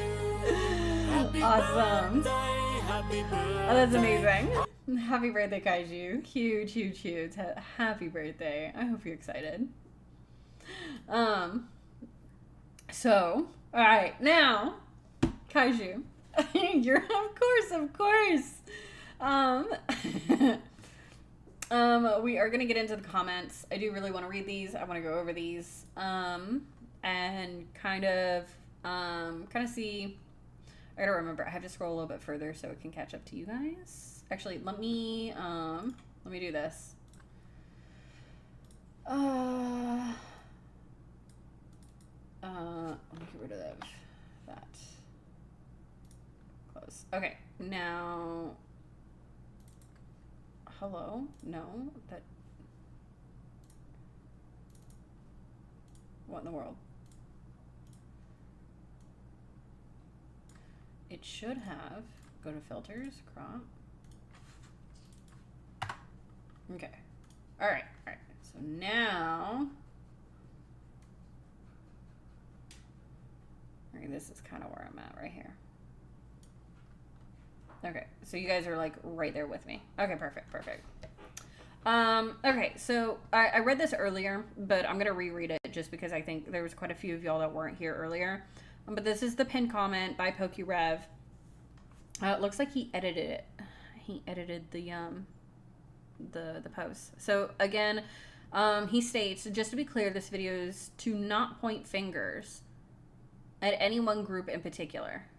Which again, I've stated, I think he should have. We all add to the craze, myself included. However, to say scalpers who are buying out... See, he didn't really get into the scalpers in the video. However, I have to say scalpers who are buying out all the pre-orders for the newest sets and products and immediately listing them for 3 to 4 times the price is a huge problem. Simple fact is, whether you're a collector, investor, content creator, rip and shipper, player, etc., the supply is just not enough to meet all the demand right now. I wanted to make this video in hopes that it would help get the word out that Pokemon really needs to step up their printing capacity so that average collectors and players can get the packs and cards in their hands and not have to pay 3 times MSRP.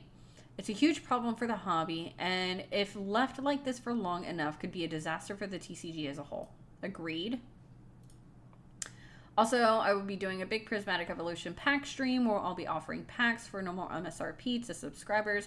Unfortunately, allocations for the set were cut significantly, but I will stock as many as I possibly can for you guys. Thank you for being a part of this community. So he does point a finger at the scalpers, but he does it here in the comments, while even still in the comments saying not to point fingers at any one group in particular. You should be saying the scalpers. We should be calling out the scalpers. We should be pointing the fingers at them because they're the biggest problem right now. So, and one of the things is this comment right here. By Foot Ferret, whoever, whatever. So Foot Ferret, I saw this comment and I was like, damn, actually, let me move my camera because I'm realizing you guys can't really see. I'm gonna go a little bit bigger. And then we can do this. Boom. Perfect. So Foot Ferret here, right? I saw this comment. And I even saw that PokeRev liked the comment. And earlier, whenever I saw it, was like sitting at like 1,000 likes. Foot Ferret here, and I completely agreed. And I was like, damn, you know what? I really want to talk on this as well because there's like a bunch of other things that I'm saying. And I think this should be stated more than just in a comment section. and it's this here, and it's Foot Ferret says, the tougher pill to swallow tends to be that Pokemon YouTubers and influencers do contribute to anti-consumer crazes like this. And how we frame our content to do a lot, can do a lot to change things in the community. When all content is about money, that affects things in the real world. This comment, I was nuts. I was like, holy fuck. And then the fact that PokeRev like this, I am hoping that this comment here will help PokeRev and other content creators that see this, hopefully. I hope it will help them to realize, like, hey, we don't need to make everything in the videos about the money. When it's all focused in on that, it creates dynamics like this within our community. So I hope that PokeRev can be one of those that makes a change and realizes. And I know we know he is seeing the comment because he liked it, but I don't know how much it's going to do for him. I don't know how much other than this comment is. I don't know how much effect it's going to have. That's why I felt the need for me to talk about it. I know the chance of him ever seeing this live stream were 0. I wasn't expecting it to, but for the few people that I know you guys come in and hop in and hang out, I wanted y'all to see it as well. So if y'all said something, the more people that speak up and say something about it, the better chance that we can see a change happen. So let's see. If you choose to keep something sealed, sure, go for it. But if you wipe the entire sock and sell for 2 to 3 times the price because no one can find them, I have no respect for you. Yeah. Calling PokeRev out here, it warms my heart. See, this is what I have a problem with. It warms my heart to see so many people calling PokeRev out here in the comment section. That kind of behavior, like this, that's not okay.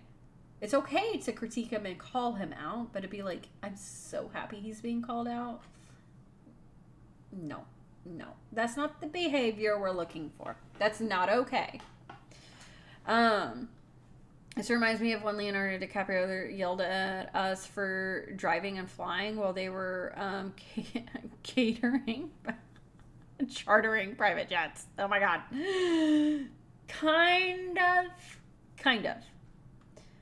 I'm glad people are keeping it real with you, dude. All I could think the whole video is, wait, aren't you one of the richest influencers that buys out huge quantities of cards? How did you not see the irony in this bra? Not during filming, editing, or posting. A little bit. Let's stop buying PokeRev packs as well. These influencers selling mystery packs are part of the problem. This is the one thing that, like I said, what's the Pokemon? Finian. Okay. This is one of the things I said I wanted to make a video on was the mystery packs. Mystery packs put a much larger focus. Whereas Pokemon, when they produce the product, they're producing the product because the focus is on the cards, the artworks. They are creating the artwork, they're creating it, they're producing it, and they are putting it out because people enjoy the product and they have fun with the product. And it's also a card game, right? It's not just collectors that are collecting the cards, for an example, but it's also people that play the game. There's a whole nother thing where it's the whole TCG, the whole gameplay, right? Tournaments, championships, all that nonsense. But when people like PokeRev reseal these products and put them in these packs, these mystery packs, and the focus is on, you want to get the diamond tier because you want to get the super ultra rare pack that's going to be so much money and you're going to make a buck off of it, right? Like, that's where this comes in. That's what I have an issue with. And one, I mean, let's blatantly put it, call it as it is. This is a form of gambling. It has all, looks like a duck, talks like a duck, quacks like a duck. It's gambling. And that's $50. $70. Granted, you're getting what, 5 plus a mega bonus pack. If you do the math, it kind of equals out to about 5 per each. That's awesome. That's great. But like, it's there's so much. This is why I want to make a whole video on this. This is why, like I said, I want to make a video on it, because this is not. It's just icky. It's just really icky, and the main audience of these content creators are children. Come on, really. Let's see. Let's stop. I'm done collecting until the hype goes away. It's not even funny anymore. My phone was going to store, finding packs, boxes, and going home and ripping packs. Now people are buying entire stocks just to hoard them for profit. Yeah. The Pokemon card hobby is in serious trouble. 2 days later, biggest prismatic evolution Pokemon card hunt ever. I mean, let's go back to right here. Hang on, let me do this real quick because I forgot it's still cropped. Gotta pray you don't get a resealed purchase too. Makes it an even bigger gamble. Exactly. Let's do. Well, 150. 25. Perfect. Okay. So I mean, can you like go away? Okay, thank you. All right, let me make this smaller. I had to readjust everything. Oh Lord, have mighty. There we go. Now you guys can see. All right, so like, there's the blooming waters for 151. It just, I mean, this comment is quite true. Very true. I mean, just, I know it's like, there's a bunch of other creators that'll do like, I'm opening 1,000 cards. I'm opening 1,000 packs or 500 packs or 750 packs. I mean, look at this. My final $1,000 packs for the rarest Pikachu. Amazon sold me $1,000 Charizard.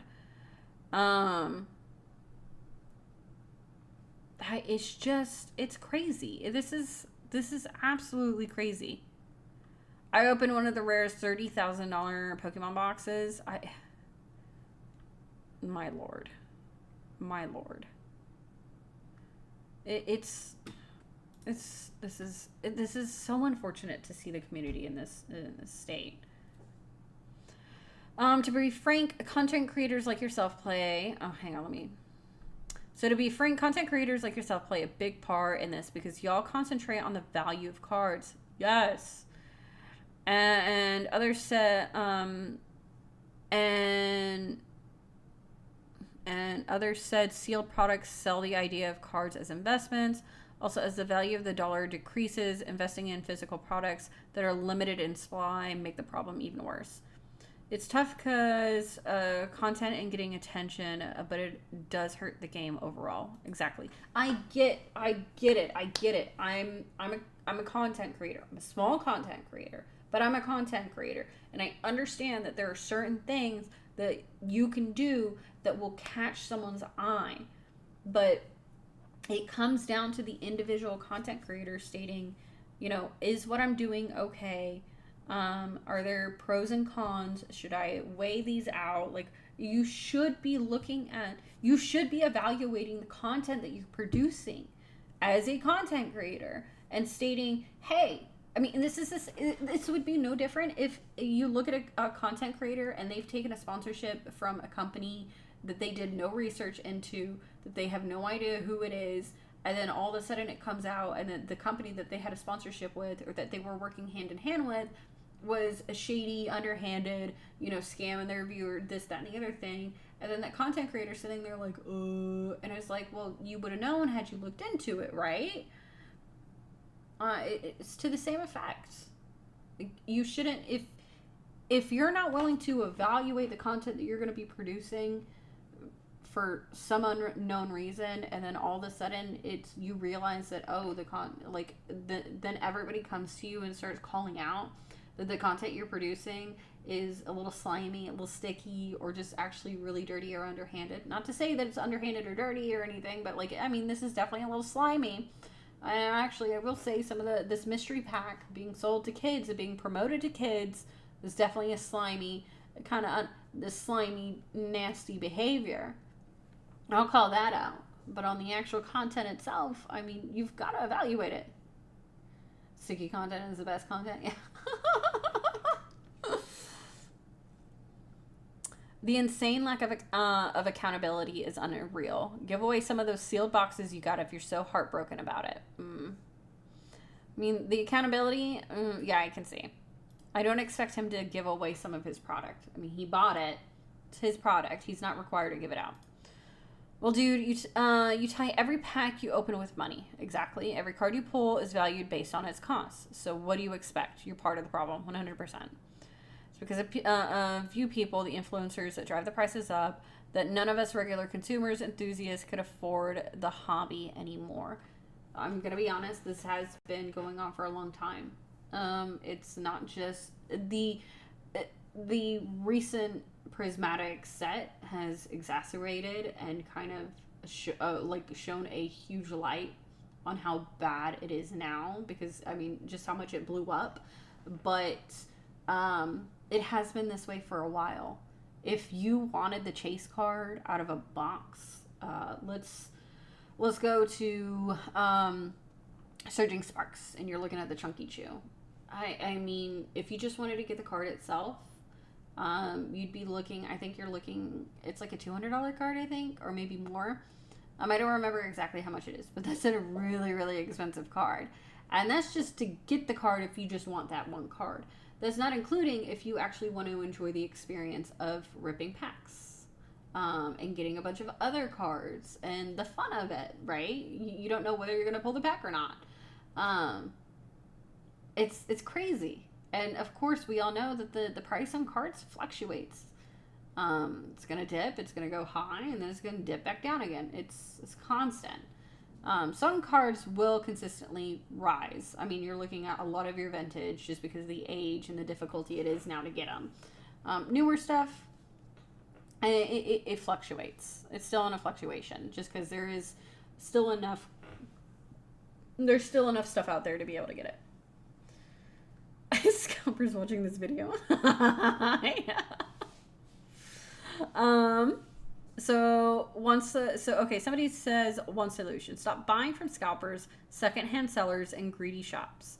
Protest using your wallet, and in time prices will dip. But the fact people don't care and still will be idiots and buy these outrageous prices is beyond me. Well, here's the issue: people are gonna want to buy the product. They want the product. Your best thing is to contact your local stores. Talk to your local stores, the ones that you know are reputable and are good places to go to. Contact them and say, hey, and let them know this is the kind of product you want to buy. Or say something to them. Whenever you go in, be like, hey, man, are you looking for this? Well, if you get it in, I'll buy it. Let them know. Show places that, hey, I want to get this. And if you know they're reputable places, you know they're not going to try and swindle you out of more money. Let them know so they know that, hey, I should start stocking this, or I should get more of this product in because it's in demand, as well as informing them or talking to them about or recommending a limit. That's what GameStop is doing right now. Granted, they did the pre-order, which I think on the new set they did do a limit on the pre-order for Journey Together, because I saw that you could only add 10 blister packs at a time in your to your cart, and that was it. You weren't allowed to add any more. It's true. There was a soda I wanted at a gas station called Big Red. Went there often enough, they started getting more. Persistent pays off. Exactly. It's going to be with any place. When they know that, hey, this is something my customers are interested in, I'm going to provide this product. It's just common sense within the business. So informing your local stores and being like, hey, this is what I want. That's how we can make a change. That's how we can make a difference. You should, why was this snowman smiling? I don't know why. You should be using your pocket your buying capabilities, because you saw the snowblower coming from down. Yeah, that's a good one. I've heard that one. That's a good one. But we should be using our wallets to influence the market. But how we do that isn't just stop buying from scalpers, and that's it. Our wallet should be used to influence good actors, good folks within the community, and supporting them and going to them to get your product. Does it mean like when this immediately happens that the good places to go to, or the local shops or whatever, that they're going to be low on stock for a while and it's going to take a little bit for them to get restocks? Yes. But if it means that we stop buying from scalpers, we say, hey, I can wait just a little bit. I can just wait a little bit until the restock happens, and then go to that shop that you can trust and buying it there. That's how we get things back to normal. When we say, hey, I'm going to completely ignore the scalpers and say, you know what? I'm going to make sure that this place is going to make their money's worth and that they're going to benefit. And I'm going to say, and it's going to cause the scalpers to lose out all of their money because they bought all of this product, they bought it all out, and then now all of a sudden nobody's buying from them because they're buying from the reputable places that are going to sell it at appropriate prices. That is how we properly affect this market. That's how we properly make a difference within our community. Not just saying I won't buy it from them, because the scalpers will just hold out. They've already spent the money. They'll just hold out until you decide to give up. We have to morally know what's right and what's wrong and do what's right, even if it means things aren't as perfect as we'd like them to be. Hashtag Millie for PokeRev. You're good, Despia. You're good. Me. People have forgotten that not buying something is a huge power with our wallets, but buying and where we buy is even bigger. It speaks louder. It's huge. We've seen dozens of companies getting canceled for multitude of reasons, and people do boycotts on them, right? And they boycott them, and then the company was like, oh shit, I fucked up, or they double down, and then they lose out on a lot of money. But they realize they fucked up, then they throw out this letter, or they start shifting their perspective or whatever it is, or how they promote their product, or however it is, but change is made. We've seen the boycotts, and they do work. But in this instance, how we can make it better is also where we buy. Because it's not just the company that we're looking at. We're looking at the community as a whole. And there are a multitude of places where you can purchase this product. There are multiple of ways of acquiring specific product. So we have to be smart. We have to be careful on how we go about acquiring it. Well, let's see. Rev, I love you, but you are one of the problems here. It's clear you open packs purely for the money. And while it's now your livelihood, you have enabled this issue with constantly increasing the hype around these products. Yes, you can't complain about this issue when you open the can of worms. I think he can, but I think he should be honest on how he does complain about it. I think he should be honest about it. Because I don't think he is. I don't think he is being honest. Or at least open. And he may think he is, and he maybe hasn't realized, and I think this comment section has probably, hopefully, kind of opened his eyes and kind of been like a wake-up call, because before, let's be honest, the community wasn't really calling him out on this prior to this. The community didn't even think this was an issue. I didn't think it was an issue. It wasn't even a thought at the time. I just thought it was cool to see the prices in his videos. But there's now, the community is doing a reflection on the content that's being produced and that's being consumed. And I think we as the consumers of this type of content should also take a look and say, hey, we also need to consider the type of content that we consume and that we give our attention to. And again, same thing we do with our wallets. I think we all knew it was an underlying issue that is now brought to light. It may have been, it just wasn't something so prevalent. But we can do the same thing that we can do with our wallets. We can start putting our views where we think is right, and what we think what should be the standard of Pokemon, the Pokemon community. Give me right back. I'm gonna be right. Give me just like a few seconds. So I'm gonna take a little quick potty break and then grab my vape, and I will be right back. And we're gonna continue going over this. I'm just gonna go to be right back, just so it's not like just an empty seat. So give me a sec. I'll be back.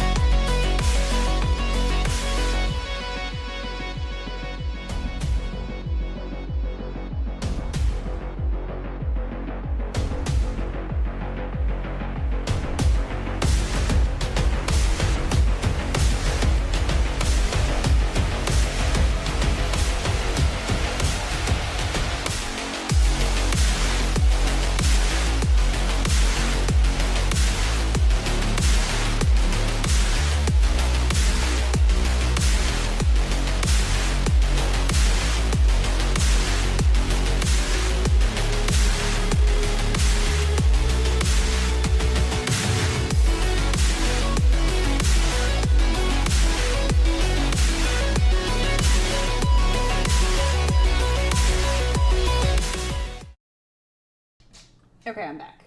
Hey, Sasha. Alright, let's see. Where did I leave off at? What was the last one? So let's see, where did I think I read I love you, but you're one of the, bro, face it. Okay, so yeah, let's see. Next one by Jesse. Bro, face it, you are the problem. He's not, no, he's part of it, but he's not the only one. You have every set and jump around on rare exclusive pulls. You create the hype and demand for new sets. Okay, this is true though. He does. Almost nearly every set that comes out, there is this massive just hype on him, right? I mean, Twilight Masquerade, the Pokemon box won't stop. I mean, insane. Let's see, which one is this one? It's hard to tell. I can't really see that. I mean, he just, everything that comes out, he is hyping up. And oh my god, and look at this. And oh my god, this is the next big thing. And you need to get your hands on it. And this, that, and the other thing. And I'm going to be the guy to tell you on what next set to get. And this, that, and the other thing. I think the only one that everyone, universally agreed on in recent times that was crap was Shrouded Fables. Shrouded Fables was the ugly stepchild of the recent, like the really ugly stepchild of the recent era. And like Shrouded Fables, like granted there are some cards do have some value in the sets, but I think one of the biggest things that Shroud of Fables didn't have was like a big chase card that everybody wanted, and like the art, the box design, this neon green and purple is horrendous, and it has the new Ogre Pawn and or the Pheasantipity and the new Pokemon legendary, Pokemons that came out, and I think it was it was Scarlet and Violet, but it was the DLC that got released, and not a whole bunch of people, especially a lot of the common Pokemon players that don't really play the games all that often don't know about them, and so it just kind of flopped. And I'll be honest, I wasn't crazy about it, and even some of the art, even the artwork specifically, just wasn't that great. But even still, opening up 100 packs, going nuts. It's all here. It's all here. Let's see.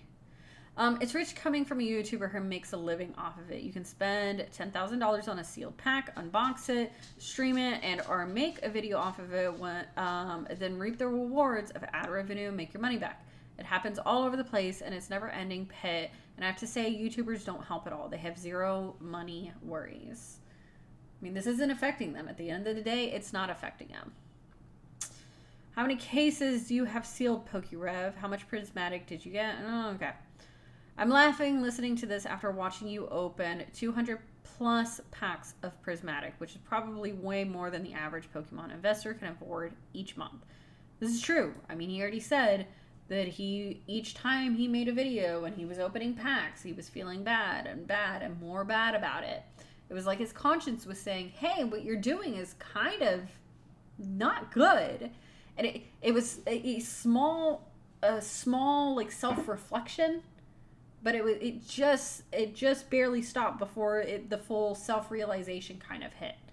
And I think this comment section was like, hey, we're going to do that for you. And unfortunately, it's hit in full force, but sometimes a wake-up call is necessary. Just don't be mean about it. Don't be mean about it. Rev, when you and hundreds or thousands of content creators make videos like opening the $200,000 first edition Pokemon base set, rarest in the world, opening my $1,000 Hidden Fates booster box in 2025, I opened $850 of 151 packs to see if it's worth it, and many, many other people eventually see that and realize they can make a lot of money Oh, that's that. Okay, look. Before Prismatic Evolutions, I don't know if you guys have ever seen it. Let me see. Costco Pokemon. Right here. I don't know if y'all have seen this nonsense, but people are fighting at Costco. At Costco. Let me see if I can find. Here's a short. Look at this.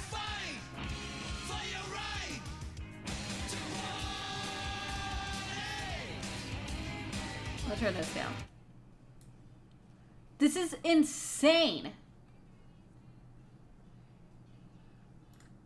I mean, this, and this doesn't even look like 151. This is definitely not Prismatic Evolutions or Vivid, or Surging Sparks. Oh, no, it is 151. No, okay, yeah. It's a 151.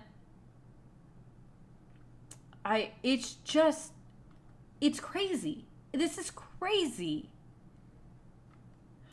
I don't understand. And they say it's scalpers, but honestly, I think it's both scalpers and I think it's both casual players that are freaking out because oh no, the scalpers are going to get everything. So now I need to go in there and get as much as I can before they do. The Costco videos, this is where they say the Costco videos, the reselling pre-orders at 2 times the price or more is all disgusting. As consumers, we have to say, no, I'm not buying that at 2, 3, or 4 times its value secondhand. People have to be willing to miss out on some of the things which so many people are not accustomed to. I think the pull rates on Prismatic will help cool things off a bit, or Pokemon can just print more cards. Let's see. The hobby is in trouble. Has video that focuses on money and ripping packs, like gambling. I mean, we're seeing the same thing in here. Let's see. We'll read a couple more before, because, like, this is all the same stuff. It's all the same things in here. What a funny video. Prismatic Evolution hasn't been released to the public yet, and how many booster packs have you opened? This is true. This is very true. For those of you that don't know, Prismatic Evolution doesn't even open until Friday. It's not even released until Friday. The public doesn't have access to it. Every video of yours only shows your disappointment in opening booster packs and only focusing on getting expensive cards. You don't even appreciate the art of the cards. Only expensive cards make you happy. Aren't you part of the problem? Yes. Are you really worried about the hobby, or are you worried that more and more people like you are monopolizing the product and it's starting to affect you? Those of us who are normal collectors are the ones who are suffering the consequences of the situation. We can no longer find a product at considerate prices. That was very well said.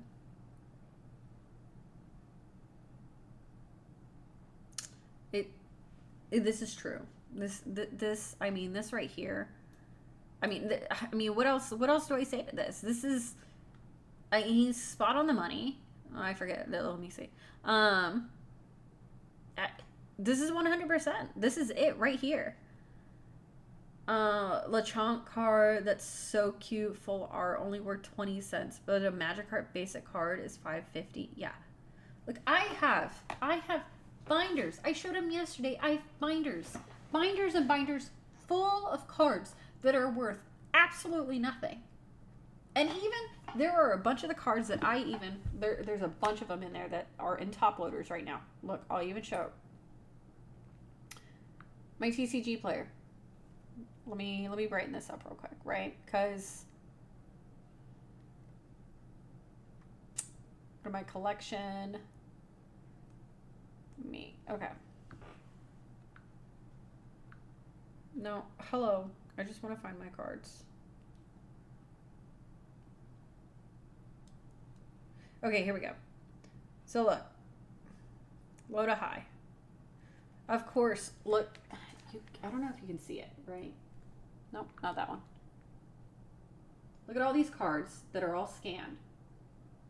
That are just pennies, dollars. No. But these are all cards that we have specifically over there. And it keeps going. It keeps going. But these are cards that we have over there top loaded because we love the artwork. And we're going to send them off to get graded because we love them. And we don't want them to get damaged anymore because one of the great things about the PSA case is that they won't get damaged. They're sealed. And it's also just really nice to be like, hey, look at it. I've got the best one, or I've got the best version of this card. It's because we love the cards, the game for what it is, not for what it's worth. And that's what's being missed. That's what's being lost in our community. And I hate that. I hate that. It's upsetting. It hurts. It hurts to see. And because now we're even seeing children that are getting into the game are now focused more on the value of the cards. And they're like, oh, well, I can sell this card. Or, man, this card's worth so much. Or, oh, my God, this, that, and the other thing. That's not how a child should get into a hobby. Not at all. Is this the reason why I don't have my Machamp yet? Oh, Meat, I'm so sorry. Chat, I opened Stellar Crowns, and I got a full art illustration rare Meditite. I love it. Oh, that's amazing. We opened a little bit of the Stellar Crown. A lot of the newer recent set, we've kind of like, when it drops, we'll open it, and then we'll open a couple of things, and then we'll go back and then open up the stuff that we really, really love. Or maybe like buy a couple more of the new ones if we kind of really like them. But normally what happens is I end up like going back to Crown Zenith because I love Crown Zenith. I can't tell you how much I love Crown Zenith. The amount of packs I have opened of Crown Zenith are kind of crazy. an amazing set. Have you guys... Wait. Okay, I need you guys to understand. You know me enough at this point, Millie. I collect from Machamp cards, which is why it's frustrating right now. I just wanted the illustration. I get it. So we have to go into, what is it? Oh, Lord. Crown Zenith card list. Look, you guys have to see. If you have not seen the card list, if you have not seen it for Crown Zenith, oh my god, you are so missing out. Okay, we're gonna get into it. Okay, so like, of course, you've got all the regulars, right? Like, even there's Charizard V Star. Like, there's the Radiant Charizard in this one. How cool is that? Oh, wait, hang on. I need to... let me just do this. Let me add another one because... Boop. Boom. Okay.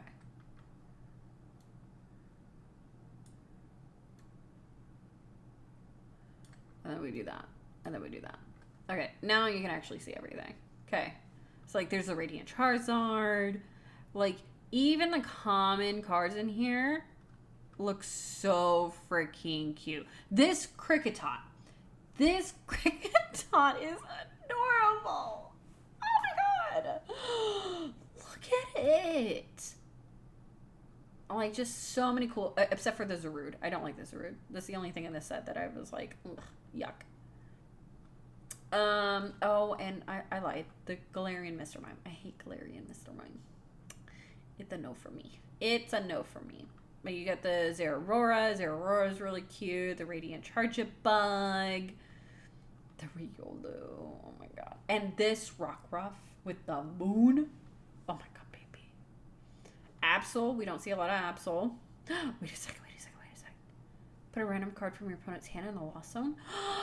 Is this on the TCG Live? Wait. Look at these. Where's the Mew? The Mewtwo. Look at it. I know, right? I know. Okay. And we haven't even gotten into the crazy cards. There's, of course, the adorable... This is a really good Eevee. I think this is a great EVV. This looks really, really cute. You get really good artwork with it because normally the V cards, the regular V cards, don't really look all that great. Like this Rayquaza kind of looks like shit. It's a Rayquaza, but it looks derpy. Like, I don't know what it is, but that weird tongue with the shine on it, I don't like it. But like this Eevee, it's the 3D. It's because it's 3D. It's 3D image, and I just it's okay in this one. This is fine. I guess I'm just realizing now that Rayquaza has a big fucking tongue. I guess this. And one of the things I loved about this set is, I don't know if you guys have seen them, but these trainer cards are signed, right? They are signed by the person in the artwork. Betty, I forget all their names. Leon signed this card. Like, Hop signed. How cool is this? Like, this is so... Nessa. Oh my god. And then... Oh my god. The trainer. Hello. The waifus in this? Pretty dang... I mean, look at him. Okay, look at him. Look at that little side eye he's giving you. Because look... I'm not opposed to saying, oh, by the way, best of luck on your graded cards. I'm pulling for you. Thank you. I'm gonna reveal them on stream, by the way. Okay, so now I'm gonna pop these up so you guys can see. We're gonna do this. I want to get it so you guys can see the whole thing, right? Okay. I want you guys to be able to see the entire card. The Voltorb. Oh my god. Look at this. We're going to go through these. This Cricket Tune. Oh my god. I have this Magmortar and oh my god. Look. And I love when they add in other Pokemon. Like, Crown Zenith for me, it is just one of those, it was that top tier set. This card right here with this yellow border, bitch, it pops. it pops, and then the Lapras comes in you, and it's like, hi, I'm so cute, what are you doing? Oh my god! Oh my god! The Keldeo. Oh, I want to open Crown Zenith, but the packs are so expensive now. I know, I'm so sorry. I like they got the Electivire. The Toxtricity. I love this Toxtricity, right? This Toxtricity gives... It does, doesn't it? This Toxtricity gives off that, like, punk-ass vibes. It's so freaking cool. And then the Mew. Oh my god. It's like little Sleeping Beauty and all the animals are around it. Like, look at them. Look at them. The Lunatone has that very similar art style to the Mew. The Sleeping Mew, so cute. This Deoxys, sick as hell. I love this as well. Very similar art style again to this Mew. Very, very similar. And again, like, this is where, like, they were getting really creative with their art. I mean, they had already been. Yeah, Zenith is nuts. The Diancie, got this one. Love this one. I love the color tones in this. They did phenomenal in this. The Comfy, I love this Comfy. What is this one? Yeah, I love this Comfy in particular because it's a Lost Zone card, and that's another reason why I love this set so much, because playing the Giratina Lost Zone, the Giratina V-Star deck is insanely fun.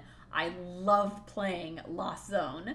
I love it because I've got my deck over on TCG Live, and I love it. And so this Comfy to me, oh my god. Oh my god, I love it. I love it. I love it. I love it. That was not too bad. The Absol, I have yet to pull the Absol. That one's been a hard one to see. Gotta admit that Keldeo is absolutely gorgeous, and I really want it now. Yeah. It goes nuts. Even the Thievul, which we pulled a bunch of the Thievul's, like, even the Thievul goes off. We've got the Magnezone. We've got these. Like, I've got a lot of these cards. I can't even lie. Bitch. This Altaria. This Altaria we have in that box over there. It's in a top loader, and this Altaria, I've showed it on stream. I think I showed it last stream. This Altaria is it's so good. I love it. I love this. It's so good. Oh yeah, I'll go back to the Thievul for you. It is very much comic book. I mean, it is. The Thievul's really, really cool. But this Altaria, this clay style, I cannot get over. I love all of the cards that they do in this clay art style. And like, it is someone that is actually creating this scene, and then they take a picture of it. Like, there is an actual clay artist that does this.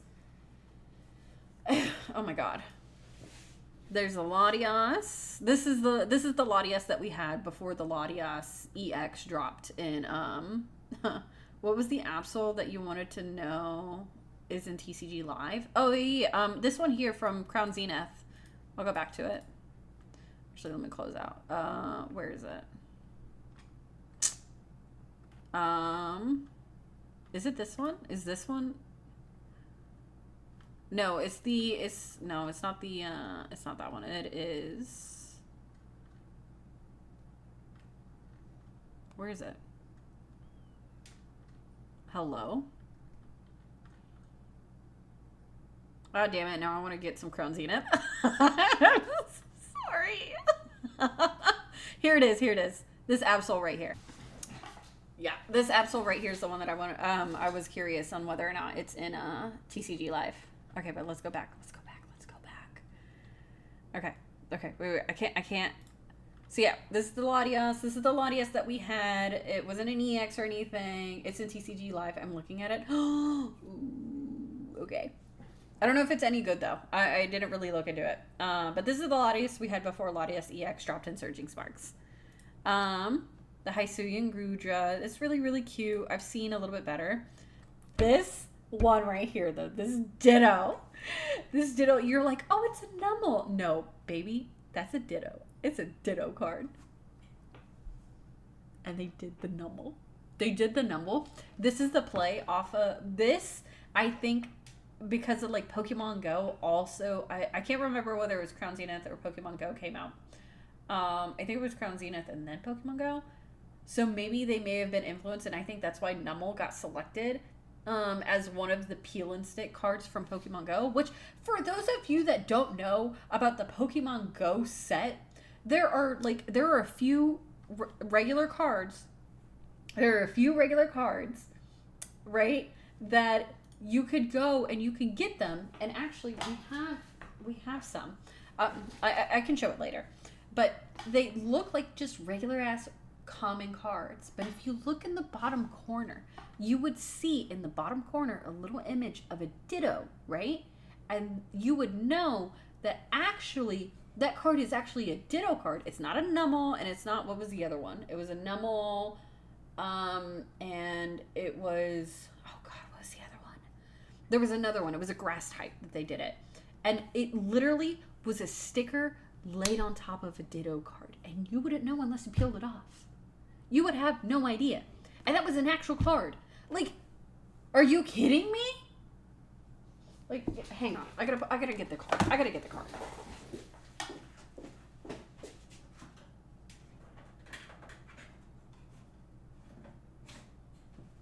I know it's in here somewhere. I know we have one in here. Let me see. Because I know we want to send one out to get graded. Unless I left them all in the binder. That's big sad if I left them all in there. Because I want to show you guys what it looks like. Oh, you can hear the sound of that plastic. Like it... Anyways, I'll search for it later. I want to continue going through this. But yeah, this is our container. For those of you that are new, this is our container that's gonna have everything that gets sent off to get graded at PSA. All right, next up from the Ditto, we have the Dunsparce. This one's okay. I wasn't mad at it. I thought it was cute. It wasn't one of my favorites.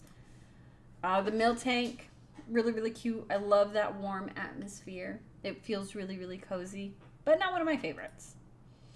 The Barrel, though. The Barrel. Look at that little cute ass Barrel sitting inside his little home. It's so cute.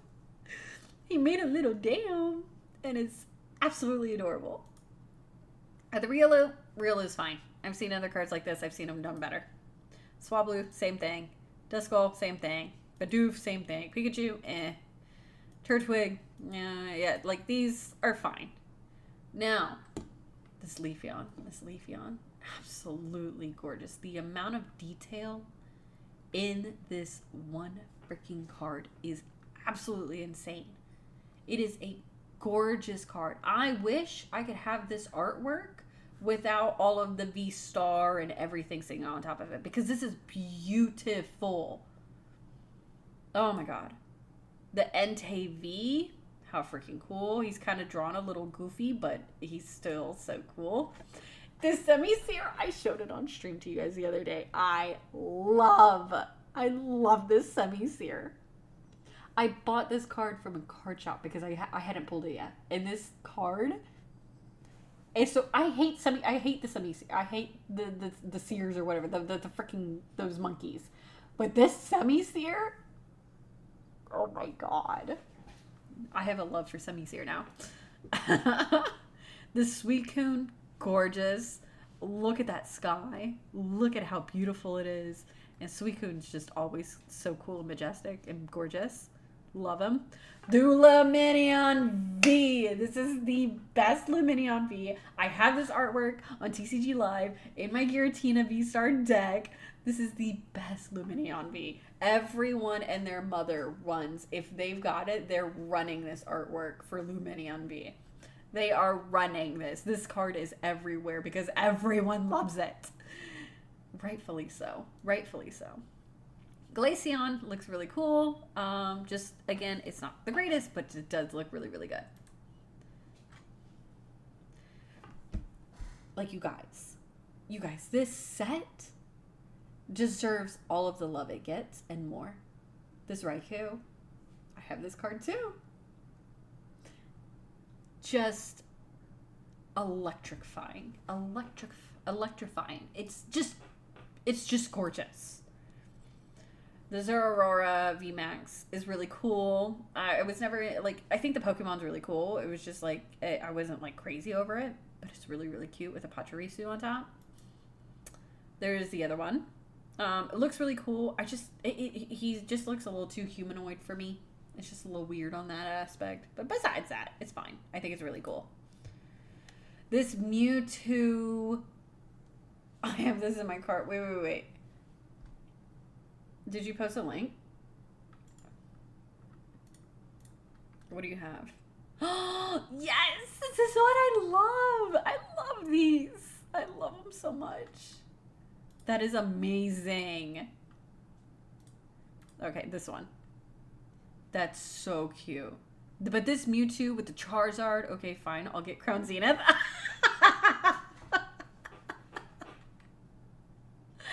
The Amazon, yeah. The Deoxys! Oh my god.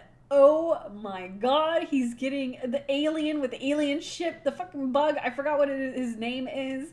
Oh my god, he's lifting him away. Like, the creativity in these cards, in these artworks is phenomenal. It is insanely good.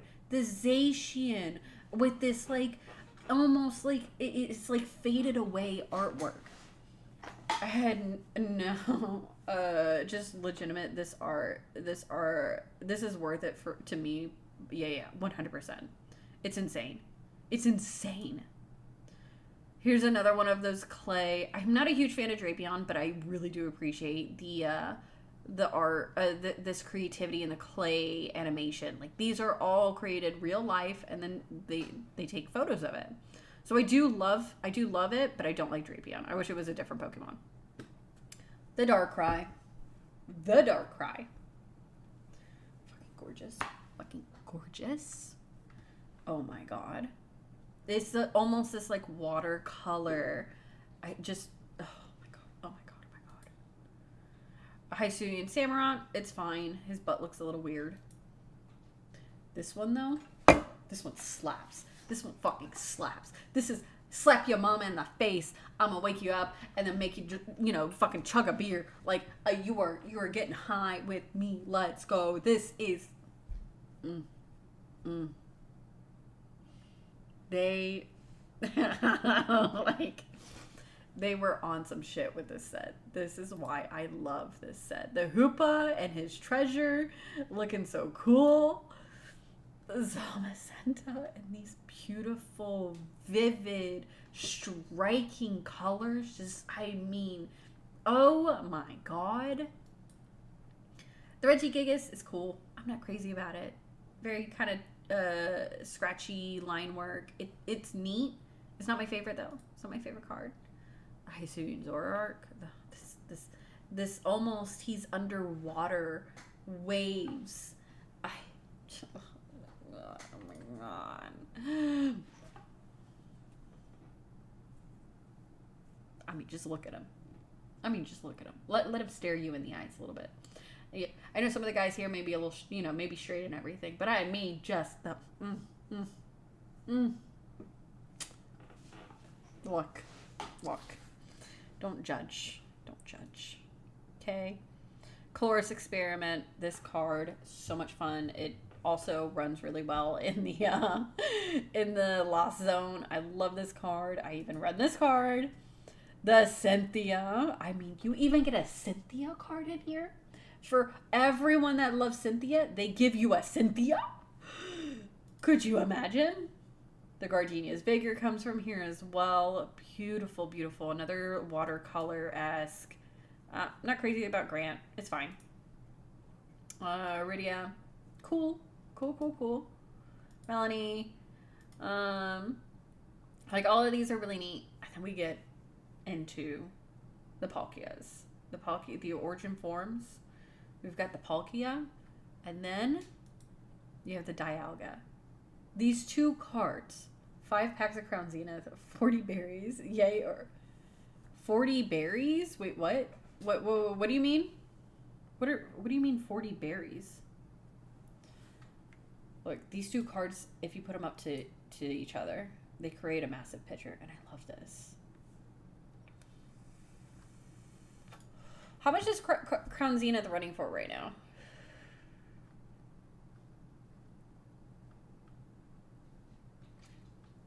I don't know how much it is to buy Crown Zenith. Sorry, it's 5 packs for $40. Worth it? Hang on. Let's look at berries, dollars. Gotcha. 5 packs for 40? Where are you buying them at? Let's see. This place is selling for 6 for $59.95. That's insane. I'm trying to find the Leafeon. I have the Leafeon. I have the Leafeon right here. Amazon. Oh, you're on Amazon? I know the Leafeon. I know for sure the Leafeon is in here. Give me a second.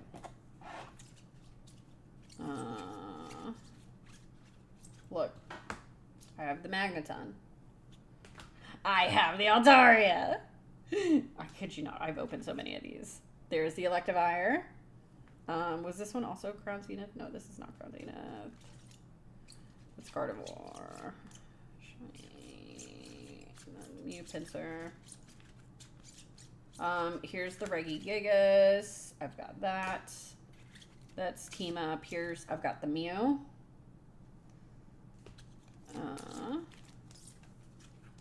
Let's see what else is in here. I know the Leafeon is in here. I've got the Deoxys. Oh my god. I told you. Oh, look, I found it. There's the Raikou. The dawn of the new day is upon us, Poke players. Stebby. I told you, I got it. Told you. I told you. I love this set. I love this set. This isn't it? We want to send this one off to get graded. I don't know. Like I really like this card. I don't know how attached, like super attached I am. This card's in really, really good condition. The centering is really, really nice. I don't even know what the card is priced at now, because with everything that's going on. Okay. Oh yeah, I already went through these. Let's see. I know I have more Crown Zenith in here. The best card I have is Gold Char for more of the Black Flame. Well, what about everyone else? We have base set Hollow Charizard.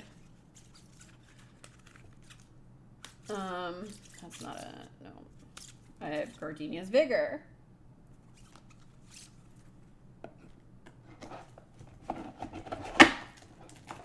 Let's see, what else do I have in here from Crown Zenith? Some of these are backwards.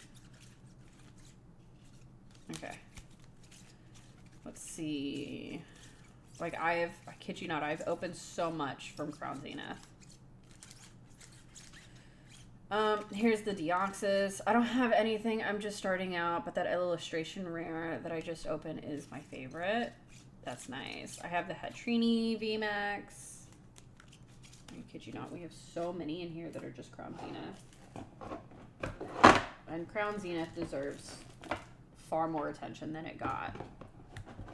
A lot of like longtime collectors, a lot of them do. There are quite a few of them out there that are like, Crown Zenith is one of my favorites. It is top tier. Rightfully so. Rightfully so. But $40 for Crown Zenith. Let's go to TCG Player real quick. We're gonna look into this.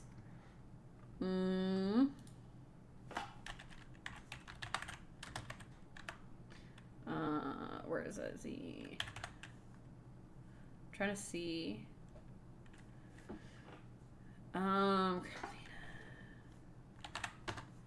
We're gonna look it up. Okay, thank you for helping me. Of course. What you're looking at, like a set of 2.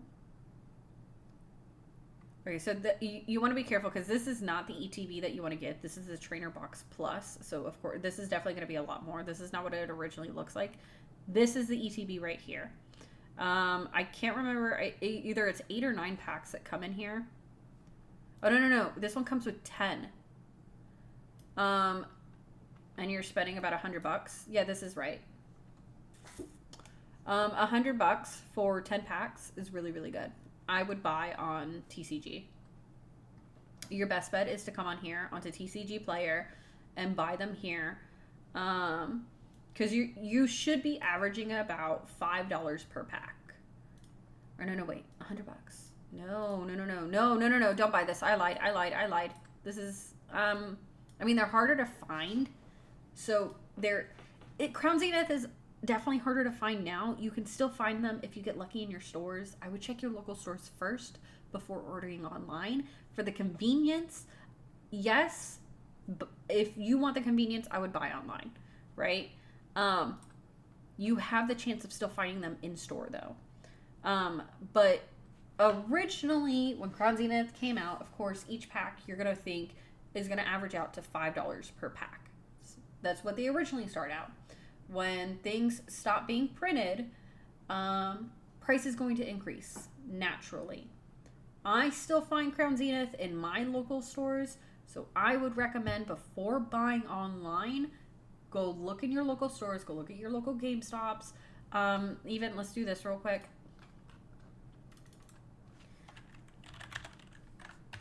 Right, if we go to GameStop, and we go Crown Zenith.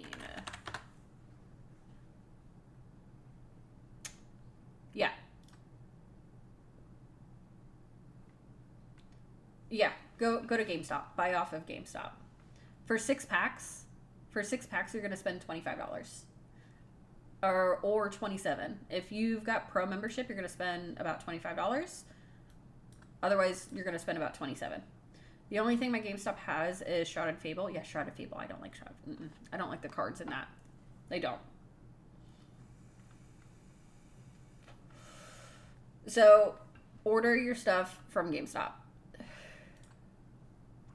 They have a bunch of stuff right now. They've got the ETBs, they've got the tins, they've got the boxes. They even come with the jumbo cards. The jumbo cards are really cool, and they've got them in stock. Buy from GameStop. Yeah, I didn't know if they still had them in stock or if they had been bought out. But Crown Zenith is amazing, and I haven't even finished showing you guys all the cards. This is Dialga. Oh, the Giratina. The Giratina! I still don't have this Giratina. Oh my god. Oh my god. This Giratina is insane. I love this Giratina. Look at it, you guys. Look at it. It's... Oh my god. Oh my god. I need that Giratina in TCG Live. I have them. I have it in... I have it in TCG Live, and it's amazing. I love it. You also have the Arceus. You have the Dialga. Wait. The actual card, you have it. The Arceus is also so cool. And then, yeah, so that's all of them. So you can see that was all. And look how many there are. I mean, this is in TCG Live. Gotcha. This is so many alt hearts, SIRs, golds. I mean, you are getting so much from this. There's so many in this set. It's insane. They went above and beyond for this set, and I mean, you're getting four gold cards, and they're not those shitty ones where it's just the Pokemon. Like if we go to TCG Pocket, you guys know what I'm talking about. Like the gold cards where the Pokemon's just there and it's just the gold Pokemon. Like, no, this is artwork with the gold, enhancing the artwork, being incorporated into it. Like,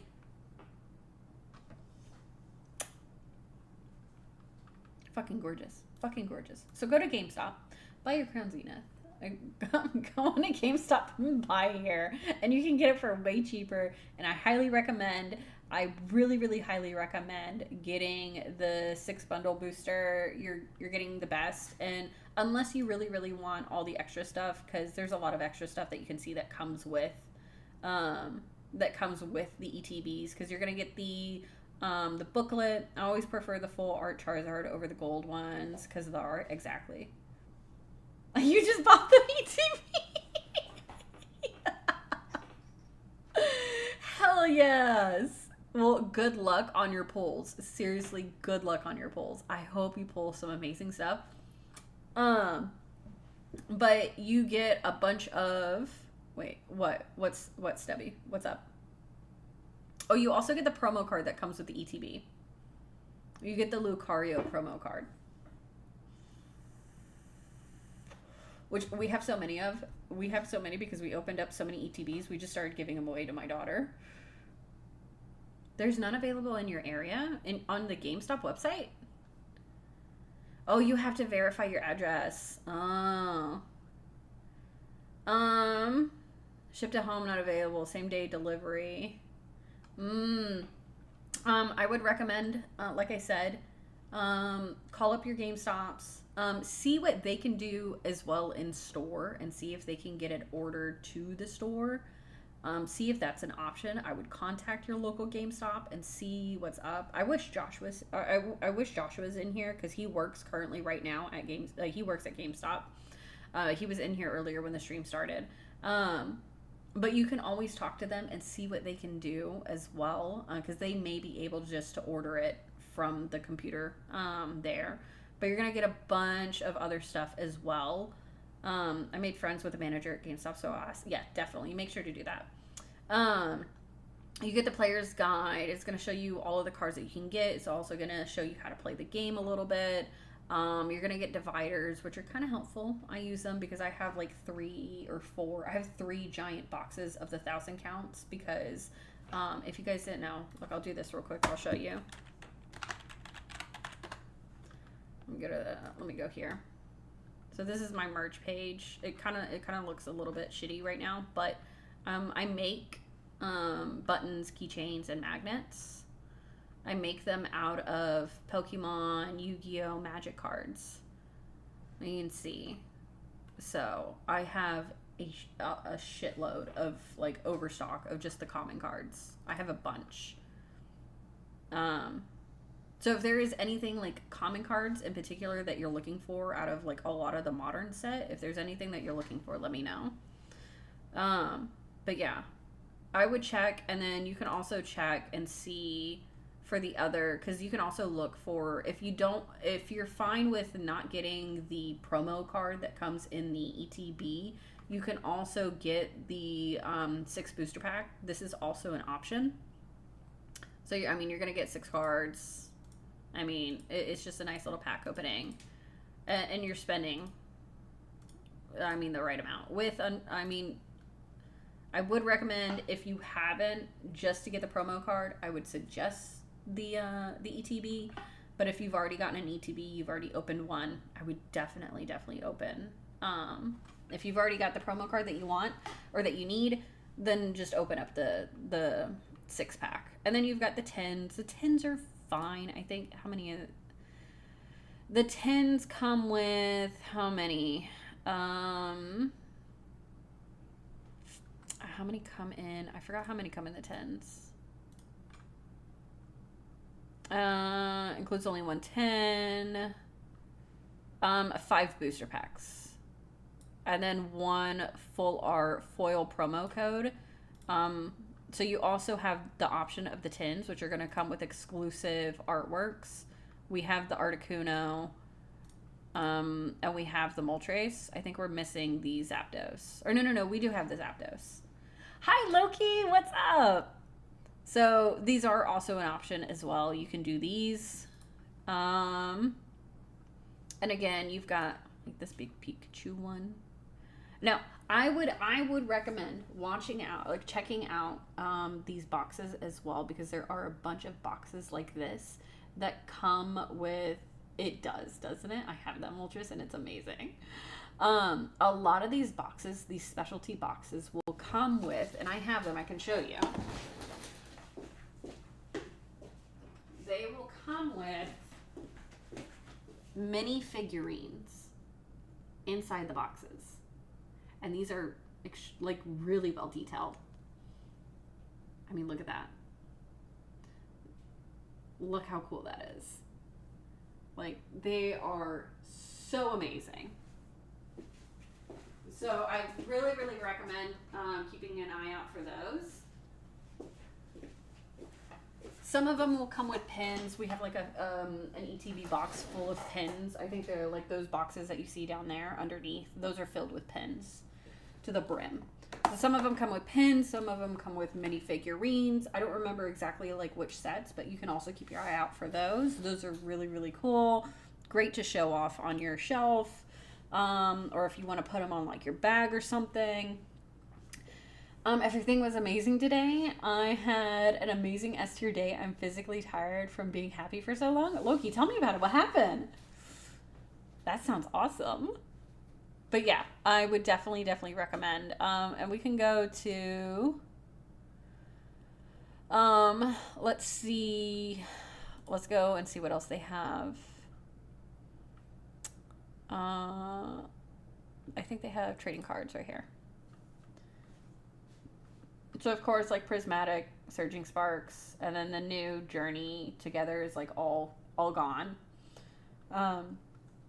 But let me make sure we pick Pokemon.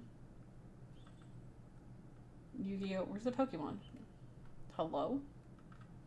Or we're just gonna type in Pokemon.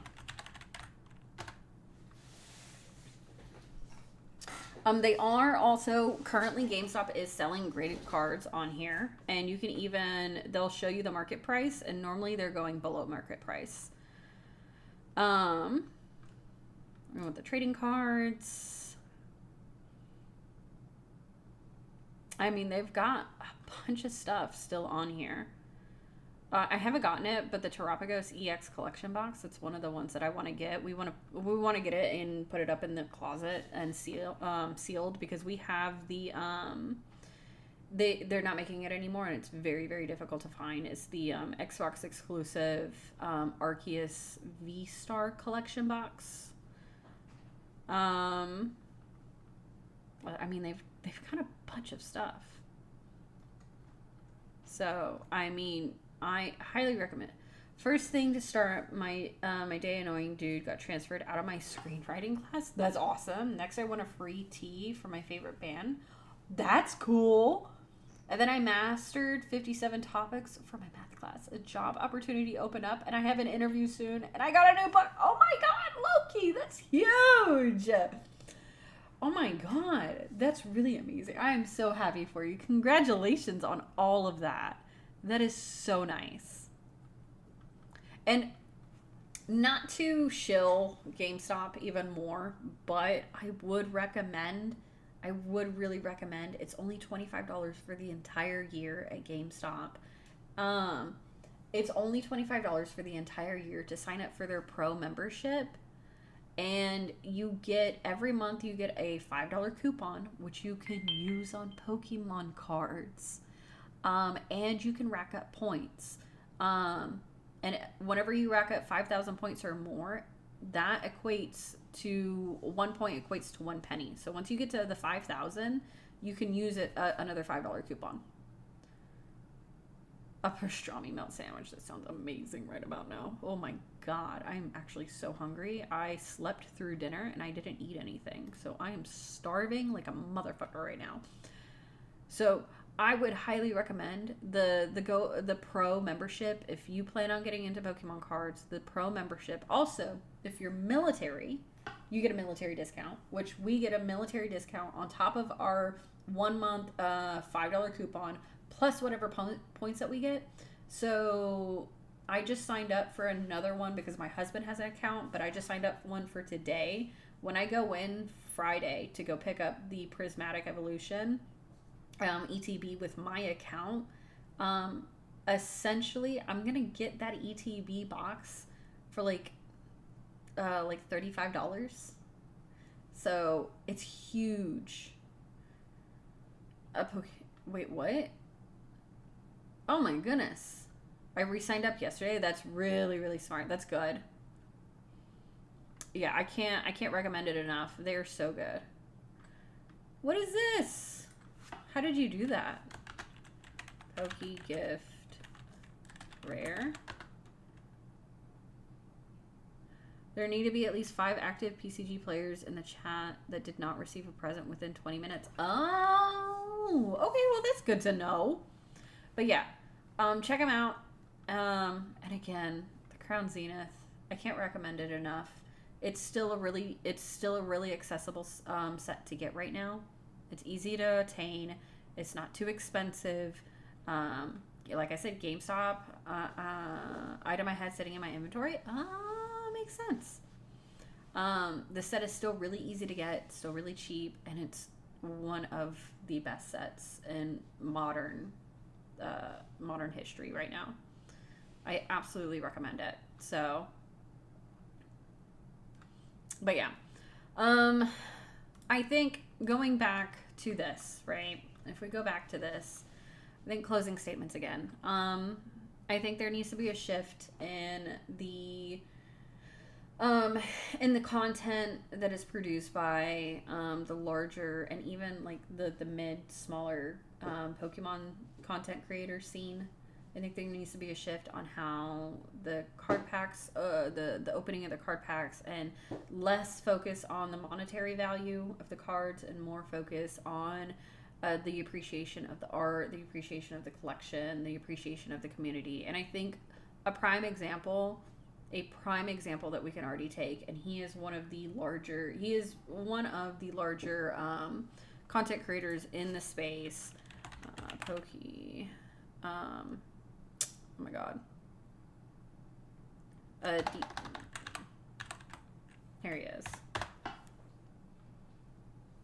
Deep Pocket Monster. This guy right here. His content.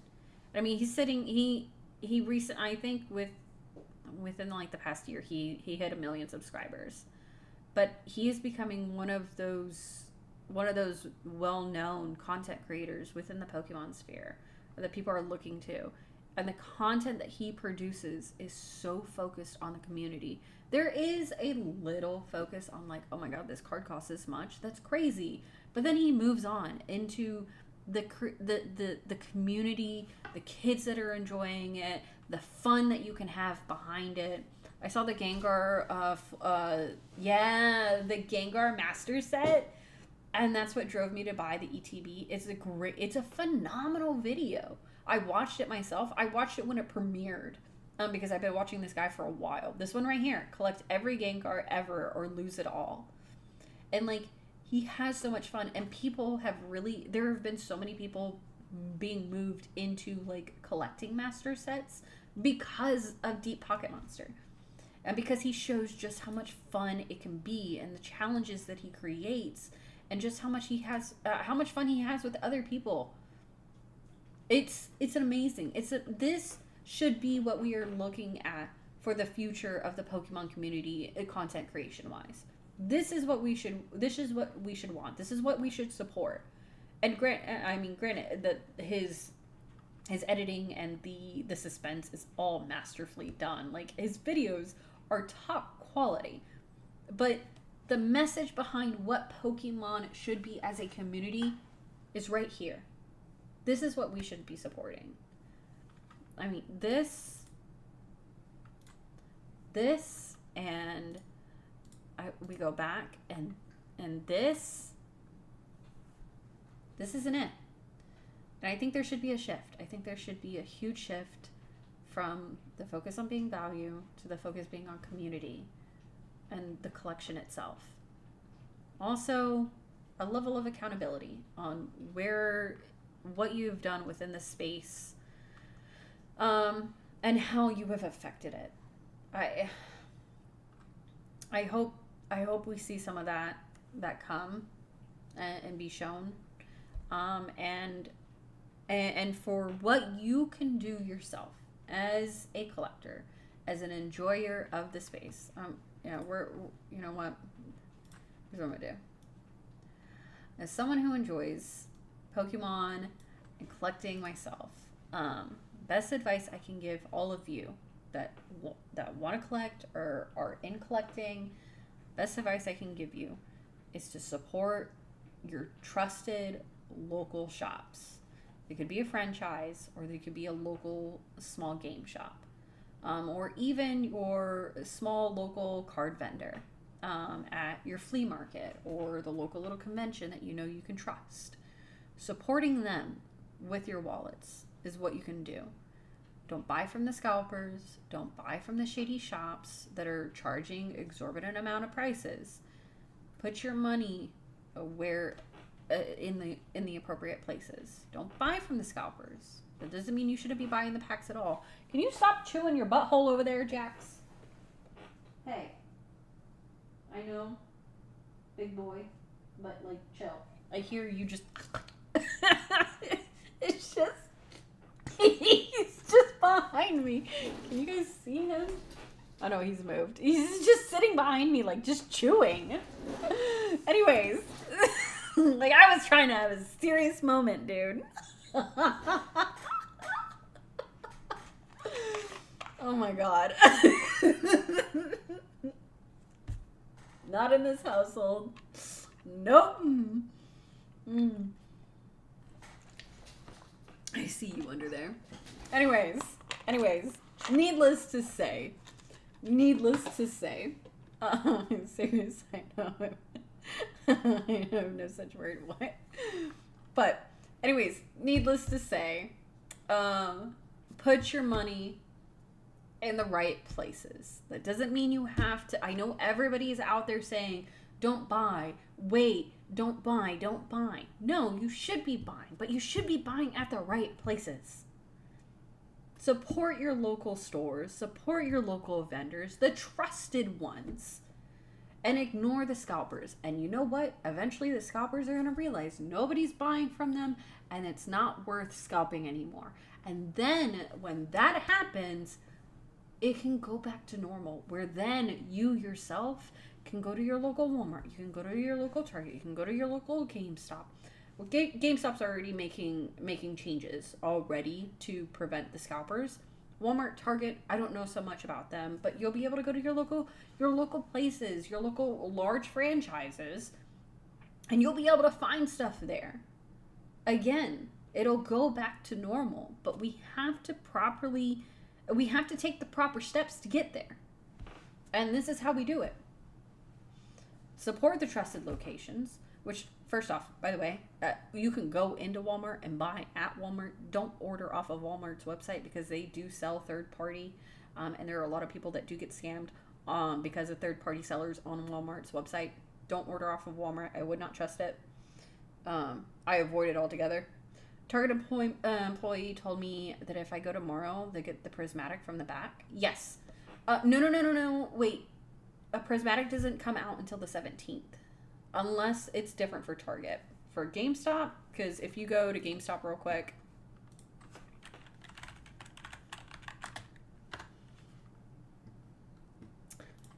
It states here that release date right here. Oh, wait. Hang on. Wrong side. Release date right there. 1/17/2025. So the release date is the 17th. For Target, though, I don't know. But I mean, if they're gonna sell it to you early, book it. Anyways, but this is how we make a change. This is how we change our community. This is how we improve our community. And holding the big players in our community, holding them accountable. We don't need to harass them. We don't need to shit on them, but we need to point out the faults and we need to call them out on it so they can be aware, because we don't know if they are. If they keep doing it, who's to say? And if they continue doing it, well, you have a choice. You can choose where your views go and you can choose where your money goes. Exactly. 100% Stebby. And even when we do choose the right people to become famous or to become large players within the space, still holding them accountable, because people can be influenced. It's just human nature. Things happen. It's okay. Having the willingness to critique fairly and honestly while also forgiving. We don't need to forget, but we should be willing to forgive. So allow them the opportunity to change, to learn, and to grow. If they choose not to, well, then at that point, the free market can decide what's going to happen to them. Right? But allow the person the opportunity to change, to see what they did wrong, to grow from it, and then we can go from there. But we as a community have the power, and I know I'm just a small Twitch streamer. I know, but I felt it right for me to speak up on this. I felt it right for to let it be known, because I've been in this scene in the background. I've been in the scene for a while now. And I've seen a lot. I've learned a lot, and with all these new people coming in, it worries me. So if I can help even just a few people, I feel better. I feel good. I feel like I've helped the community. I've helped the community in some way. So if that's all I did today, then I'm happy. And again, I ask nobody from the stream, nobody from watching my content, if you watch this video later, please don't go and harass anybody.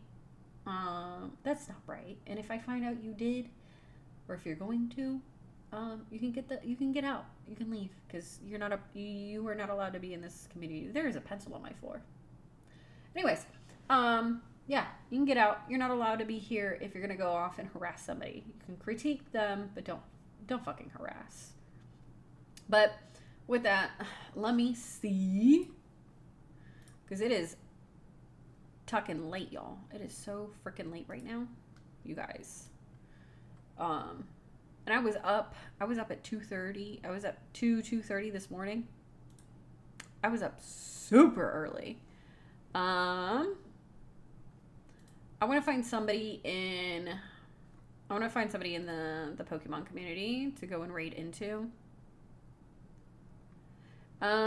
So let's see. We went into Soul JD last time.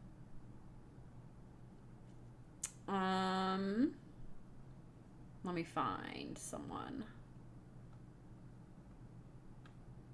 There's not a whole bunch of people, but this guy looks pretty cool. Let me check him out real quick.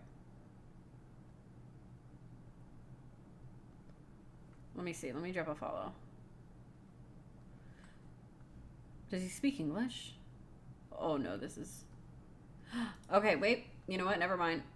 Let me see. It looks like a lot of the English streamers are asleep. So let me see.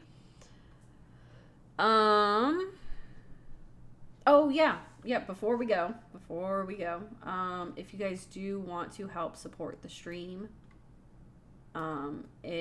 you can do it for free by checking out Monopoly Go. Let me move this. You can check out Monopoly Go. If you download the game, certain boards that you hit will reward me in monetary value. But I also gotta say, me and my husband have been playing this game, and we've kind of become addicted to it. So we've been having a lot of fun with it. I've shown it a couple times here, and it's just a fun little game. It's something quick and easy that you can get into, pop on, play, do your little rolls, hop around the board. You can attack other people's boards. You can steal their money. Me and hubby have done that back and forth multiple times. And then he'll come home and be like, "Hey, stop stealing my money." And I'm like, "You attacked my board." Of course I stole it. It's such a fun little game. And it's great to fill up some of that extra time if you've got any in between. So I definitely recommend it. It's an easy game to play, and it is free to play. You do not have to spend any money, and you can get really, really far in it. Hell, I think I'm nearly in the 40s for the boards. I'm nearly up to, if not, I already am. Or no, I think I'm on like board 38 or something. So yeah, it moves really, really, really fast. So yeah, it's a free way to help support the stream, and I really, really appreciate it. Adespia, you are dropping all of the freaking links. Yeah, also, if you want to support me again, you can check out my YouTube and drop a sub. All right, I know who we're going to go into. We're going to go watch more cards, but they're going to be different ones. We're going to go raid out. So we're going to go raid out into Eros. Eros is freaking hilarious. I love Eros. Their content is hilarious. So I definitely recommend... I would definitely recommend hopping it out. And if you guys enjoyed this type of content in particular, if you guys enjoyed me talking about the Pokemon scene, sharing my opinions and sharing my advice, definitely let me know. You guys can let me know in the Discord what you guys thought on this, because this is very different from my normal content. I normally just kind of play Pokemon Pocket. And sometimes a few other games. So if this is the kind of content you liked and you enjoyed hearing my opinions on things and solutions, definitely check out the Discord. Let me know. I'd love to hear you guys' thoughts and opinions on how this stream was. Like I say, I definitely enjoyed it, but I definitely want to make sure that you guys are enjoying it as well. But feel free to join. And we can also talk about other things. But we're raiding out into Eros. If you've got them, make sure you post them in the chat. The Ponyta raids. And y'all have an amazing evening. It was such a pleasure. Thank you, everyone that's new. Steffi, was great meeting you. It was great chit-chatting. I had a great time. Everyone, y'all be amazing. And happy birthday, by the way. Happy birthday. Love you guys. I'll see you on the next one. Bye.